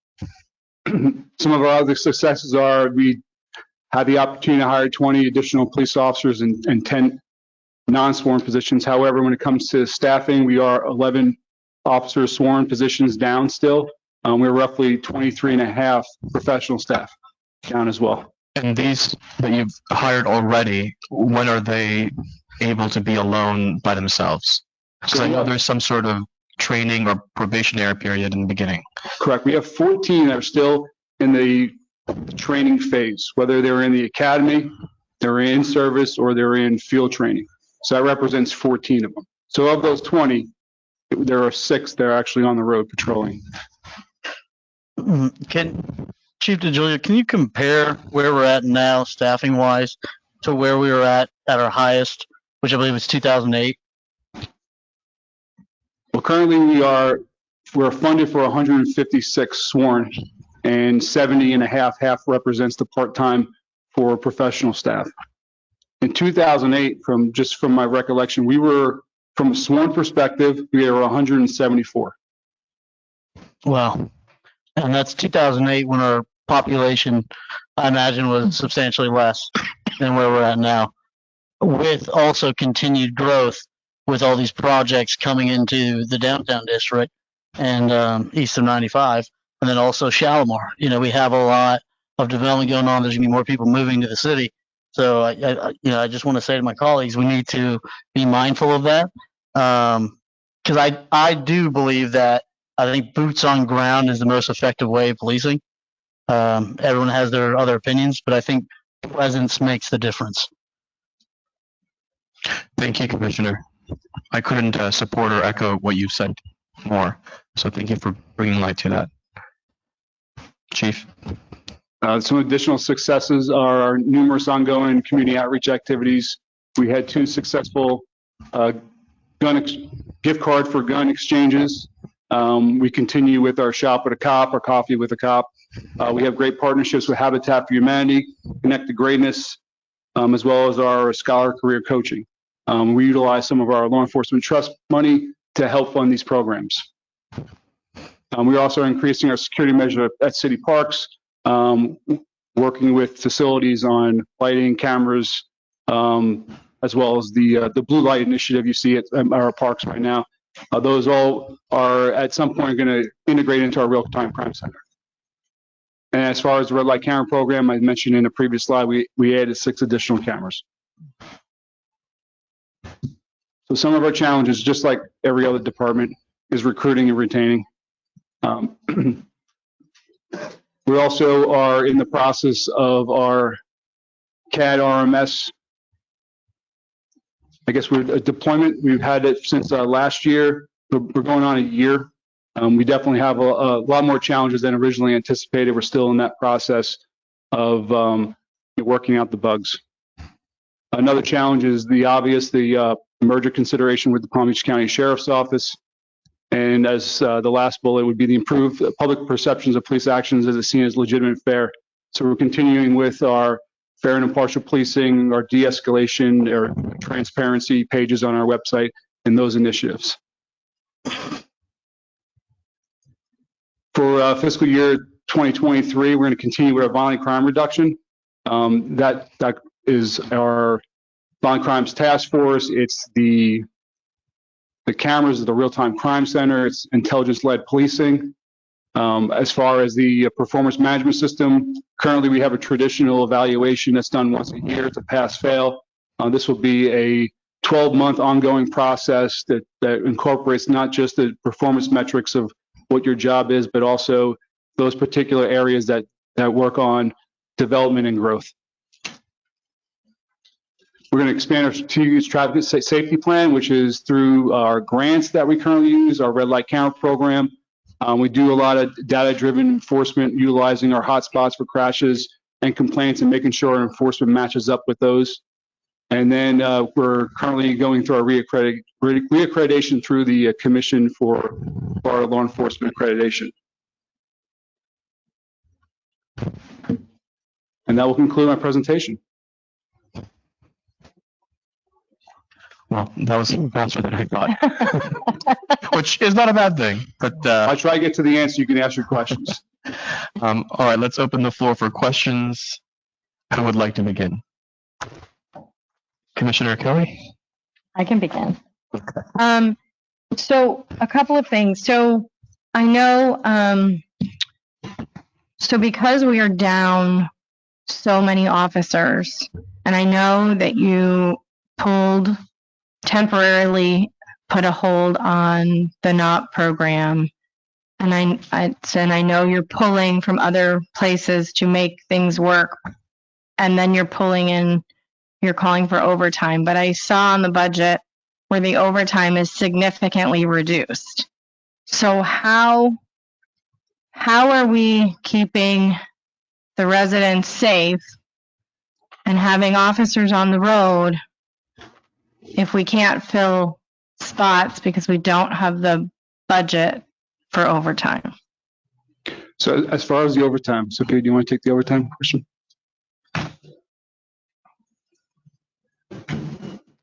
With our overtime, we still budget the same amount as we did last year overall. And every year we usually trend less than what actual is. The reason why is that we utilize the salary savings of not having those officers to cover our overtime. So periodically throughout the year, we will just make the budget transfer to cover those. So we don't want to budget it twice because it would be double dip. Okay. And so then, I guess, Chief DeJulia, what is the status, or how are we doing with staffing on a shift basis? How much overtime are we spending? Right. I mean, we're in this. I don't foresee that the staffing issue is going to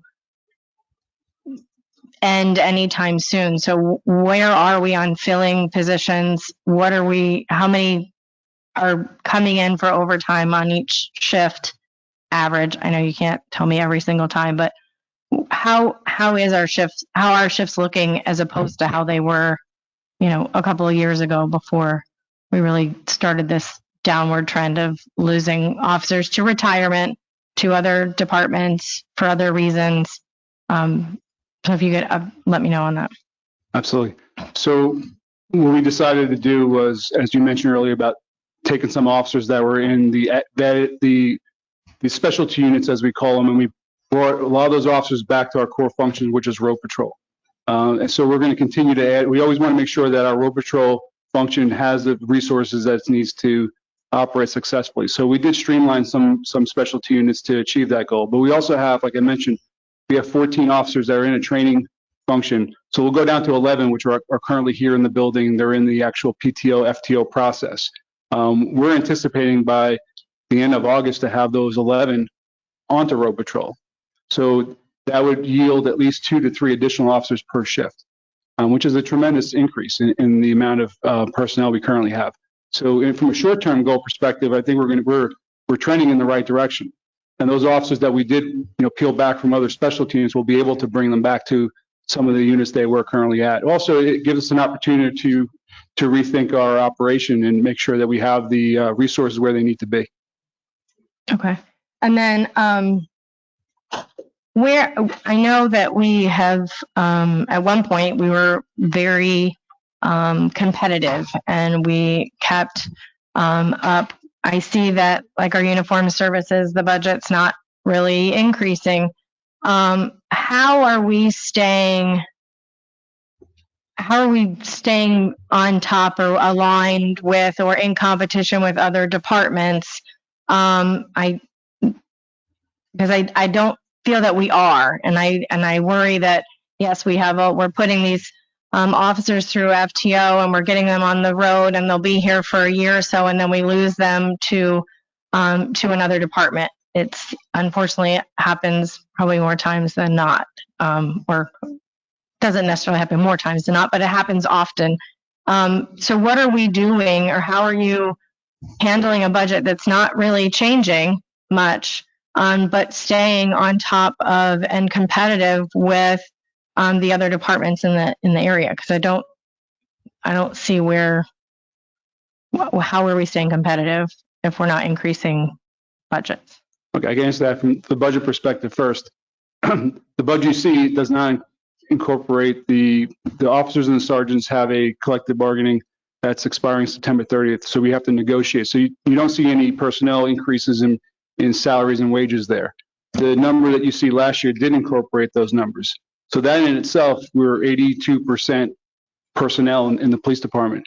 So once those do get negotiated, there will be an increase in operation because of those salaries. And through the CBA, that's how the department stays competitive with the local agencies. Okay, so you didn't factor the 6% into this proposed budget? It hasn't been negotiated yet. Okay. Their first day of negotiation is actually on Friday. Okay, so we're looking at quite a bit higher budget, quite possibly. Okay. That's correct. And then one more question on NIBRS.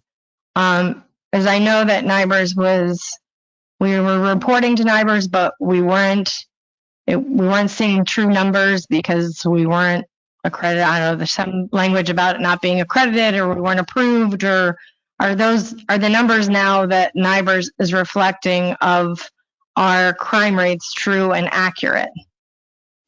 So I'm not sure exactly about the accreditation perspective that you were mentioning, but when we transitioned over last year, we went from like I mentioned earlier, the UCR to the NIBRS. And any transition, there are a lot of growing pains, especially when you couple that with a new records management system. So we know every day our goal is to make sure our numbers are accurate, of course, because without those accurate numbers, we can't properly patrol our city. We like to utilize intelligence-led policing, and we rely on those numbers to help us deploy our resources. So we are in every day. We make an effort to make sure those numbers are accurate. We have 2 or 3 of our record staff that goes through all the reports, and she makes sure that they are in compliance. They have all the right information for a NIBRS reporting. Okay, so maybe my wording was wrong. Maybe it was you were in some sort of training platform or something where the numbers weren't really reflecting accurately for some time. In the beginning of RMS, it was in a training type of mode, and it was not correct. Okay, thank you. Commissioner Turkin? Okay, so we have 11 more that need to come on board. Yes, sir. Right, and then, but even with those 11, we're still short of where we were at in 2008. With the 11, we'd be at 156, yes. 156. So we'd be at 156 compared to 174, correct? That's correct. All right, so we're still behind the ball. I think we need to look into allocating more funds, and again, if I'm wrong, uniform services would be boots on ground. Yes, that's correct. Okay. I think this city should be a proactive city in public safety. I think we should fund the police, not defund the police. Children and families are all throughout the city, and no one wants to move here. No one wants to grow here or bring their businesses here if we have a violent crime rate that's almost 70% higher than the national average. And so I would really consider my colleagues in proposing, out changing this, because we have a decrease in uniform services. We need more presence. The big elephant in the room now is the sheriff's office, right? We don't know if that's going to go through. If it doesn't go through, then I think we need to be proactive and really focusing on staffing this police department and really putting public safety as the forefront for this budget. Because again, if we're not, we can be clean, but if we're not safe, no one's going to come here. I'm still waiting to hear what happened with the gentleman who fired gunshots in front of my house on the campaign trail. Chief Gregory never said anything to me. I never got follow-up. I never got follow-up from Vanessa Snow. Chief DeGiulio, you've had a lot on your hands, so I don't expect you to get back to me with an answer to that. But the fact that that can happen and it's shrugged away is absolutely disgusting and heinous. That should not be shrugged away. We need to change the culture of this city. This needs to be a city that when people say, oh, you live in Boynton? Yeah, I love that place. I love going there. Not, oh, you live in Boynton? I don't know about that. And we got to change that. And again, I think it's presence, and I've seen over the last few years that I think previous leadership has run this department into the ground. And I'm not afraid to say that. I've seen it. I've talked with many personnel, and they see it too. And I think we're on the right track. But again, I think at our strategic workshop, we did focus that public safety was our number one priority. So I'm going to look at my colleagues and ask you to put your money where your mouth is, no pun intended, and let's focus on what we can do to get more boots on ground, because police presence works. The other thing I want to note is that we still have Chief Michael Gregory's name on the door, and that needs to be removed. He's no longer a police chief. Thank you for those comments, Commissioner Turkin. I'm right there with you. I don't need to repeat everything that's been said. I think you said it pretty well, and let's fix that door. Let's hear from my colleagues first before I say anything else. Commissioner Hay and Vice Mayor Cruz. Commissioner Hay, you can begin. I guess along with what Commissioner Turkin just said, the big elephant in the room is about the PBSO. You brought it up. You said that you taking a look at it, making assessments or studies, and I just like to know, like, what are you doing? You're spending time on that. Are you making assessments, studies, and what is your finding? Because I do agree that we sat here some time ago and said that public safety is our number one issue in the city of Boynton, and so you had it up on your chart. So I just like for you to expand a little more on what are you doing, what are you looking at? Commissioner, what specific assessment are you referring to? You had a bullet about PBSO. Do you not recall that? No, I do recall it. As far as the PBSO, we haven't received a proposal. So once a proposal comes in, we can review and assess the proposal. You have been working together to put one, is that correct? The Sheriff's Office put in a proposal a month ago. They worked with, they call it peer-to-peer exchange with the members of our department to provide information to the sheriff's office. All that information is currently at the sheriff's office. Once we'll get a proposal, we'll be able to work on the assessment. So that was more or less just saying that you are putting that proposal together rather than you are spending time making studies and all that kind of stuff. Is that? The bullet point referenced a challenge on the horizon for the Boynton Beach Police Department. So without knowing a possible merger is going to happen or not, I would say that would be one of our challenges going forward. A general statement. And again, I do want you to consider what's been stated, I think, by Commissioner Turkins, that presence does make the difference. And I believe that wholeheartedly. So just keep that in mind as we go forward. Vice Mayor Cruz? Great points. It's hard to follow from there, but I happen to agree. You know, when we think of the grass is always greener on the other side, and we think of what can we do to improve our current situation, what can we do to improve our department, I happen to agree that providing more funding and adding boots on the ground would be a great idea. One thing, I do understand there's a staffing issue. A question that I had, and again, it could be outdated because the last time I went to the website was probably a couple months ago, but when I went to the BBPD website and I looked at the job requirements of how you can get a job as a, just a starting off police officer, one of the requirements was to have a bachelor's degree. That's what I saw in writing the very last time I went there. I don't know if that's still the case. I heard Mr. Guzman talking earlier about, finding other ways to be, to think outside the box of how we can add more staff and provide opportunities. I mean, do you really necessarily need a bachelor's degree to do the job? It's kind of where my brain is at. And so that was my question for you. Are we still having that requirement? Are you considering to remove that requirement and potentially providing the ability for people who just, take the course or the training to be able to become officers to work in the city? So the current requirement for a police officer is 60 college credits. Okay. There are, there's one way that there used to be that if you had military experience, they would substitute for the 60 college credits. And one of the things that we were changing now is that we're also changing the education waiver for any active current law enforcement officer certified currently working as a police officer for more than 3 years. We waive that 60 college credits as well. But how does that help people that are currently looking for a job, that have the desire to do the job, that are going to, let's say, Palm Beach State and taking that 6-month course, but are not currently employed for 3 years, and they don't happen to have a 60 college credits? Do you think that maybe those people shouldn't? Wait, I don't mean to phrase it that way. Would you all consider potentially allowing people to apply with those circumstances?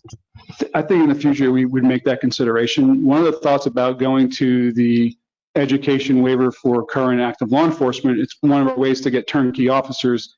Instead of going through the academy and a longer PTO process, like Commissioner Turkin just stated, is boots on the ground. Let's just say conservatively it takes a year between hiring, sending the academy, field training, and then they're on the road. Someone who's certified, you're cutting that in half. So it definitely appeals to us, and especially when you are looking at staffing shortages of 11 plus, it's important to get people who already are turnkey, ready to go. So that's one of the reasons why we're making that change in the requirement right now. Okay, thank you. And yeah, I think that's all I had. Okay. We'll go back to Commissioner Hay. I saw your hand up. Yeah, just to follow up.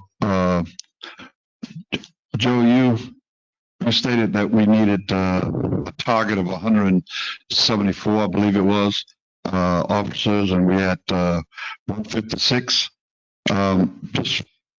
Just for educational purposes, how do you determine how many officers the city of Boynton Beach needs? Is there some formula that you use so many per citizen. You know, we got over 80,000. Just for myself, how do you determine and come up with 174? Just for a point of clarification, the 174 wasn't my projection of how many staffing we need. Commissioner Turkin asked me what our staffing levels were in 2008.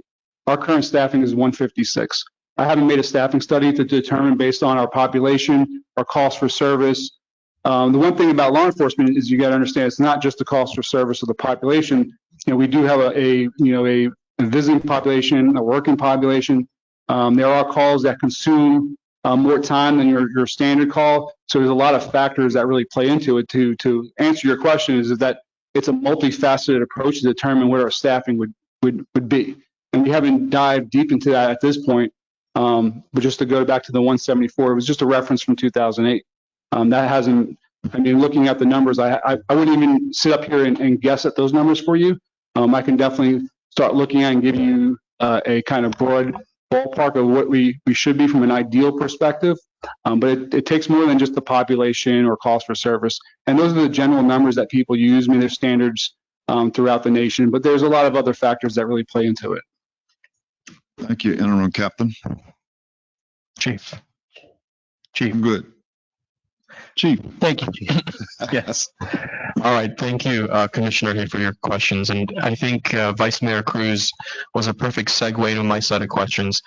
She was asking about changes in the hiring process, and I was going to ask the exact same thing, but more in line to my original train of thought, which is what is the long-term plan for staffing? Because I heard what you said about what's happening now, but what is 2-3 years from now looking like so we can try to catch up to at least the numbers in 2008, if not more?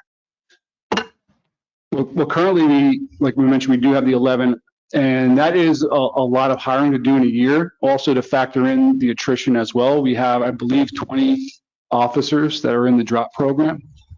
So getting to the staffing is the obviously short-term goal. As far as long-term goals, is we do have an ideal amount of people we would like in certain specialty units, so we can have a more robust traffic unit, a more robust crime prevention and community policing. We do have a unit called the Community Response Team, which is very productive a few years ago, but we don't have the staffing for it, and we transitioned those officers to the Violent Crimes Task Force. So, the first stage in that is always filling what you have, and then looking into those deeper numbers about what we can use in the future and based on our growth and what other services we want to provide. I think the Real-Time Crime Center is a great program that's going to need additional resources as well. So it's not just the sworn perspective that we're looking for. We also have to, as we add more sworn, we have to kind of support it with some professional staff as well.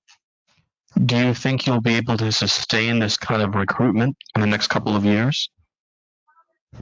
We're going to make some changes in the recruiting.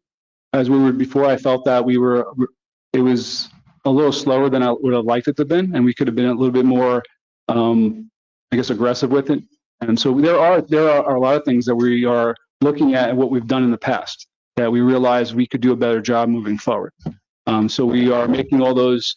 We're not jumping to any conclusions yet. We're in the fact finding and data gathering perspective of it. But we don't just have short term. We have long term as well. But just to echo on the challenges that I mentioned to Commissioner Hay, is that the Sheriff's Office merger is part of those challenges that we were looking at as well. So, these are the bifurcated type of plans we're making. So we have a short-term and a long-term plan. So the long-term is not fully fleshed out yet. All right, thank you for your candor. Regarding the reporting system, you had mentioned we have gone from UCR to this other system. Can you tell me what the motivation behind that? What's the difference? How does it help us? So the motivation was most agencies were going to it prior to us, and then every agency was going through it. It's based on the FBI. It's a national database. The difference is, the biggest difference is just a more detailed crime reporting. So when you're talking about analytics and data, you're getting more information because it deeply dives into the data. Before, UCR looked at 8 crimes. So NIRA is now looking at 52 crime types and 24 different crime levels. So they call them Class A crimes. So you're dealing with a lot more crimes, a lot more analysis, and you're getting better. So it's the saying that talks about bad data in, bad data out. If you're getting limited data points, you're not be able to bring them out so you can do the intelligence-led policing perspectives that we're trying to all transition to. So NIBRS allows us for a more robust reporting system. Where is our current staffing level as it pertains to on-the-road patrol in any given shift? So uniform services is the road patrol function. Over our 4 platoons, we have a total of 72 officers, 12 sergeants, and we have 2 captains and 2 acting captains. So just to split it in 4, each shift is roughly 15 officers, 3 sergeants, and 1 captain or acting captain. That's not. I'm sorry, Mayor. That's all right. Who's out on the street? How many patrol cars are out on the street? This is what I'm asking. So 15, 17, 18. Okay. No, per shift. Supervisors per shift, yeah. If they didn't take vacation, they're not on military leave, they're not, so they're assigned to the case. So on an ideal basis, you would have 15 officers, so 15 cars, 3 sergeants, and a captain. So, because when I did a ride along, there was 8 or 9, and so I don't know where do we bridge the gap from 8 to 18, and is 18, is that a realistic number? Like, where were we at last night or last weekend? Because I just don't see 18. I see maybe 1 patrolling in my district now and then. And again, this is not to, talk down on the department. I think previous leadership has made this very difficult, especially in the position you're in now. But I just want to know, like, what is the real organic number of officers we have patrolling the street and answering calls? I know that some of that unit or that shift will be here at the building and not actively or proactively patrolling. So you did your ride along, it was a few months ago, which is our promulgation to adding the extra officers. So yeah, we were having a difficult time filling. We had to get a lot of overtime, but we had to make some changes. We stripped down some units, we moved people over, we put it together a power shift. So while that number that you originally stated, 9 or 10, may have been true at that moment, we are averaging, each shift has 15 officers assigned to the shift that are function, what we call in-service officers. Okay. And then we also have the supervisor on top of that. So while the supervisors aren't necessarily patrolling a particular zone, they have citywide coverage and citywide responsibility. If something was to happen, a supervisor, whether it was a sergeant or captain, would respond no different than an officer would. So I'm going to add those 3 to the active road patrol manpower because those are important for active calls and handling the issues that are coming into the city. Right. Okay. So what it seems like, so I understand, is we shifted some officers from certain units into road patrol. That's correct. Okay. And I think you might have said that earlier, so I apologize for missing that. Okay, that's good to know. Thank you, Commissioner, and thank you, Chief. I want to continue with my set of questions. What is the future of the NOP program looking like? Is there any plans to expand? Where are we on that? So we hope September 1st we could unpause them and have the 2 officers go back to their CRA responsibilities. We also have an additional officer that is funded for that CRA SNOPS position that hasn't been filled. And I know that's been funded for a year or 2, maybe even longer.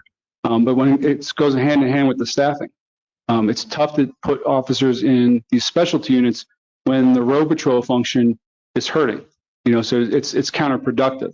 So when our staffing levels do go up and we are hiring people and we're keeping people and we're able to fill out our road patrol personnel, we can start allocating them to the specialty units. But we did make a commitment to our core functions, road patrol's core, as well as investigative services. And that's where the manpower and staffing will go until we are actually to our full staffing numbers. All right. Now, I want to ask you about the Explorers program, but when we're talking about all of these staffing shortages, I almost don't want to ask about the Explorers program at this point. So we'll just defer that for another time. And relatedly, I was going to ask you about a foundation because I know some cities have a police foundation that supports their police department. Have we ever had some sort of foundation that supports? We've never had a foundation. All right. Well, thank you. That'll be it for myself for now. Are there any other questions, Commissioner Kelly? I just had, piggybacking on Vice Mayor Cruz's comments about the requirements. I believe that the college requirement was something that the previous chief had implemented. And I understand the motivation for it. I understand why you would want to possibly have somebody who had a 4-year college degree, or at least 60 credit hours of college.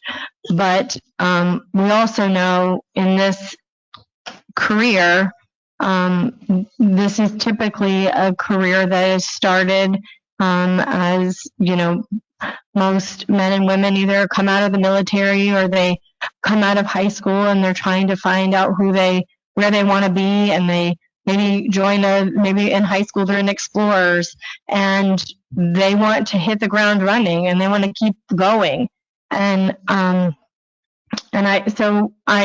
want to implore you to revisit that, because there are, 20 something, there are military. I mean, I know the military, you get those credits. But there are high schoolers that are in Explorers programs that want to keep that going. I have a personal experience with it recently where I had a friend reach out to me who had applied at Boynton. He was 6 credit hours short of 60. He was paying to put himself through the academy, and Boynton turned him down. And so this is somebody who was so eager. He's doing the work, and he is putting in the time and paying his own way. Yeah. And it wasn't good enough given our requirements. And so either you change them so that you're not restricting, because you get overlooked. It's on the website. You have to have a college degree. PBSO, you don't. BOCA, you don't. Any other police department, you don't have to have this college requirement. And I feel like we are behind. We are already behind the 8 ball, and that sets us even further back with our staffing issues. And it's not something that you implemented, and so I'm not pointing at you, but it's something I implore you to reevaluate and look at, because personally, I know somebody who really wanted to come and work at Boynton, and he's working for PBSO.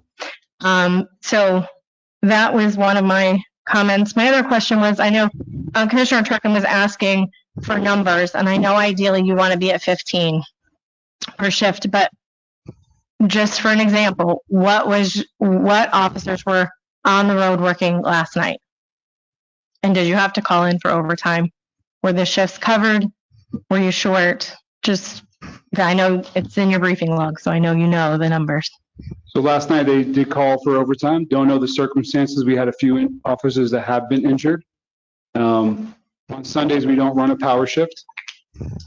On Wednesday through Saturdays, because it's our busiest time of the week, we do have that extra staffing that allows us. But Sundays, Monday, Tuesdays are days we run without the power shift. So if there are staffing challenges, whether it's military, someone called out sick, someone who's on light duty, it does affect those numbers. If 15 is what you're working with, it does give you not a lot of room of error. So if you do have, somebody who's on pre-approved vacation, somebody who's out of military, somebody who's training, and then somebody gets hurt in a line of duty, now you're down to 11, which is your minimum staffing. So where were we last night? Do you know? I have to check my email for you, but if you want to give me a second, I will definitely look. I'm just curious. I mean, Can I interject first? Yes. This is top security stuff. Of course. And roles. Sure. I would rather not do that in a public setting. That's fine. City Manager, I was just thinking the same thing, and Commissioner Kelly, I want to know that answer, because this directly relates to financing, which is our purview.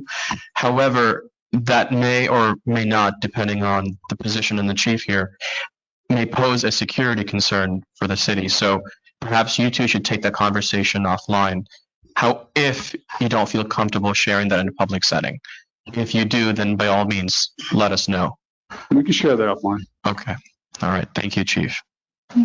Commissioner Kelly, do you have any follow-up? I just had one more question. You mentioned that there are 20 officers or staff that are in the drop program. So, and they vary in, I mean, any of them, all 20 of them could leave tomorrow. So if we're short 11 and we have 20 who are somewhere in 5 years left, but they could leave at any time. What are you, it's a huge number to lose in the next 5 years. What are your thoughts? What are your plans? What are you looking at to help or try and bridge that gap? Well, like you mentioned, 20 is a big number to lose in one shot. 30 officers down is to a point where it's very critical for operations. Some of the things that have been mentioned are no different than what other agencies are doing around the county, which is extending the drop. That way there is a smoothing out of the amount of people in there, and the hope is not to lose people on one shot. Now, like you mentioned, there are people in different stages of the 5-year drop from, 2 months in to 4 years in. Ideally, most people stay 5 years, but that's not necessarily true. They can leave. If they have a bad day tomorrow, they can go. So it creates this, even if you did extend the drop, it creates this uncertainty with those positions. So the key is to maintain as close as your staffing levels as possible so you can absorb those people. If they did decide to leave one day, that you have enough people in place. It's just part of succession planning. So we are behind the curve on that, and we did inherit that, and we're working really hard to, get out of the hole, so to speak, from the staffing perspective. But it puts us in a very difficult situation with those 20 plus people in the drop. Okay, thank you. Commissioner Turkin. Yeah, I would like that number to be 20, 25, if I had it my way. But I just wanted to say thank you, Chief. I know you inherited a lot. And again, whatever we can do to be proactive, because this is a very important line item, uniform services. And so, again, back to proactivity. Hey, maybe we need to spend more on the front end now to prepare for ourselves in a few years, right? Especially as we have this exponential growth through the city. But I just want to say thank you, and thank you to all of our police officers. The job is not easy, and I want to make sure that everyone's taken care of, and we do become more competitive. I know retention is huge, and I think where do we compare in pay towards other departments? Do we have an analysis of that? They do an analysis called the PEPI study. I haven't seen one put out recently. I believe HR could probably speak more on that, but that allows us to see what our peers are making in other jurisdictions. But I just want to just double down what you said. It's like recruiting is one thing, right? The name of the game is retaining, because we can recruit. We don't have a shortage of people applying for the job. It's the retaining part that's the name of the game. That's what we need to make sure that we can keep people in the doors. Yep. And I think a lot of that is pay increases, right? I mean, we've heard the term inflation thrown around multiple times today, and it's a tough job. So it's got to be competitive. And if we want to be a competitive city, we got to have competitive talent. So thank you again, Chief. Any final comments, Commissioner Hare, Vice Mayor Cruz? Last comment. Thank you so much for your time and your presentation. I do agree that pay is important, and so is team morale and how you feel working at a place. So providing good working conditions as well as better pay, it's really important. Thank you for the work you're doing. And again, just nailing it down again, as Commissioner Kelly said, I actually have had people come up to me as well, more than one person who actually had to pay to get through the academy. I think it was like 6 months or something. And those people were able to almost complete the academy but didn't have those 60 college credits, but they would be qualified in a different location to serve. And so that's why, again, saying the same thing. Okay, thank you. Go ahead. Yeah, just last comment for me. Again, I would like to thank you for your report.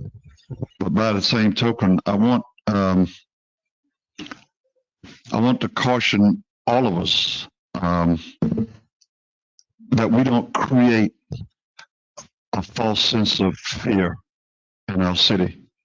I do feel that we can and are securing our city. And I don't feel threatened in any way with the job that you guys are doing. Okay?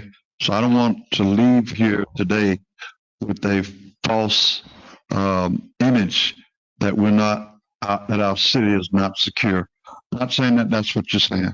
Okay? But I just want us to keep that in mind, that we are secure in the city of Boynton Beach. You guys are doing a great job. I know we have some challenges, but we can face those together and get those resolved if we all come to the table and work together. So I just want us to keep that in mind. Okay? Thank you, Mayor.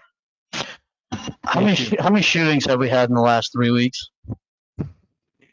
Off the top of my head, I have to say 4. Yeah, I think it's between 4 to 6. So I think we're in a crime crisis, a violent crime crisis. The data shows that. We keep hearing the word data. And so, we don't see it as much. I think we don't hear about it as much, which is important to promote a sense of security.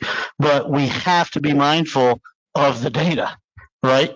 So I just want to share that when it comes to, again, this line item, I think this needs to be changed. We need more boots on ground, and I don't want to neglect that we had 4 shootings in the last few weeks. I mean, that's not supposed to be normal. That is not normal. So I just want to reiterate that. Chief, Major, I want to thank both of you for all of your hard work. I know that you have your work cut out for yourself and you inherited a lot of things. I think I know how that feels. I think we all know how that feels. So keep up the work that you're doing. I have to say, I appreciate your honesty and your candor. There's a lot of things we need to work on as a department and as a city. And yes, I think that our police department and our staff, the men and women, are doing a good job and they're doing their best. They absolutely are. But we do have challenges and we can't just pretend that they're not there.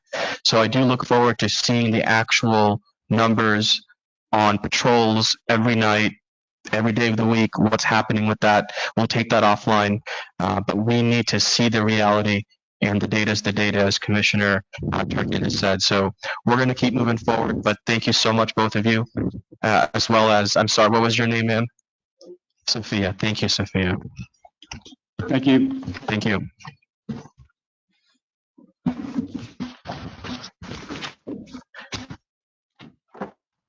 All right, next on the agenda is our fire department. Would y'all like to take another stretch break, or would you like to just roll straight in?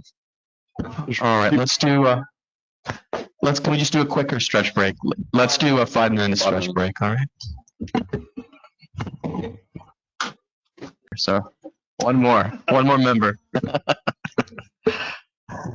All right, our next presentation will be from the fire department, Chief Hugh Bruder. Welcome. Good afternoon, everybody. Mayor, Vice Mayor, Commissioners, City staff. Let me go ahead and start right off. So our budget for the 22-23 is at an 8.3% increase. Now that budget increase primarily is for the allocation of 21 new firefighters in order to accommodate the 24/72 work schedule that we're going to, as well as some contractual increases in salary. Now, what you'll find interesting is you actually take the time to go through the budget. We've actually come pretty close, if not a little bit under on capital. So we've been able to achieve these increases due to some decreases in capital. We've paid off some self-contained breathing apparatuses and things like that were very costly. And then just really going through the budget line by line, kind of as Poonam said, we kind of looked at it as a zero-based budget instead of looking at what we had we looked at what we didn't have and started from the ground up. And I made each one of my folks have to actually justify what was needed, whether it was hose or equipment. So we've been through the budget pretty well. And then, of course, we actually went through and found some old items in the budget that just were not allocated properly, whether it was paramedic equipment. So we went ahead and kind of just cleaned up our budget to where things were more accurate. Now, as far as emergency management is concerned, we have a slight increase there, and that's for some technology upgrades in the Emergency Operations Center, as well as the fact that we're reviving the Community Emergency Response team as part of the emergency management budget. There's some software upgrades in there because we have weather programs as it relates to the Emergency Operations Center. So we're excited about reviving the CERT program, and if any of you are not familiar with the CERT program, that allows our individuals out in the community to be able to be a part of volunteering to help during any kind of national emergency, and gives that some training, stop the bleed training, and some other things that they can do to come out and help us if we do have any kind of major event. Fiscal 21-22 accomplishments. This year, we've been able to, for the first time in Boynton Beach Fire Rescue's history, we were able to get our live training facility online, which now allows us to do in-house live fire training, and that actually cost us quite a bit of money because we've been farming that out to Palm Beach County Fire Rescue and other outside agencies. So it's really a great thing for a fire rescue agency to be able to train in-house, not only to be able to train, but live fire training.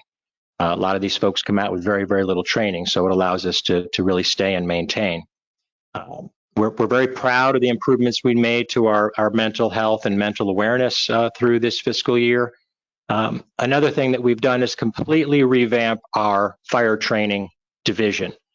We've come out with a new fire training program document, which now projects out for 2 years what our fire training is going to be. And it pretty much delineates it in a much better way than it did before, with a good explanation. Included within that document is our live fire training program, which does comply with all National Fire Protection Association requirements. One of the other things we did this year was we provided leadership training for our fire officers. And as we move into next year, we're going to bring that down. We actually had done all senior staff, all battalion chiefs, and all captains. So in the upcoming fiscal year, and you'll see in the next slide, one of the things we're going to be doing in this next fiscal year is we're going to be training every lieutenant, and we're trying to take this leadership training to the next level. But if we start at the top of this slide, we are actually coming up here in this next fiscal year. We're going to be reviving our Fire Explorer program, but we're actually going to be taking that to the next level, and we're going to be adding a cadet program. We're also going to be adding a scholarship program, and that scholarship program is going to be funded with donations from nonprofit entities, as well as the fire department trying to come before commission, maybe to use some other types of funding in the future as seed money to get that program going. We're also looking at grant funds for new radios. All of our radio infrastructure needs to be replaced.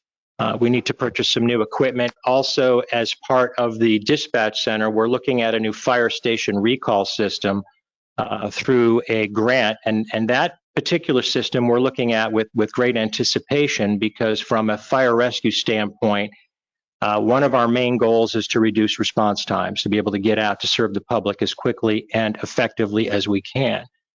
For example, the new station recall system should cut 45 to 60 seconds off response times. That's actually quite stunning to be able to achieve that. That's about a $500,000 system.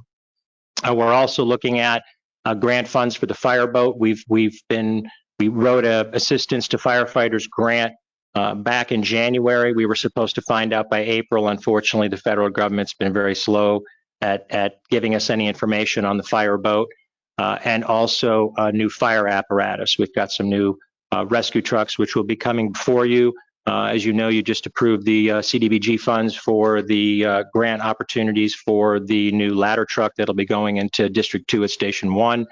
And again, you know, some of the challenges that we've all had, as all the departments have said today, there have been many challenges with infrastructure and with increases in costs. We've had increases, for example, which is a stunning thing for you to hear, of over $200,000 in 1 year for the cost of a fire apparatus.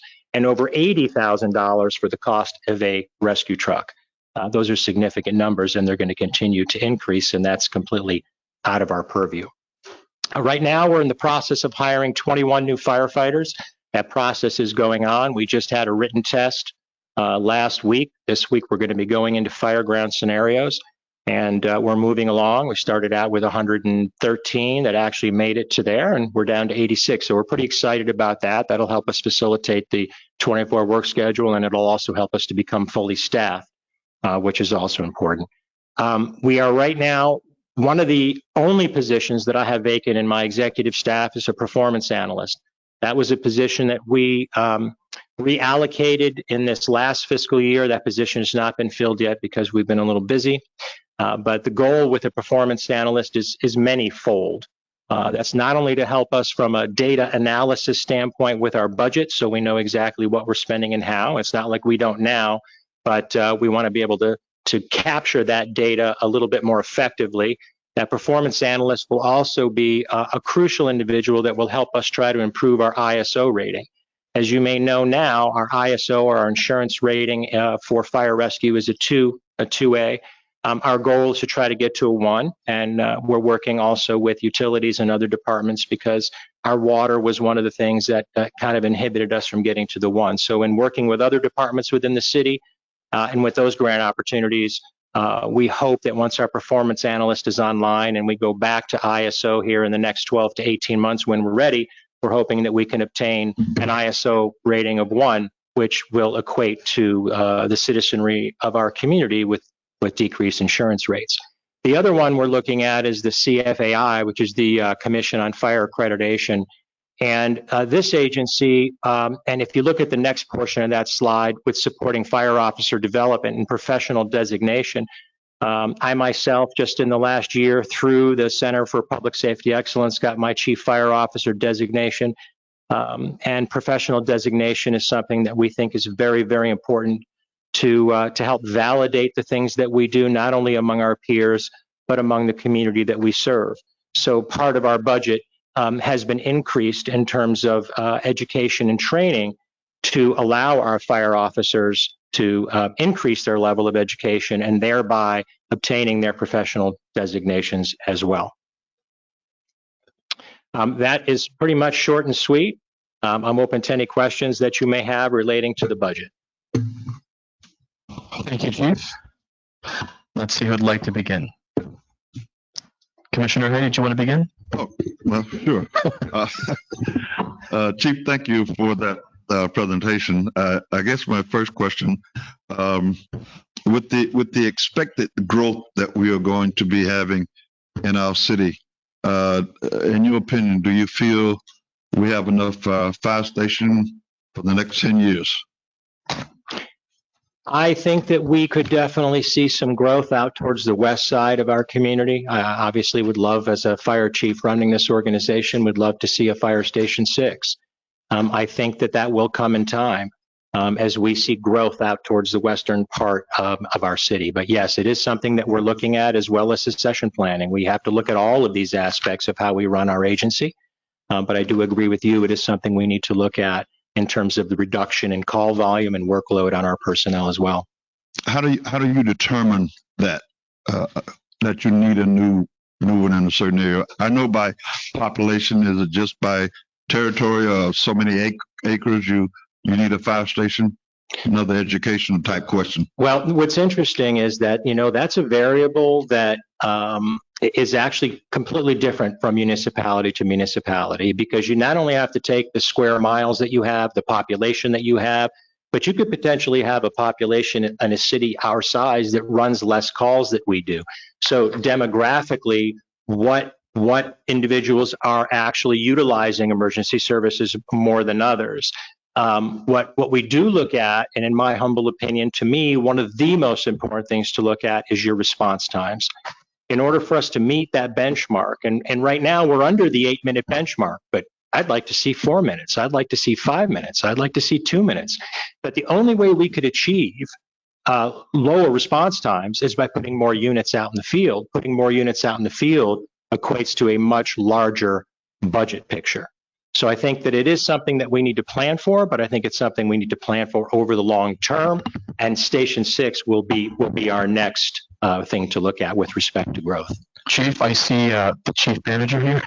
Yes, please. To dovetail with what the fire chief said, so there is a process through the accreditation process that they are looking at carefully that takes community risk assessment into the development where you need your next units and why.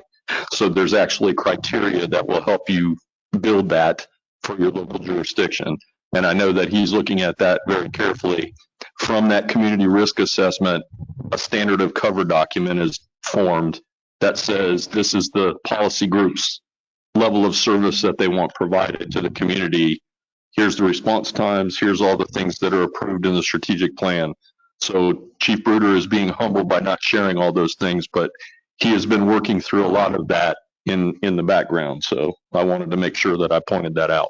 Yeah, because part of the reason for me asking that question, I see Boynton Beach increasing in the senior saint arena, and I wondered how did that factor into the equation when your population of senior citizens increase?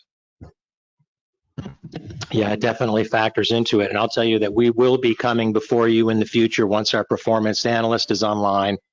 Once we get our performance analyst to the CFAI training sessions, where now we'll be able to develop our standard of cover. We actually brought 9 people to the CFAI conference in Daytona within this fiscal year. And they were pretty blown away that a department took that much of an effort our size to bring that many people, because we realized the seriousness of being able to plan and being able to understand that to provide the best fire rescue services, you need to be able to put all this data together. And the CFAI is one of those organizations that helps us do it effectively, so that then I can come before you with real data so that you can make that decision in terms of our growth once I bring it to the table for you. Thank you, Chief. You're welcome, sir. Thank you, Commissioner. Let's see from my other colleagues. Vice Mayor Cruz? Okay.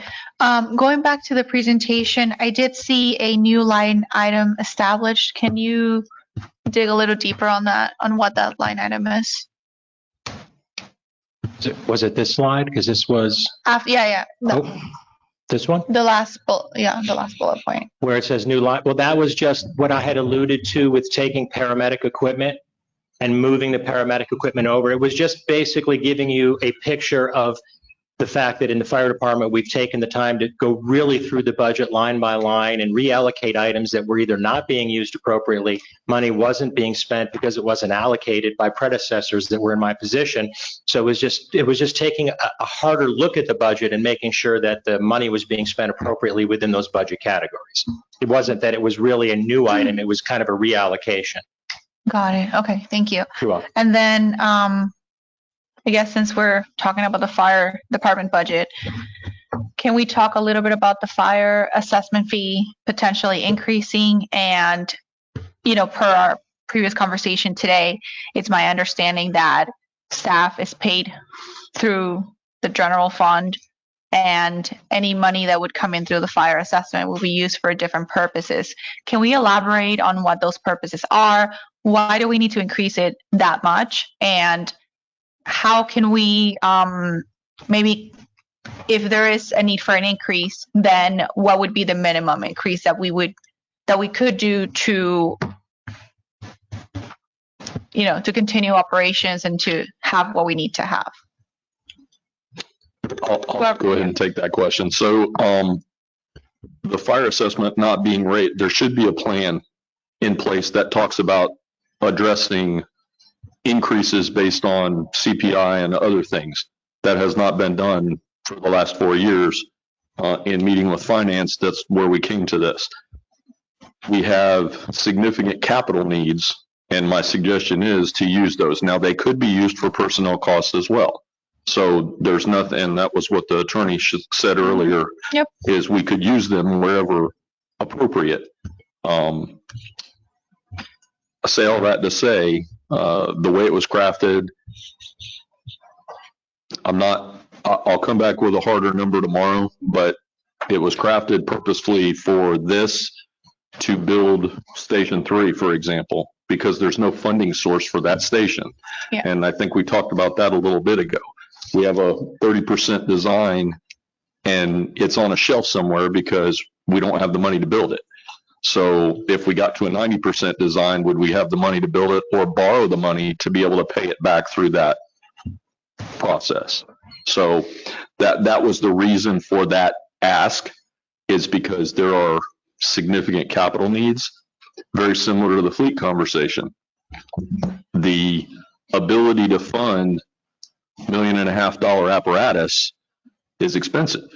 So to be able to put a dedicated funding source aside to do that for us is what the assistant city manager, finance, and fleet all have spoken about. So that was where that whole movement went to fund that going forward.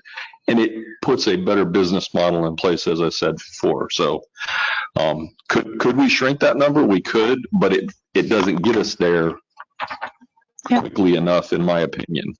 I would love to see where we're at currently financially, like how much is in that fund.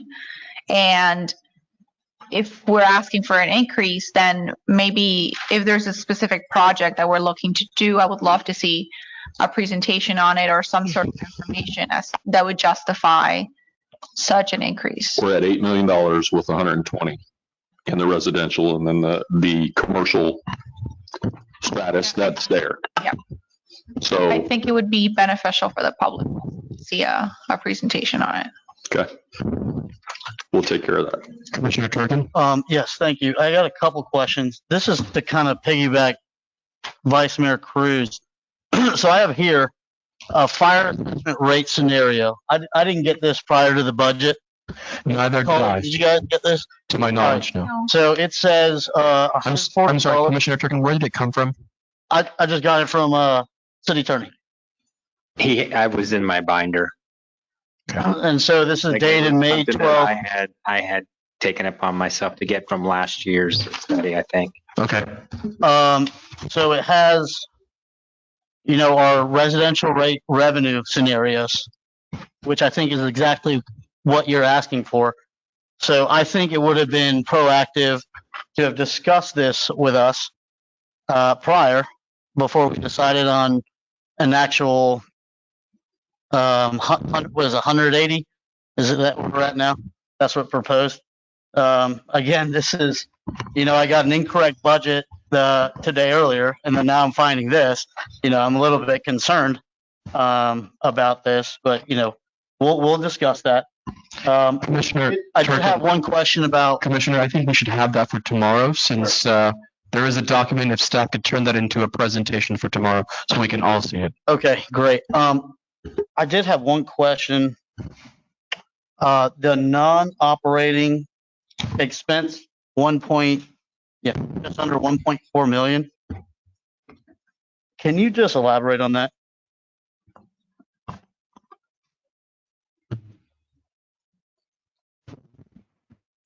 Where are you looking? Where is he looking? Where are you The looking? budget summary. We don't have that, so. I don't. No, this is the binder that you're referring to? Yes. What page is that on the binder? Well, in my binder, it's page 4.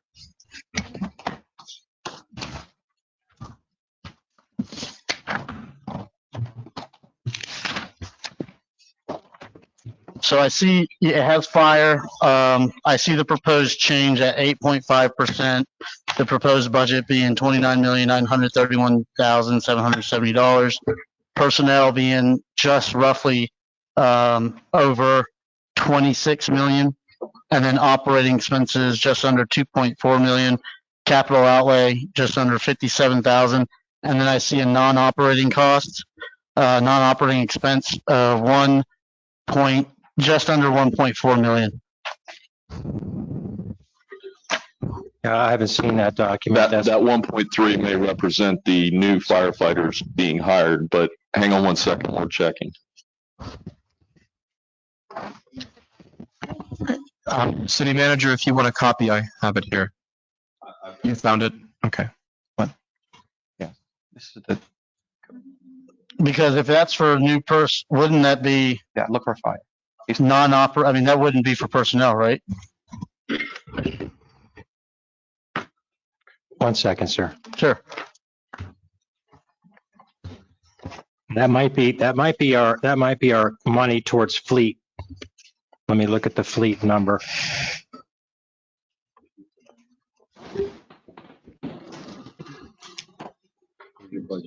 Do you guys have this, or do I have a different? Okay. That's what it is. That's the $1.3 million for fleet towards our, that's fire department's portion of our contribution to the pre-funding, to the city's fleet pre-funding. That is the pre-funding. Yeah, I that's just the right number. spoke with Andrew. I believe Yeah. that is what that represents, is the pre-funding for fleet. Okay. So that covers the purchase of apparatus and the depreciation cost that we pay annually based on the amount of fleet we have. Okay, great. So the lump increase, I would assume, I don't have a calculator on me right now, is for the personnel to get to the 24/72 shift, correct? It's for the personnel and the collective bargaining agreement increases for the existing personnel. Sure. So all of that would be incorporated into that. It's not all just the new people. Okay. No, I understand that. I just wanted to make sure what is going where? I'm just making sure what is going where. Okay. And then, can I get more elaboration on operating expenses? So in your budget book, if you go to page 91, 92, 93, that kind of gives you a detail of the expenditures of the general fund fire department, line by line. Just make sure I got the right. Compare your. Does yours go by budget category? Well, I don't know. I got a different book, so got to make sure. Oh, it's the same book.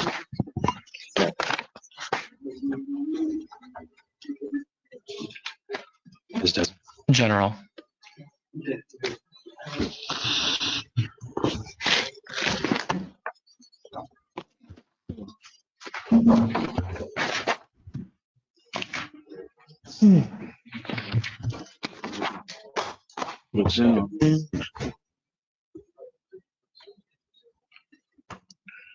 So it says department request for 22-23 was 25 million. And then proposed is about $1 million more. Am I seeing that right? Page are you on? It was 1.1 million for the contractual increases, 850,000 for the hiring of the 21 personnel. Okay. And then the increases for fleet and the increases for pension obligations, health insurance, FICA, and those other items. Okay. Okay. Perfect. Commissioner, I want to make sure I understood your question. Earlier, you were asking about the 1.3 non-operating, is that correct? Correct. So I found it on page 92. It's towards the bottom. In the rightmost column, it's the exact same number. It is the 1.386, so on. And it has two listed items under that make up that 1.3. It says transfer to grants match. I don't know if staff has found it. I don't know. Are we on the same page? Transfer Vehicle Services Fund. That equates to the 1.3 that you were asking about. Okay, great. Okay.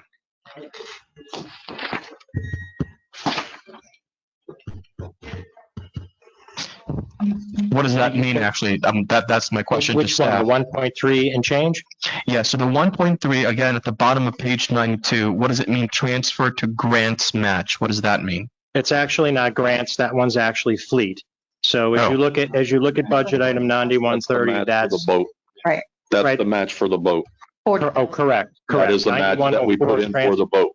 Correct. 20 transfer to grants match is the 40,000. That's the city's share if we're successful with the assistance to firefighters grant for the fireboat. Understood. The number below that is the number that we are paying, that the fire department pays into the fleet pre-funding for our fire apparatus. There we go. Yeah, we need the fireboat. That is, we need that. That is important. Pre-funding.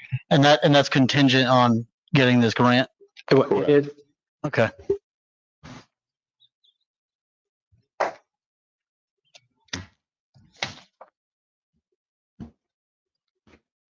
All right. Did we, any follow-up questions to that? Nope. Thank you for the clarification on that. All right. Any other questions from my colleagues? Commissioner Kelly? I just had one comment. You answered my question before I even asked it, so thank you.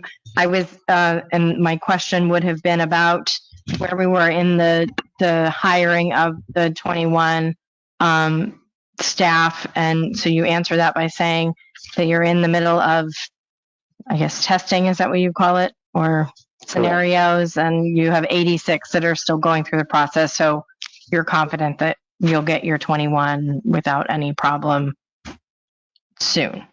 I am. Correct. Yeah. Okay. And then to piggyback on with regard to the fire assessment, I guess we'll talk about it more tomorrow. So I'll defer my questions until then. You can ask them now. That's perfectly okay. This is I know the fire assessment is being talked about, and you briefly mentioned that it's possible those funds could be used or could be allocated for District 4's fire department update, rebuild. That's something new that you threw out this afternoon that I don't think was on it wasn't on anyone's radar. And so, is that realistic in thinking that that's really what you want, or where these funds would be used, or are these funds allocated already, or is there already a project, or is there already something that this money had been kind of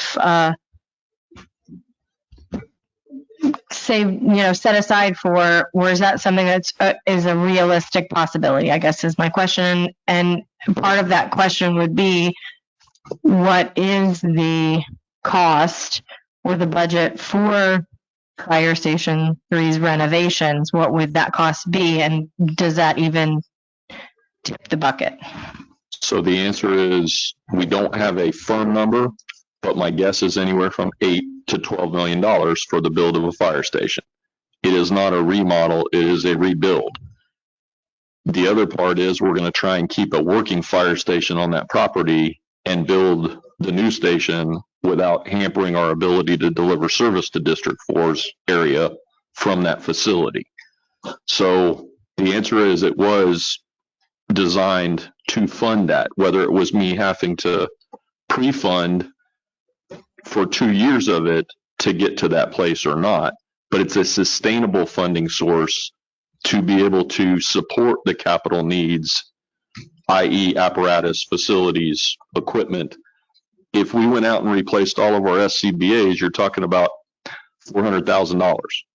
That's a huge amount. So we talk about being proactive. This is our way of being proactive, because, for lack of a better term, this is an ability for the fire department to now have fund balance to cover what they need in the apparatus, equipment, and facility side to be sustainable. You can't replace a little bit at a time for air packs, for example, because everybody has to have symmetry and it's a consistency. Unlike other things that you may be able to incrementally replace, you can't replace air packs that way. So that $400,000, and he just talked about us having to borrow money to pay off. I would rather we were able to pay for it and be done with it. And that's the goal of this, is building a budget that reflects what it costs to do business. Well, okay, so I agree with that, but the $120 that we're already getting, if the sole purpose of that fund initially, and even at its restart, was for, capital improvement, special projects for FD, why are we counting on that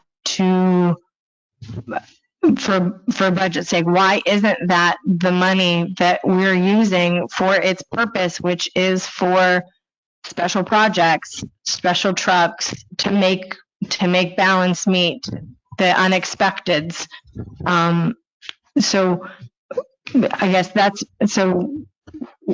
You're assuming that when they crafted this, that was their approach. I don't know that that was their approach. The approach may have been, we want to offset the cost of the budget for the fire department by having a fire assessment, and we'll pay for whatever costs there are out of that. That's the reality of fire assessments at times. I would rather earmark it for specific managerial goals of the department. It makes more sense in a business model than to say, well, it generates $8 million and now it fills a hole of that budget. If you were to do away with that, then we've got to either find a way to reestablish that funding source, or we've got to drastically change operation. right. No, and I understand that, and I'm not saying, just like the mayor said earlier, I'm not saying that to do away with the fire assessment. I'm saying that we need to, if what you're saying now is we can use the fire assessment to build a new station, then why aren't we allocating the current fire assessment for building a new fire station? Because that's not what it was designed for on the front end. It was designed to offset the cost of the fire department budget, and it wasn't earmarked for specificity. The attorney shared with you earlier that it could be used for anything. It could be used for personnel costs or any number of other things. So that being said, I like the idea of earmarking it for specific depreciable capital items, and there's a stable funding source for it going forward. So that's the reason for that request. So the 120, the money that we get from the $120 is currently being used for you to make budget. Correct. It's not, even though you have a surplus in there, or you have money in there. I don't have it's not like a savings account. It's actually making up our budget. I get it. Yeah, so it meets the budget. The expansion of that is not earmarked for specificity other than what I'm talking about, which is investing in capital improvement projects, instead of me going to capital and saying, hey, do we have this surtax money that I can take from, or would that qualify, or those types of things. So it gives us that stable funding source that's consistent. So I hope that made sense. It does make sense. Thank you. It sounds like the discrepancy is what it was then versus what we would like it to be today. Right. Correct. And I have to agree.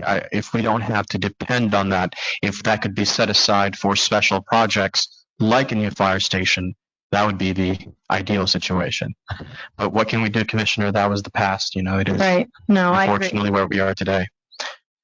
And we can be proactive as the other part of that, and get out in front of things, so we're not rebuilding a fire station when it's falling down on itself, or an apparatus that isn't able to continuously respond. So that's the other part about why I looked at it differently than my predecessors had before. So I do have a follow-up question related to Fire Station 3. Has anyone from finance or anyone in staff in general looked into what it would cost to borrow money and finance that differently, instead of waiting for what I heard from you, City Manager, earlier, was to use a portion of the fire assessment fee, let that fund build up so we'll have money for a new fire station. Have we thought about just borrowing money for the fire station? I have talked to finance about that, and have we done projections? No, but to go out for a commercial loan would probably be difficult for us. Maybe borrowing from within the city, i.e. our enterprise funds, to maybe borrow from them and pay them back, it wouldn't be as onerous. I think we're debt restricted, is that appropriate word? We're at debt capacity. So what does that mean? It means we don't want to go out for bonds and things like that right now until we pay off the current debt that we're into. Understood. So that's the reason, but there are other alternatives that we can talk through and maybe an internal process. Right. And the brick and mortar up. The reason I ask is when it comes, if there was any type of project we need to fast track, it would be related to public safety and life and safety of our residents.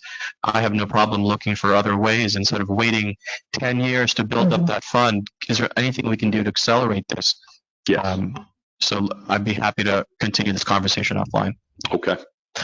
Commissioner Turkin? Yes, this is a little bit unrelated, but I just want to ask city staff to provide a more detailed expenditure list on what we can use the ARPA funds for, because I believe there is a category of public safety that we can utilize. So I would just like more detail on that, because again, this is, correct me if I'm wrong, 6 million? That is about correct, yes. This is $6 million that we have. And there was a couple things we want to do, and I think we can really move some dollars around to have mutuality and everybody win. So I would like that to see what we can, what can and cannot that be spent on. Just a more detailed list, if that's okay. Yes, I'm interested in seeing that information as well. Commissioner, from what I recall, again, I'm basing it off on memory, so I could be wrong, is that ARP funds could not be used for normal functions of a municipality. So building infrastructure would be normal functions.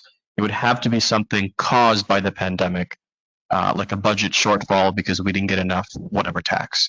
But I want to wait on staff and you tell me if I remember correctly or not. The rules have changed over time also, so finance has a good grasp of how the rules have evolved, because in the beginning it was very narrowly focused. Yes. Yeah. And now it's broadened and become more impactful. And I know there's other agencies throughout the state of Florida that are using those funds for exactly what you're talking about. So whether they're taking a risk or not, I don't know, but we can certainly look into that and get you some data on that. We appreciate that. As of April, they broadened the flexibility there, and infrastructure is included in that. I'm saying all this to say, like, if we can save somewhere, then we can fund elsewhere, and everyone can win. And so that's kind of like, I'm just planting that seed for later down the road. Oh, much appreciated. Any other comments from my colleagues to the right here? Vice Mayor, Commissioner Hay? Well, I do have just another comment, a question. You mentioned about the mental health.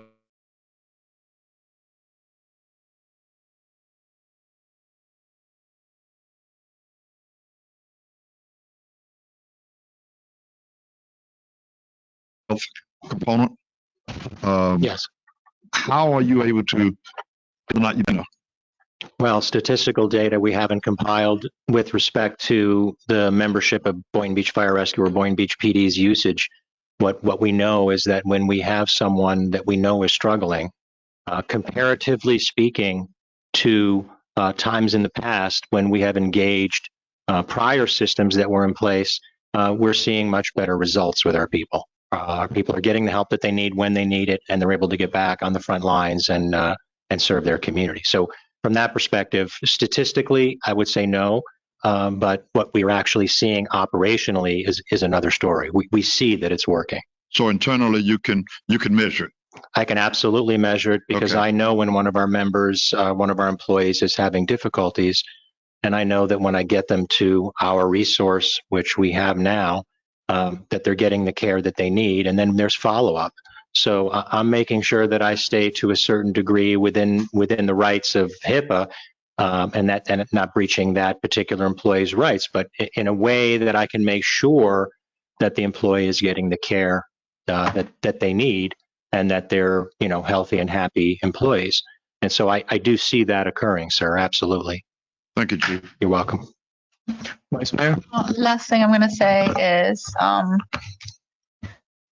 of the reasons why I'm asking to see what we can do about the fire assessment fee, and the reason why I would love to lower the millage rate responsibly, not a lot, but just somewhat, it's because there are many of my constituents who live on fixed incomes. And they're already experiencing higher rates for home insurance, and even if we keep the millage rate, I mean, it's going to go up a little bit, but just trying to be mindful of their situation and not create a bad situation for them financially.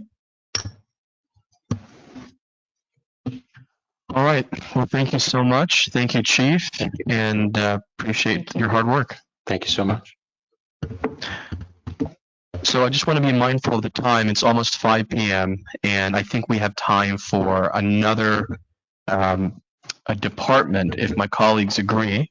But I don't think we should do more than one more for today. I'm thinking tomorrow we have CRA after this, and I would love for us to not have to come in on Wednesday if possible, because we work and we have other things to do. So we could continue today. I'm all for that. Let me ask you, because we want to be respectful of staff time as well. To my colleagues here, how late would you like to stay? Because it's already almost 5. I'm good for 6. An hour, yeah. What are you proposing? I'm proposing that we hear from one more department. That should leave us around 6 o'clock, and then we call it a day, and then we'll do everything else tomorrow. Okay. But that's just my suggestion. I guess it depends on the department, right? It does depend on the department.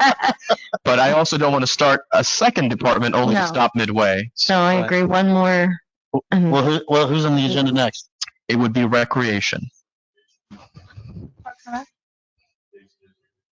Yeah.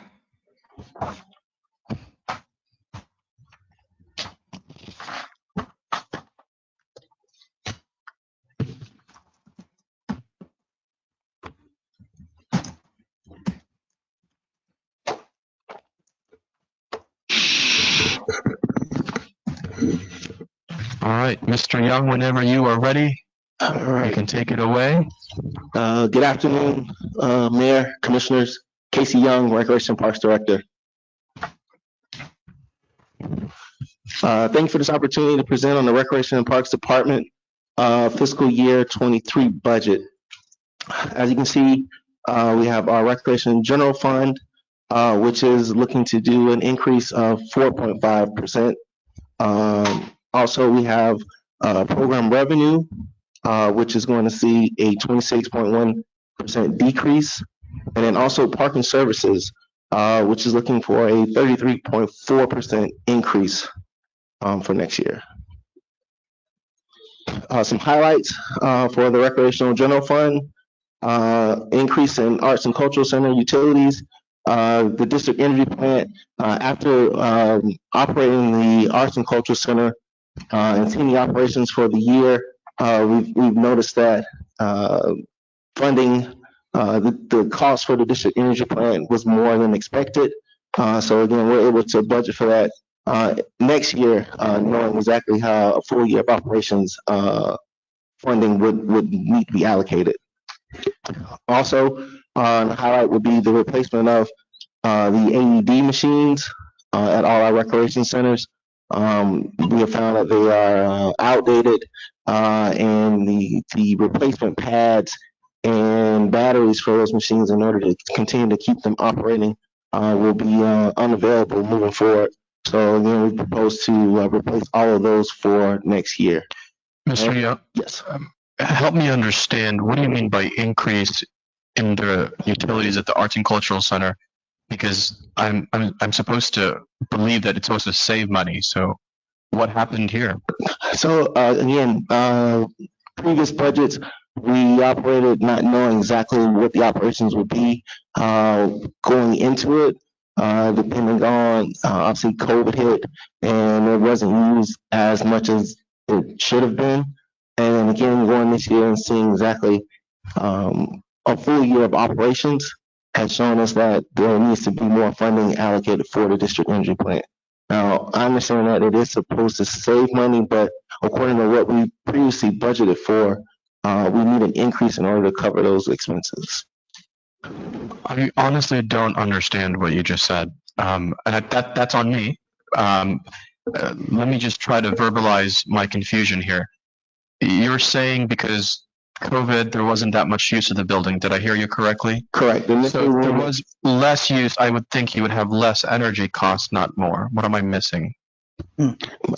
I can, Andrew Mack. So I think what Mr. Young is trying to tell you is that we budgeted based on an off year that wasn't a full year of programming. And now that he's had a full year of programming, he's seeing that his actual cost for the energy is more than what he budgeted. So basically what he's saying is that it's short because he's had longer hours. We may have been closing at 6. Now they're operating till 9. So they're using the utility, the chilled water more than anticipated. I see. So it's from the bounce back. Correct. Not from the decrease in Correct. activities initially. Okay. That was key. Thank you so much. Okay. Just to bring back up the AED replacements, again, we just needed to replace those. As I said, they are outdated. One of the other highlights is the pay track, which is technology that we're looking into for our registration operations. It will give our customers more access to credit card transactions at all of our recreation centers. Again, this year we were able to upgrade our rec track system, which is what we use for registration, for program registration, also for our rental, facility rental transactions. So again, PayTrack we feel will continue to improve and allow us to provide better customer services to all our participants and customers. Highlights for parking services with the 33.4 increase, the Park Mobile monthly service fees. Again, this is a fairly new program to the city. Again, we've been monitoring it, watching it to see exactly what the cost for this program includes. The other highlight would be parking enforcement operating equipment is one of the factors that's causing the increase.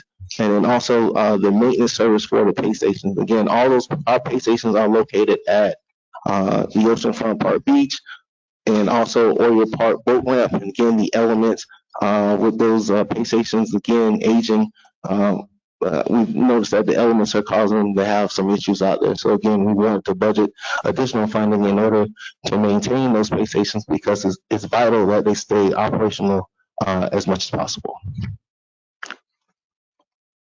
And finally, Recreation Program Revenue Fund, a 26.1% decrease. Again, just focusing next year on our quality of programs, again, using funding resources to provide those quality programs that our residents and visitors would enjoy. Again, looking at the cost for all our programs to make sure that they are affordable. We feel it will help increase program registration. And also with the revenue fund is using increase the number of recreation programs and events. So again, we're trying to find a good balance and make sure in order to provide those services that the residents will need. Successes from this current year, again, as I mentioned earlier, upgrading our rec track system to rec track 3.1. Again, it would allow us more accessibility online, more functionality, better customer service. So again, that was a big success for this year. And then also we hosted an international sanctioned tennis tournament at the Boynton Beach Tennis Center. And that's a direct reflection on a CIP project that we had all the clay courts or hard true courts resurfaced the previous year, which allowed us to be selected as one of the facilities to host this event. Again, it was an international event. It impacted economic impact along with sports tourism for the city. So that was a big success this year. Challenges moving forward, just development of the cultural arts program. Again, the Cultural Arts Center is a fairly new center. We're just developing ways in order to provide new programming that the residents will come to the building and enjoy. And also, again, still for recreation services, safety protocols for COVID-19 are still a challenge for us, as again, we look for ways to create safe spaces for our participants, for our visitors, to want to come into our recreation, to participate in programming, depending on size and depending on the protocols that are out there. So that is a continued challenge for us. And an initiative for next year would be increase in program registration and rentals. And again, this is looking to provide a variety of programs, looking at our cost assessment as far as our rentals. And again, all of that will be available or be developed through the adoption of the park system master plan, which we are currently going through now, which will continue through next fiscal year. Hopefully, to have an adoption plan ready to present to Commission in February of 2023. Any questions? Casey, do you have a separate presentation for the trust fund, or is this the one in the same? One and the same. Okay. So, I mean, that's my most urgent question. If you remember earlier, I mentioned what's happening with the trust fund. I see $48.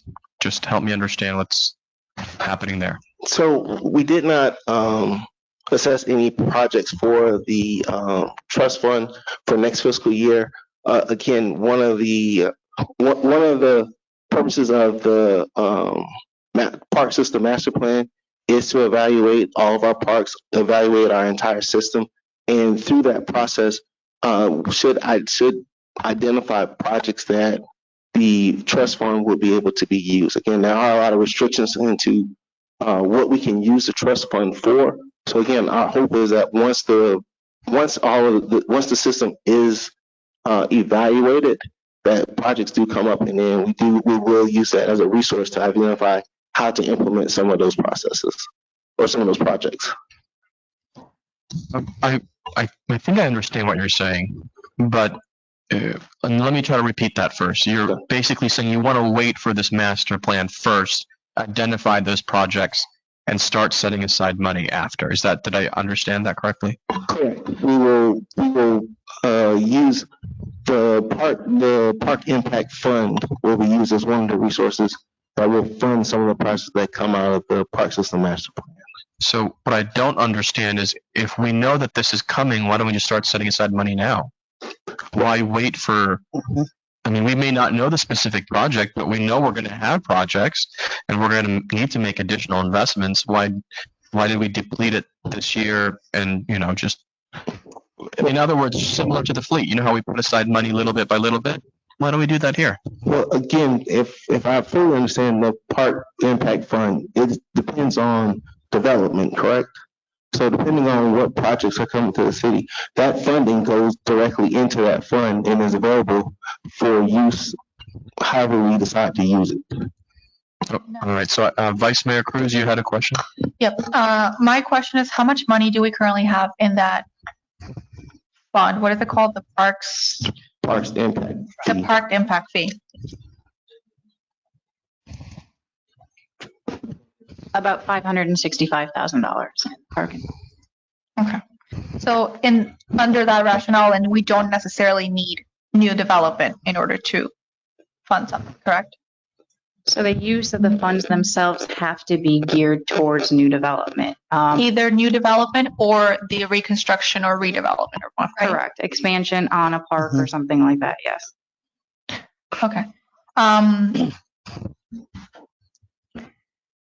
As I'm thinking about this, when we bring things up, I would really appreciate for staff to help enlighten us when possible. I know everyone thinks differently, and that's okay. But I think it took some digging, like me personally digging, to learn that there was such a fee. And I really had to go in and try to find a way to use those funds for the purposes that we've been talking about that we want to do. I think that because staff has the knowledge, staff is here 40 hours a week. We're here supposedly part-time. And it would be so great to receive some sort of guidance when we help us find a way to do it. Maybe that would have been a good suggestion from anyone at all in staff. With that being said, I don't know if this is the right way to do this or not, but I don't know if I have to make a motion down the road, but I would love to direct staff to look into the cost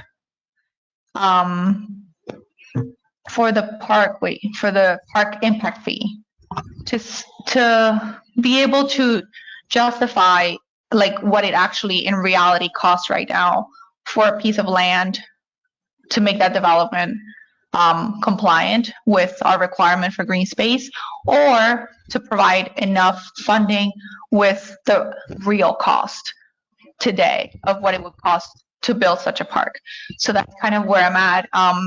I think that it's, you know, our job to be transparent and accountable, and this is really important to us. And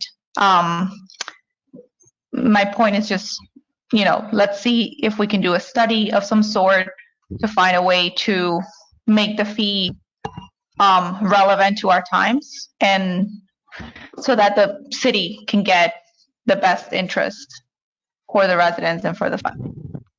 Thank you, Vice Mayor. I don't think a motion is necessary, but I think staff has heard you, and I'm going to ask staff if you could bring that back. I don't know if that's something that can be brought back relatively quickly. Is that something that can be done by tomorrow?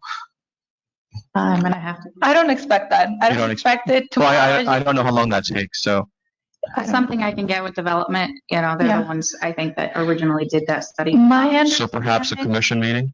Yeah, what I would love to do is just to direct staff to start looking into, because I think there's a attorney, please correct me if I'm wrong, there might be a requirement, some sort of a legal requirement to do a research on what it would cost to change the fee. To update the fees? Yeah, there's statutes on that that have come up. And there's some sort of research study that has to be done, which we have to procure a consultant to do, so. Yes, that's correct. Thank you. All right, thank you, Vice Mayor. Quick follow-up question to that. You know, I know we have the Park Impact Fee Fund. I know we have the Parks and Rec Trust Fund. Is there any other Park and Rec related fund that I need to be aware of? It's just these two. Okay. And so I want to understand the differences between these two funds and their uses. If somebody could just give me a quick overview of what is the trust fund for and what is the impact fee fund for? And what are the differences? Talking about your program revenue. So the program revenue fund is where our revenue from our program registration goes into, and then we also use that funding in order to subsidize activities, to purchase equipment that's directly related to recreation programs. The park impact fee is more so geared towards development. So again, it's not funding that we put aside, it is funding that is allocated into that fund due to development that takes place in the city. Okay, so let me give an example, because I heard one is for programs and the other one is for construction. Is that an accurate summary? I see a head nod from Mara, thank you. So if we wanted to build a new park, whatever kind of park, are you saying that it has to be and can only be funded from the impact fee fund? It's one option Or can the trust fund be used? The trust fund cannot be used for that. That's just program revenue. Okay. And so what are our options here to fund the creation of a new park? You could do some through capital or your park impact. Okay, so those are our two options, capital, CIP, and right. park You impact. talked about a bond at one point as well. Okay, that would be the extreme. Correct. Okay, I don't know if we need a bond for a park, but thank you. And the reason I'm asking these questions is that we've had these conversations before about what our priorities were, and we all agree that we need to create parks in certain areas of the city. But how do we do that? And that's it really helps for all of us to know what are the steps, what do we need to move around, and from which sources will get us to that goal. So thank you for that information. Commissioner Durkin? Yes, and so just to clarify, there's $565,000 in the Park Impact Fund. And then there's $500,000 allocated for the Eco Park construction. That would come from that line item? The 400,000 is in capital. Okay, so that's coming out of capital. Okay, I just wanted to clarify that. Okay. Commissioner Kelly, did you have any questions or comments? I just had one question, kind of on what the mayor was saying about the trust. I understand that there's no current project, so I understand that. We did just recently have all of the public meetings with regard to future park plans. What is Parks' plan going forward to evaluate that data and determine what the residents as a whole are looking for? And also, I would like to, at some point, not now and not today and not tomorrow, know, and I think you should be able to provide this, but maybe not. It just depends, because I know there were questionnaires. I know they could provide their information, where they were located, what they were asking for. But I am curious to know how many residents participated in that, and what what they're looking for and where they live within the city, so that we can determine what areas of the city are maybe reaching out more for different activities or different resources, or are we're missing maybe with reaching them with activities that are happening at the cultural center. I was there the other night for the Parks and Rec photo opening. Great job. I loved it's great. I love the Arts and Cultural Center, and I do wish that and hope that it'll be used more. I ran into a resident who had said that he had never been to the Schoolhouse Museum, so I encouraged him because he has a small child, but then also he didn't really know about the playgrounds outside and just kind of was unaware of kind of everything going on and what's available. So I know I just threw a lot into my one little thing, but that's kind of where because the park survey, I think, and that is a whole project in and of itself. So what's your plan as far as that data? So currently with the park system master plan, we are just at the initial stages of that plan. So again, the first steps were the community outreach, where the consultants came in and made presentations to the public and started to engage in asking them questions about parks and services that they would like to see happen here in Boynton Beach. They are currently still compiling that information. They're moving into what is called the needs assessment, where they randomly select residents from the community. They will receive a survey in the mail. They're able to participate that way. That's another source of collecting data. Once that is sent out and that survey is completed, the next step will be there will be an online survey available to all residents to kind of compare the data that's been collected. And then from there, they will take that information and again start to develop the actual plan. Again, that process, currently the timeline is for that plan to be presented to commission in February of 2023. So again, we're taking a look at it. Again, part of the second to third phase is evaluation of the entire system. So all parks will be evaluated.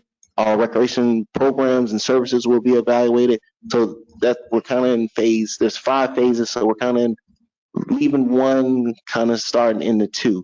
So then it will be a lengthy process. Right. Okay. Thank you. I only have one final question, and then we can call it a day. City manager or chief manager, we had spoken privately about possible reorganizations to transfer events to Parks and Recreation.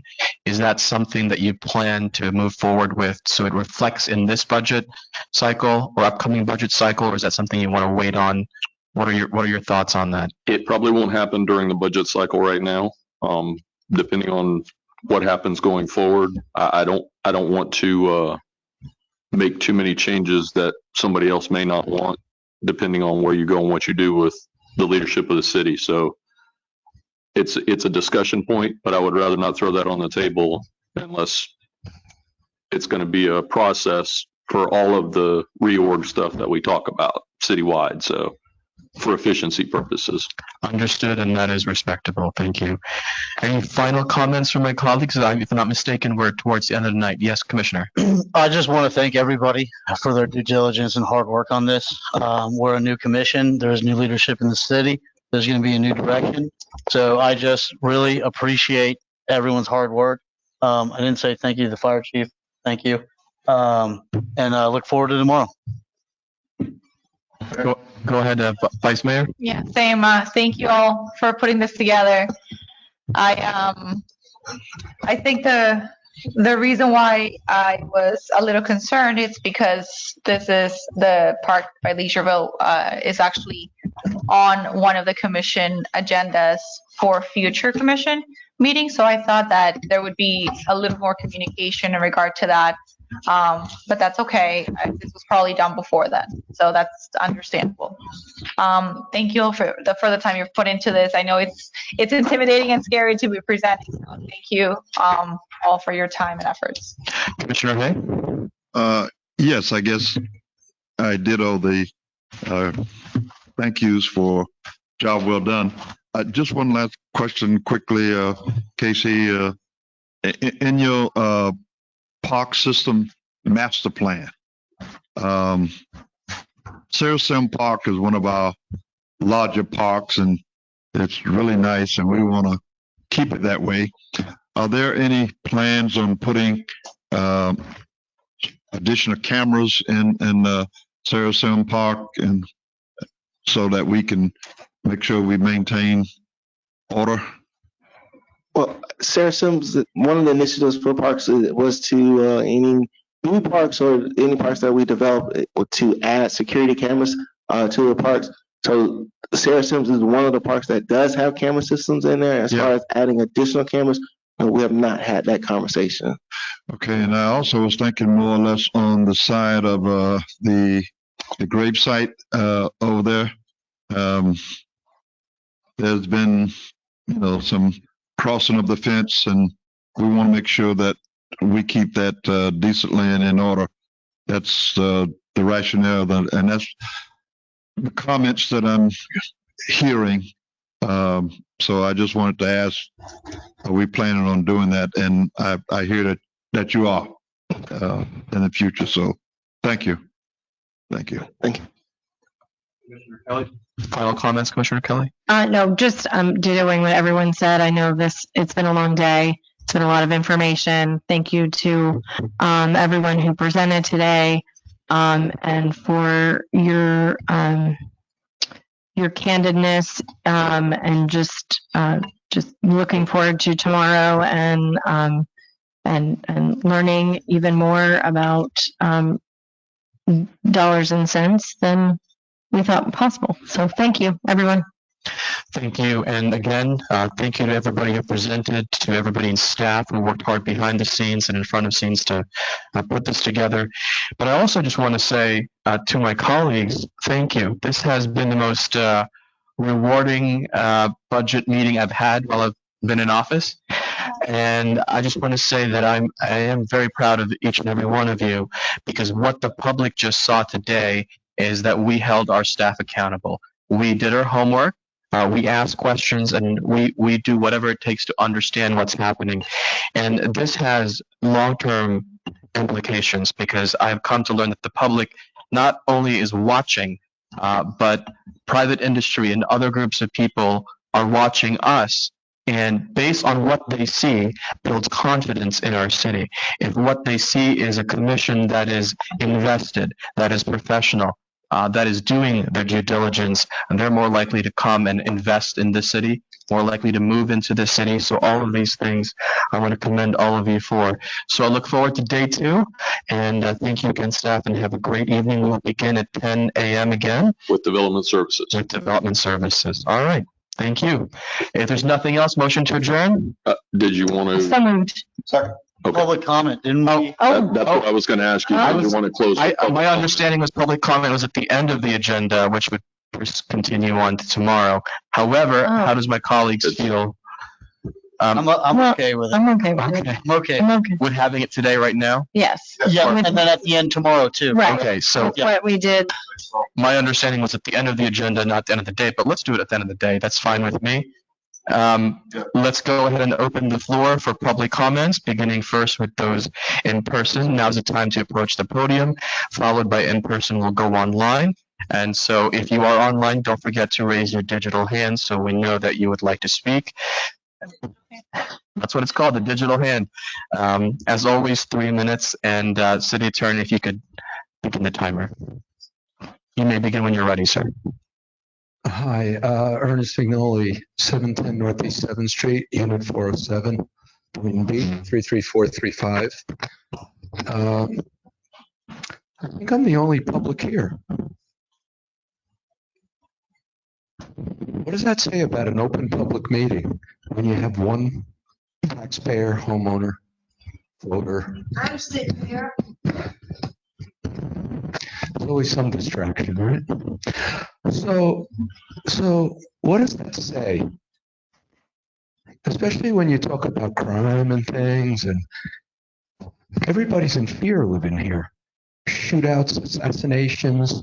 Around the corner is a sign, MS-13, cutting the fence at City Hall. Over a week ago, I made a report. City manager won't even have it taken down. A knife, MS-13, with little kids walking right in front of it. Not far from your house, Mr. Turker, right on 2nd and Seacrest, right? And there's more at the events you hold. You know, you got a lot of political terrorism stuff going on that you support. And why is it Sarah Sims Park has no criminal trespass signs up like City Hall has? You know what goes on in that park? Does anybody have any idea what goes on there? And you don't have one criminal trespass sign up there. Why not, Mr. Hay? Why not? And that's why, no matter what happens here, you never get an answer from the district leaders. The public is afraid to come in anymore. And you just have these meetings where everybody's just, I don't want to say BSing, but how about making up stories? You know, you bring an interim fire chief up and the interim city manager talks to the fire chief. The fire chief sits there and doesn't say anything. You know why? He doesn't know anything. That's why. And then when you talk about all the shootings and all the crime, the city manager gets the look on his face. I don't know what you're talking about. Why don't you move in here? Then you'll see what we're talking about, what we go through, what I go through in my neighborhood, with MS-13 coming in my property, overdoses on my property, and I can't get a police car to patrol. Why? Because you got to shut everything down. You think you own the city. You don't own it. We're the taxpayers. We own it. Not you. Not you.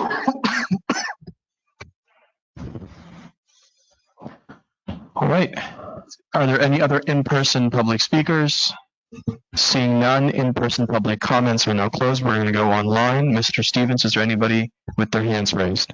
Mayor Quinn Surga, no, there is no online. Hearing none, public comments are now closed.